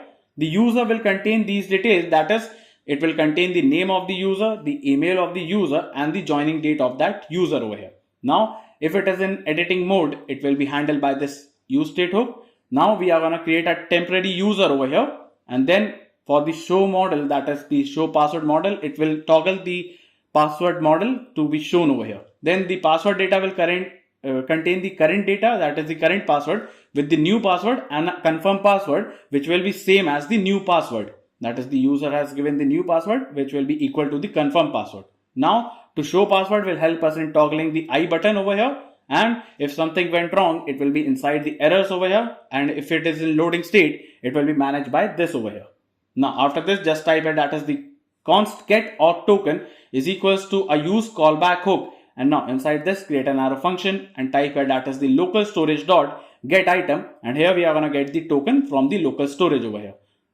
Now after this, we have to type here the function that is for the API request over here. So just type here that is the const, it will be our handle API request is equals to a use callback hook, and inside this pass the async function, and inside this pass the method, then the endpoint, and the data will be null over here. Create an arrow function here and just type it, that is const token is equals to, it will be get auth token over here. Now type it, that is if the token is not found, that is the token is not found in the local storage, then it will just navigate us to the login page over here, that is the /login. Now it will return null over here. Now after this, create a try catch block, and now inside the try block just type a set loading will become true over here, and then we are gonna type here that as the const, it will be our config is equals to, and inside this the method will be passed over here, then the URL will be passed, that is the it will be our base URL, and then we are gonna pass here the dollar with the endpoint over here, that is the endpoint we are gonna pass later on in the below functions. Then the header will contain the authorization, and it will be backtick bearer, and then pass here the token for the user validation over here. Now type here that is if the data is found, then the config.data is equals to, it will be data over here. Then also just type here that is const response is equals to, it will be await keyword axios, and inside this pass here the config over here. Then we are gonna return the response.data over here. Now, if it says something went wrong, it will be our console.error, and the error will be backtick, pass here the method, and then pass here that is request error, and then we are gonna pass here the error over here. Now type here that is if the error dot response dot date, let me just type it, that is the status is equals to, if it is equals to 401, in that case it will navigate us to the /login page over here. And now here we are gonna pass it, that is it will throw error, that is the error we are gonna get, and in the finally block over here, inside this we are gonna just set the loading as false over here. Now after this it will be done for the get auth header with the navigate over here. Now to fetch the current user, that is to fetch the current user that has logged in, create a use effect hook and create an arrow function inside this. Type here that is const, it will be our fetch user data is equals to an async function, create an arrow function here and create a try catch block here. Now inside the try block just type here that is const data is equals to await keyword, it will be our handle API request, and here we are gonna pass the method as get, and it will be done on the /user/me endpoint over here. Then type here that is if the data is found, in that case it will be our const user data is equals to, it will be our data dot, it will be user, or it can be, let me just pass here the data. Now type here that is the set user will become here the user data over here. Now after this here we are gonna pass here that is the set temp user, that is the temporary user will be containing the user data over here.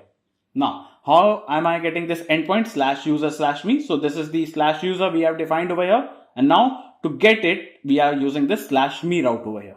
Now after this here, in case of something went wrong, it will be inside the toast.error over here, and now we are gonna pass here the error as failed to load user data.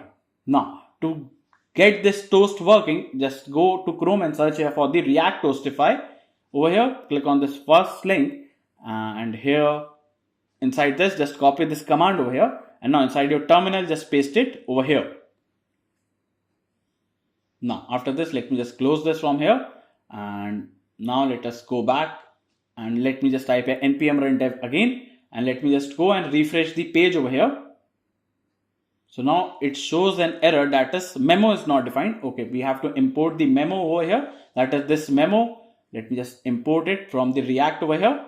Now let's go back and refresh the page. So now it is working fine over here.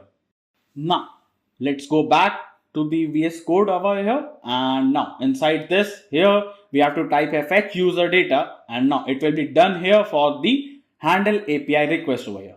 Now after writing this here we have to create another function that is for the input change over here. So for that let us go to our GitHub over here, and let me just copy these handle input changes and paste it over here. Now here we are gonna create this handle input change over here, and then for the password change we are gonna create this over here, and also to toggle the password visibility here we are gonna create this function for that. Now after this, to save the profile we have to type at const handle save profile is equals to an async function and create a try catch block here. And now inside the try block just type it that is const data is equals to await keyword, it will be handle API request, and we are gonna pass here the method as put, and it will be done on the /user/profile for the endpoint over here, and inside this we are gonna pass here the temporary user. Now how am I getting this route /user/profile? This is the /user we have defined over here, and for this /profile it will be our put method that we have defined over here. Now after writing this here we are gonna pass here the if the data is found, in that case type here const, it will be our updated user is equals to data dot, it will be our user or it will be our data. Now after this we are gonna set the user as the updated user over here, and we are gonna set the temporary user as the updated user over here. Now after this we are gonna set the edit mode will become false over here. Now also we are gonna pass the on update profile, and we are gonna pass the updated user over here, and a toast. Let me just scroll up over here, and we have to import this toast. So just type import the toast that will be coming from our React Toastify package. Now after this let us scroll down, and here we are gonna pass it that is the toast.success, and here we are gonna show the success as profile updated successfully over here. Now, after this, in case of something went wrong, it will be in the ERR, that is the toast.error, and the error will say, that is the error will be passed as the error, then the dot response dot data dot message over here, or it will show that is failed to update profile over here. Now, after this, we have to create another function, that is to handle cancel edit, and create inside this we are gonna pass the use callback hook and create an arrow function. And now inside this, just set temp user will be our user over here. Then we are gonna set the edit mode will become false over here, and now it will be done here for the user over here. Here we are gonna create another function, that is for the password validation over here. Here we are gonna validate that is the password is valid or not. So just copy it from the GitHub, and here we are gonna paste it over here. Now here let me scroll up and let me explain you, that is here we are gonna check that is the current password is filled by the user or not, and also the new password is filled or not, and if the length is less than 8, it will show you this error, and also the new password matches the confirmed password or not. If not, it will show you this error. Now after this, here we are going to create another function to change the password. So just type a const handle password submit is equals to an async function, and pass the event and create an arrow function. It will be event.prevent default, as it will stop the page from reloading over here. Then we are going to type it, that is if the valid password doesn't happen, and let me just type it will return here nothing. Then we are going to create a try catch block over here, and now inside the try block we are going to type it, that is await. It will be our handle API request. It will be a put method, and it will be done on the /user/password as the endpoint over here. And inside this we are going to pass here the current password over here, that will contain the password data.current over here. Then we are going to pass here the new over here, that new password, that is it will contain the password data.new over here. Now again we are using the /user/password over here. So again here we have defined it over here, that is the /user, and the /password is defined over here. It will be our put method to update the password over here. So now let me just close all of this, and now just show a toast.success, and the success here it will say that is the password changes successfully over here. Then it will just set the show password model will become false over here, and now after this it will just set the password data as the current, and the current will become empty, then the new will become empty, that is it will just reset the form over here, and the confirm will become empty over here. Then we are gonna just set the password error as empty over here. Now after writing this, now here we are gonna reset the password visibility, that is the password doesn't be visible over here. So just set show password will become, that is the current here, it will become false over here. Then the new here it will become false over here, and the confirm here it will become false over here. That is if you click on this, it will not show the password that we have created over here. Just copy the catch block from here, and let me just paste it over the catch block over here. Now after pasting it, now here it will be our error, and here we have to change it to error over here. Now the message will be changed to our failed to change password over here. Now after writing this, here we have to type here, that is const, it will be handle logout and is equals to a use callback hook, and create an arrow function, and inside this type a on logout, and here we are gonna pass here, that is the on logout function, and then we are gonna get navigated itself to our, now it will take us to the /signup over here. Now after this, here it will be done here for the on logout over here, and also it will be navigate over here. Now after this type here, that is the const, it will be our close password model is equals to our use callback hook, and inside this create an arrow function, type a if it is not in loading state. In that case, let me just copy these 4 lines over here, and let me just paste it inside this. That is if it is not in loading state, we can do these things, and it will be done for the loading over here. Now for the UI part, now inside this create a div tag, and let us give the class name property. It will be our, let me just type at the profile style dot, it will be our container. Then inside this we are going to pass it the toast container, and let us go to our GitHub here, and let me just copy the toast container that will be coming from our React Toastify package. Now after this, here we have to create a div tag, and let us give the class name property. It will be our profile styles dot main container. Then inside this create a div tag with the class name property. It will be our profile styles dot, here it will be header. Then inside this create another div tag with the class name property. it will be our profile styles dot avatar. Then we are gonna pass here the avatar as the icon as user with the class name as width will be 12, height will be 12 over here, and the text will be white over here. Now, after this, create a h1 tag with the class name property. It will be our profile styles dot, it will be our username. Now inside this, we are gonna pass here the user dot name, or it will be loading over here. Now, after this, we have to create a paragraph tag with the class name property. It will be our profile styles dot, it will be our user email. And now here we are gonna pass here the user dot email over here. In the else case, it will be loading over here. So just copy the loading from here and just paste it over here. Now, after this, create another div tag with the class name property. It will be our profile styles dot, it will be content over here. Now, inside this, create another div tag over here with the class name property. It will be profile styles dot grid. Then another div tag with the class name. It will be our profile styles dot card over here. Then create another div tag with the class name. Here it will be flex. It will be our justify between over here, and the item will be in the center, and the margin bottom will be 6 over here. Then here we are gonna create a h2 tag with the class name as the profile styles dot card title. And let us give the title first the icon as user with the class name over here, and it will be our profile styles dot, it will be our icon. Now, after this, here we are gonna pass it that is the personal information. Now, after this, here we are gonna check that is if it is not in editing mode. In that case, create a button tag and let us give here the on click property and create an arrow function over here and just set edit mode will become true over here. And now let me just fix this over here. It will be an arrow function over here.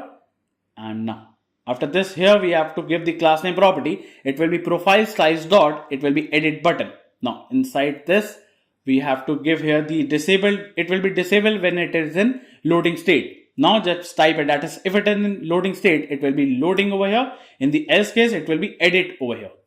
Now after this, let me just fix it over here. That is if it is in not in editing mode, it will show you these details. Now let us go on the UI. You can see this edit button is coming over here, and also the card is coming over here. If you click on this edit, it will show you. Now, if it is in editing mode, we have to create for that. So create a div tag with the class name property. It will be our space from y axis will be 4. Now create another div tag, and inside this create a label tag over here. And now inside the label tag, create a class name. It will be profile styles dot label over here.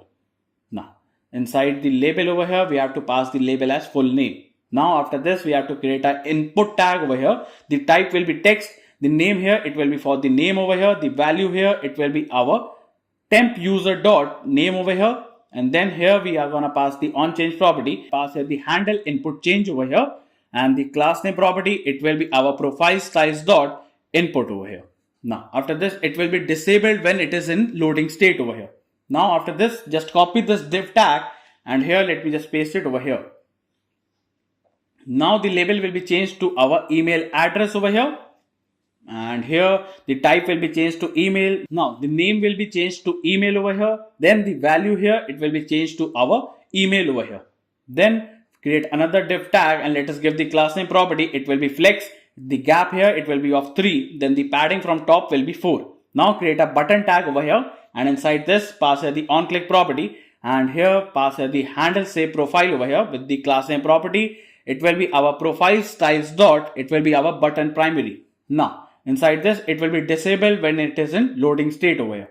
Then we are gonna pass here that is if it is in loading state, it will be our saving, and in the else case, it will say that is save profile over here, that is the save changes. Now create another button tag and let us give here the on click property, and now pass here the function as handle cancel edit with the class name as it will be profile styles dot button secondary. Now it will be disabled again, it will be disabled when it is in loading state. Just pass here the cancel over here. Now in the else case, that is we have to create a div tag with the class name property, that is now it is not in editing state, and now we have to create here the another div tag and let us give a paragraph tag and let us give the class name as profile styles dot label, and the label here, it will be full name over here. Then create another paragraph tag with the class name property. It will be our font will be medium and the text will be gray 800, and inside this we are gonna pass here the user dot name over here. Now After this, again, let us go to our UI, and you can see this button is working over here and the full name is shown over here. Now, here, this is the full name. We are gonna now, after this, create a div tag with the paragraph tag and let us give the class name as it will be profile size.label and the label will be email address over here. Now, after this, create another paragraph tag with the class name property. Font will be medium over here and the text gray 800. Now, just pass here the user.email over here. Now, after writing this, let us go and now you can see the email address and the full name is present here. Now, after writing this, let us create another div tag with the class name property. It will be our profile size.card. Then we are going to create the h2 tag with the class name. It will be our, let me just pass here the profile size dot. Here it will be our card title. And let us give the title as first the icon as lock with the class name property. And the property here, it will be our profile size dot icon over here. Then we have to pass here the account security over here. Now after this, create a div tag with the class name property as the space on y-axis will be 4. Create another div tag with the class name property. It will be our profile size dot security item. Then inside this, create a div tag and a paragraph tag with the class name. It will be our profile size dot. It will be our security text over here. Now inside this, we are gonna pass here the password over here. Now after this, create another button tag and let us give here the onClick property and now create an arrow function, and inside this just set show password model will become true over here. And now inside this, pass here the class name as it will be profile size dot, it will be change button and it will be disabled when it is in loading state over here. Now we are gonna pass here the change over here. Now after this, another button tag and let us give here the onClick property, and now inside this, pass here the handle logout over here with the class name and it will be backtick and pass here that is the profile size dot, it will be button primary over here. Then we are gonna give the margin from top will be 6 over here and width will be full, and on hover the opacity will be 90 and the transition opacity over here. Then it will be disabled when it is in loading state over here. Then we are gonna pass here that is if it is in loading state, it will show you that is it is processing, and in the else case it will show you that is logout over here. Now after this div, now here we are going to create the change model, that is the change password model. So for that, let us go to our GitHub over here. Now you can see it is coming over here. Now let us go to our GitHub and here let me just copy these lines of code over here and here let me just paste it over here. Now after pasting it, let me just scroll up over here, and now here we have to import this cross icon that is from the Lucidity React. And now here let me just scroll down over here, and now you can see that is the profile for this is coming over here. The profile page is completed. Now here you can edit over here and also you can change the password by this model over here. Now let me just go back, and now here by this we have successfully completed the profile over here. So now let me just edit this name over here and now save the changes. It shows the error that has failed to update the profile. So this error is coming from here. So we don't require the user that we have already decided over here. That is, we have already described over here, the user over here. So we don't require it. Now let me just edit it again. And now let me just change it to hex@gmail.com. Now the profile gets updated and it is reflected on the navbar as well as on the sidebar over here. Now, if you just change the email to X, it is getting updated for the both the navbar and the sidebar. Again, just let me update it to hex and let me save it. Now, by this, we have successfully completed the whole project. So now let us go and test it over here. So again, let me just change the full name and the email over here and save the changes. It is getting updated for the both sidebar and the navbar over here. And here, if I change the password for this ID over here, so let me just give the current password with the updated password and the confirm password, and let me update it over here. So it shows that his password gets updated over here. Now, if I log out from here and we have to log in to this ID, and let me just log in over here with the password, and it is getting logged in over here. So it is working fine over here. Now here, if I, let me just, it is showing the things as 0 because the date has been changed over here. And here, let me just add the transactions over here. And the transaction, let me add the transaction as salary over here. The amount will be 12,000 over here. It will be income type, and here it will be salary category. and it will be done on this date, that is the date has been changed over here. So now add the transaction. So you can see that is the month gets started from the first over here. So there is no data for the previous month over here. Now let me add our expense over here. The amount will be 2500. It will be food category and add the expense. So now you can see this gauze is getting filled over here, and the distribution, that is the expense distribution, is showing this details over here. Now here you can see the yearly, we can see that is February have these data and the March is getting started over here. And on Sunday we have just added these details at 1 p.m. over here. That is the Indian Standard Zone time over here. Now again, if I add the income from here, it is getting updated over here and increasing the bar over here. And now after this, here you can see the bar chart is getting updated over here, and it is showing the 1st of March over here. Now here if I add a expense over here, so let me just add a expense. So here let me just add this expense, and it will be our housing over here and add it over here. So now it is getting updated over here on the 1st over here, and in the year you can see it is showing the February data with the March over here. And also let me just change it to daily, it is getting updated over here, and weekly it is getting updated over here. So now everything is working fine over here, and it is showing these transactions over here, that is the February transaction as well as for the March transactions over here, and also the income is shown over here. So now let us check here the expense distribution. So it is showing the 3 distributions for the expenses we have created over here. Now let me just show you the responsiveness. So this site is fully responsive for all the devices, all the pages, that is the profile, the income, the expense, as well as for the dashboard. All of these pages are responsive for any devices, that is the tablet view, it can be mobile view, or it can be the bigger screens, that is the laptops over here. So now this is all responsive. So now here if I log out from here and log in with the another ID, that is the second ID on the new Chrome, you can see that is for this ID there is no data available over here. That is this ID doesn't have no data over here, hasn't done any transaction. So this functionality is also working fine. So now this is all. Stay tuned for more, and thanks for watching.